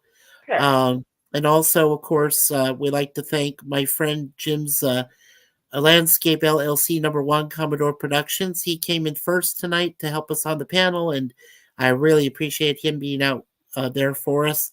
Also, we had Pleasant Valley Picker, who's my brother from another mother who lives over in Kelowna, British Columbia, Canada, and he was also a part of the wonderful panel tonight. So I thank you so much, every one of you, for being there for me. And of course, Suzanne was watching us too earlier. So thanks, Suzanne. I know she's fast. Meow. She's so fast asleep right now, but Oh, okay. I was yeah. saying hello in case you still was. No, she's fast asleep. See, unlike me, where I have like sleep apnea, that's my problem. She sleeps during the night, and that's okay because I mean, I'll sneak in there eventually and lay in next to her and everywhere. But then I sleep in like in the mornings and throughout most of the afternoon, and then that's when she's awake because then she can go work on her computer and do her stuff, and yet I'm still sleeping. So yeah, I'm a day sleeper. Yeah. So maybe I'm a vampire. I don't know for sure. I never really determined if I was or not. I don't have the growing fangs or anything, so I guess maybe You're that's probably not. yeah, I'm probably not. Yeah, I'm probably just kidding about that. Anyway, but yep, Booger 414 and then Hakeem. I'm just going through everybody here. Yep, Sir Lemon Pie. He is the greatest master moderator ever. He does a lot of great help with other channels, including Miss Moira and Raquel. So He's a we good one. thank you, Lemon Pie, for being here to supervise this impromptu chat and panel this morning. So really, we appreciate you. We've got Sashi, the gentleman there from Malaysia, Thailand, Singapore area. Great to see you, Sashi. I know it's late for you there, but we do appreciate you being a part of our illustrious chat today, this morning. Let's see. Yeah, I try to take my time. I know Raquel does this too, and I appreciate when she does that because she tries to make sure she covers everybody. She's a good And kitty. yes. Okay, and we can take that off. That was Pleasant Valley Pickers channel. Let's see here. Yeah, there's PvP. Appreciated him being a part of the panel tonight as well. And yeah, meow. And there's Miss Moira. Meow. Yeah.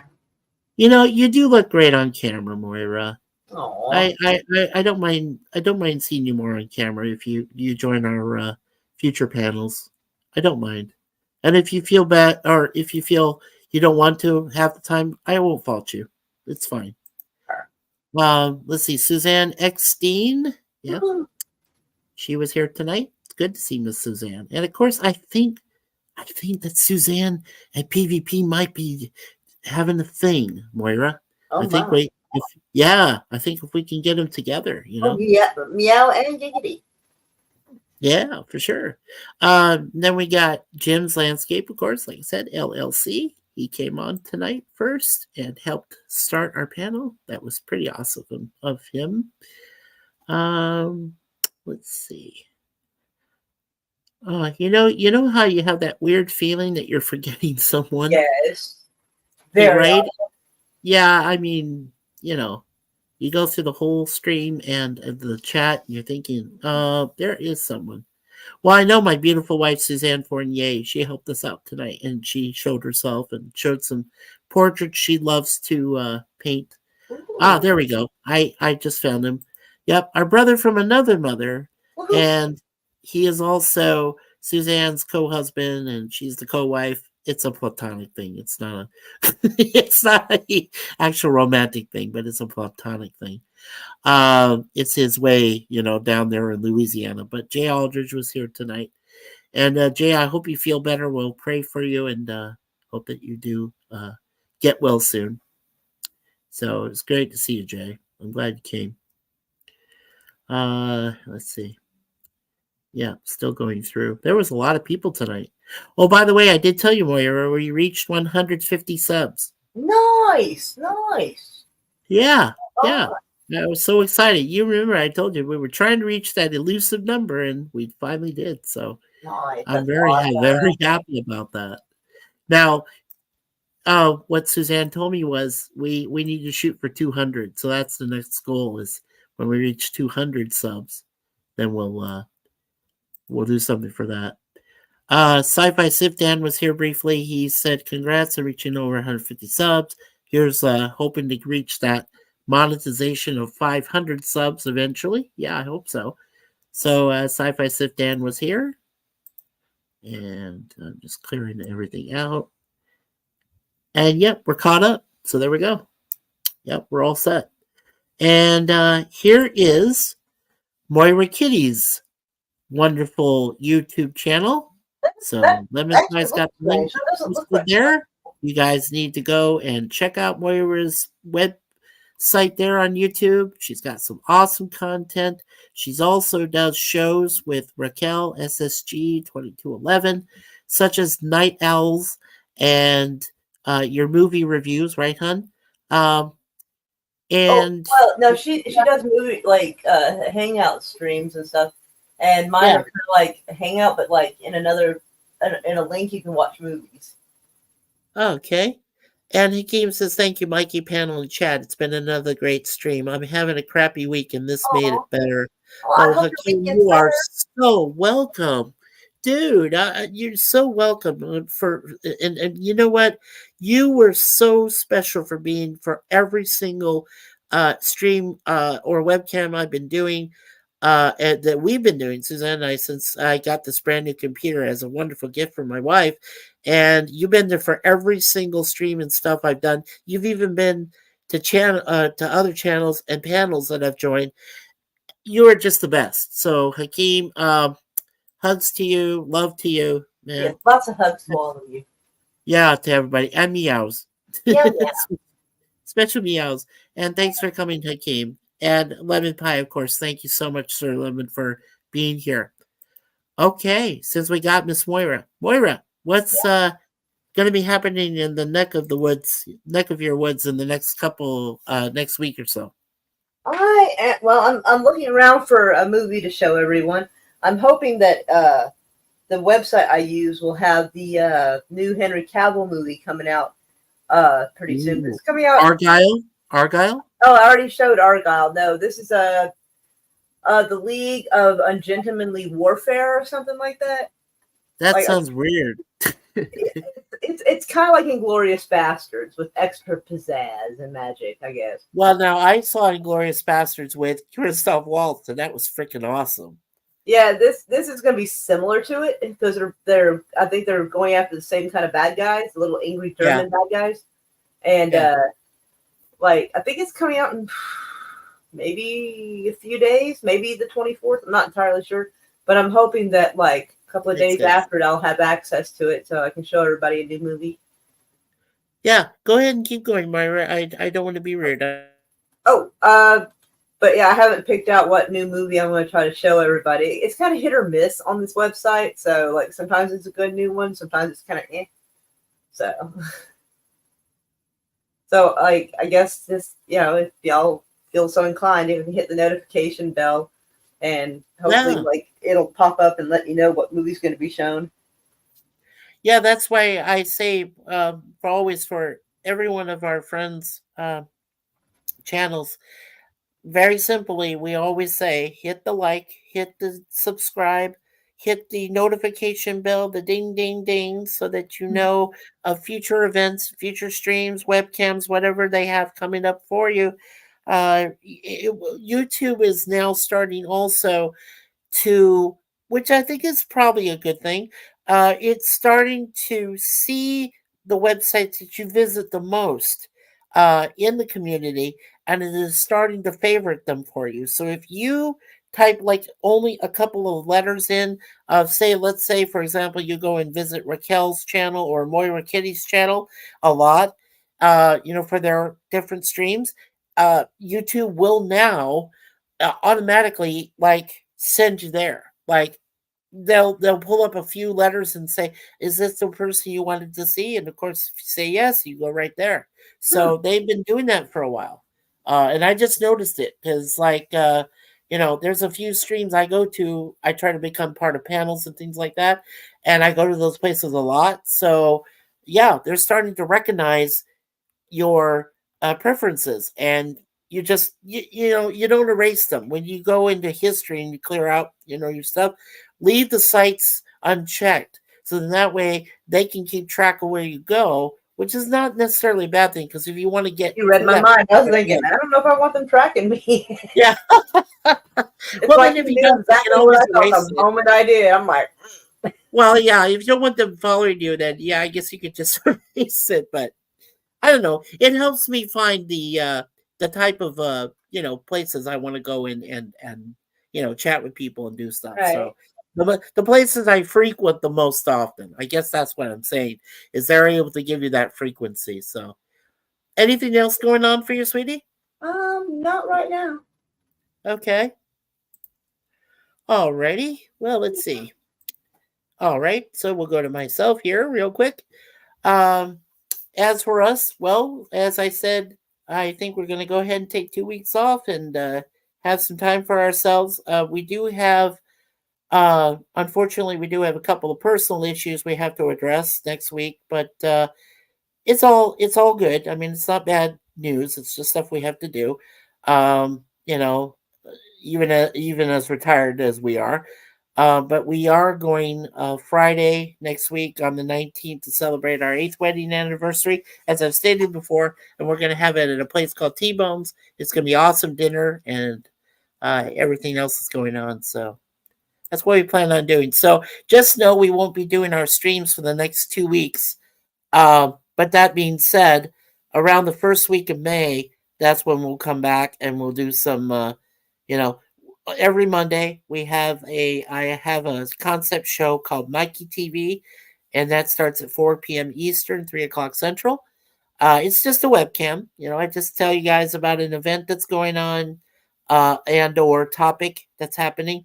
Then I recommend a DVD or Blu-ray movie, and then I answer questions from the chat for a couple minutes. And if you guys are curious about things, you can always ask me, because I always try to stay updated, on news around the world, things, stuff like that. So that's what we do on Mondays. Tuesdays, of course, you guys know we review the A-Team. We're still on season 1. We're working on the next one we'll work on is episode 10. And Jay Aldridge and I, we talk about trivia, goofs, all sorts of stuff from the IMDb database. And since I've seen every single episode, I relate my experiences, and then we give our own, review, stars and grade on that. Wednesdays, I do a webcam on The Greatest American Hero, which was the show that preceded the A-Team, written by the same guys that did it, Lupo and Cannell. And I've actually binge watched and saw every single episode, a total of 45 episodes from 3 seasons, including the one knockoff, which would have had The Greatest American Heroine, was played by a character named Holly Hathaway, and the actress was Mary Stewart, and it just never came to be. It never happened. So they did one pilot episode from that, and that was, but that'll be the last thing I cover for that too, when we get to the end of that. And then on Thursdays, of course, we do a special review of 2 Saturday morning not cartoons, live action series that were an early part of Marvel. One is Captain Marvel, or in this case Shazam, and then the other one is called The Secrets of Isis, and it had Joanna Cameron as Isis. So, of course, she passed away 3 years ago. Rest in peace, meow. But yeah, she was very nice. Yeah, she was a very good actress and did a lot of great stuff after that. And yeah, so check that out. That's also on Thursday at 4 p.m. Eastern, 3 o'clock Central. Same times as Wednesday, Tuesday, Monday. And then, of course, one more time, we have our topic times like we had earlier, a topic time. and it started at 8 p.m. Eastern Time, 7 p.m. Central, and that's 5 o'clock p.m. in the Pacific Time Zone, 6 o'clock Mountain. And we had a really good one earlier yesterday, and then I'm sorry, Friday night. And then, of course, like I said, guys, if you hit the notification bell, you will be able to get notified of the stream that I just did, a mock last minute stream here, and ended with the lovely Moira Kitty. So meow meow. So thank you guys, and Suzanne says hello to everyone, and have a good night, and make sure you guys are, stay safe out there, because it's a crazy old world we live in, and Right. you never know around the corner. Never know what's going to happen. Booger does say, thanks, happy anniversary, best wishes for whatever you have to deal with. Thank you, Booger. We appreciate your support. I have never seen the Greatest American Heroine pilot. Well, it came like 4 years, just to go real quickly here, because I don't want to run out of time, but I'm actually doing okay until we shut down. But yeah, it came out like 4 years after the original Greatest American Hero series ended. It was only 3 seasons long, like early 1983, I think it was. And so 4 years later on NBC in 1987, they did the pilot, and they called it The Greatest American Heroine. And it, like I said, it was just one pilot episode. It did bring back the 3 original, the 2 actors and the actress, Connie Selica, Robert Culp, and William Catt. And William Catt as Ralph was just transferring his powers with the suit, because he didn't have the book, but he knew all the powers up to that point of what could be done, and he just transferred all of that power and the suit to Holly, to the character. And well, like I said, nothing took off from that. And they were DC, not Marvel. Oh, thank you for correcting me, Booger. I appreciate that. Yeah, I know, I get those mixed up. I do. Yeah, that was early DCEU universe, right? Shazam and Isis, the Almighty Isis. Yeah. Okay, so before we shut down, let me go ahead and say a quick prayer for everyone. In the name of the Father, Son, and the Holy Spirit. Dear Lord, thank you for blessing us with the people, the places, and all of our immediate family and our friends, relatives, and acquaintances that we know through social media. We all know that every one of the people we meet have lives. We know that they go through hard times every day, but good times as well. And we always ask, Lord, that you have always send your heavenly angels along with the patron saints that are represented by these wonderful people, that they pray for them every day, take care of them, wisdom, grace. We always count on the Virgin Mary to help us that way. We also count on the Holy Spirit, and as well as your Son, Jesus Christ, to help us along in our travels and trials and tribulations. Make sure that keep us safe, Lord, in your keeping. Always look out for us. I know you do, but always do. And we'll always say prayers to you, and where 2 or 3 are gathered in your name, you will be there. And that's always the thing. And where we appreciate, especially when you've told us, leave it in God's hands, because it's the best piece of advice I can ever find. And I'm so blessed that I have a wonderful wife in Suzanne who granted me that. So with all that being said, in Jesus' name, amen. Father, Son, Holy Spirit. And we're taken care of. We're always taken care of. Moira, do you have any last words before we close out the stream this evening? No, I'm good. Cool. And like I said, once again, Miss Moira, thank you again for being here. Next time, yeah, meow, meow, meow from both my girls. And don't forget to bring Raquel next time. I think she's asleep. She had to go to sleep early, and I was going to, but then I just couldn't settle in. Yeah. Well, that's both of us, right? Right. I'm still up myself. Hello. I can't go to bed yet. Booger 414 said amen, and so did Sir Lemon. Thank you, Lemon Pie. Yeah, you're amazing, Lemon. Thank you so much again for helping us. Okay, so on behalf of PvP, Moira Kitty, Jim's Landscape, and Sci-Fi Sif Dan, and also who else was on board? I think I got all the panel. Oh, Yep. and Sir Lemon Pie, and everyone else who you know who you are. We love you. We support you. We say prayers for you every day. We hope you guys will be okay this next week, rest of this year. And don't forget, we'll be gone for a couple weeks, but you guys will probably see me, lurking around in different chats and stuff. I might be in a few panels, I don't know, but suffice to say, I'll be lurking around. But as far as the actual Mikey Sue's 4 channel, we wanted to reach the first goal, which we did, 150 subs. And so we're waiting to see if it will build a little bit more. We want to give people a chance to go through the channel, check out the streams, check out all the different playlists we have, music and movies. We actually have some free movies on there.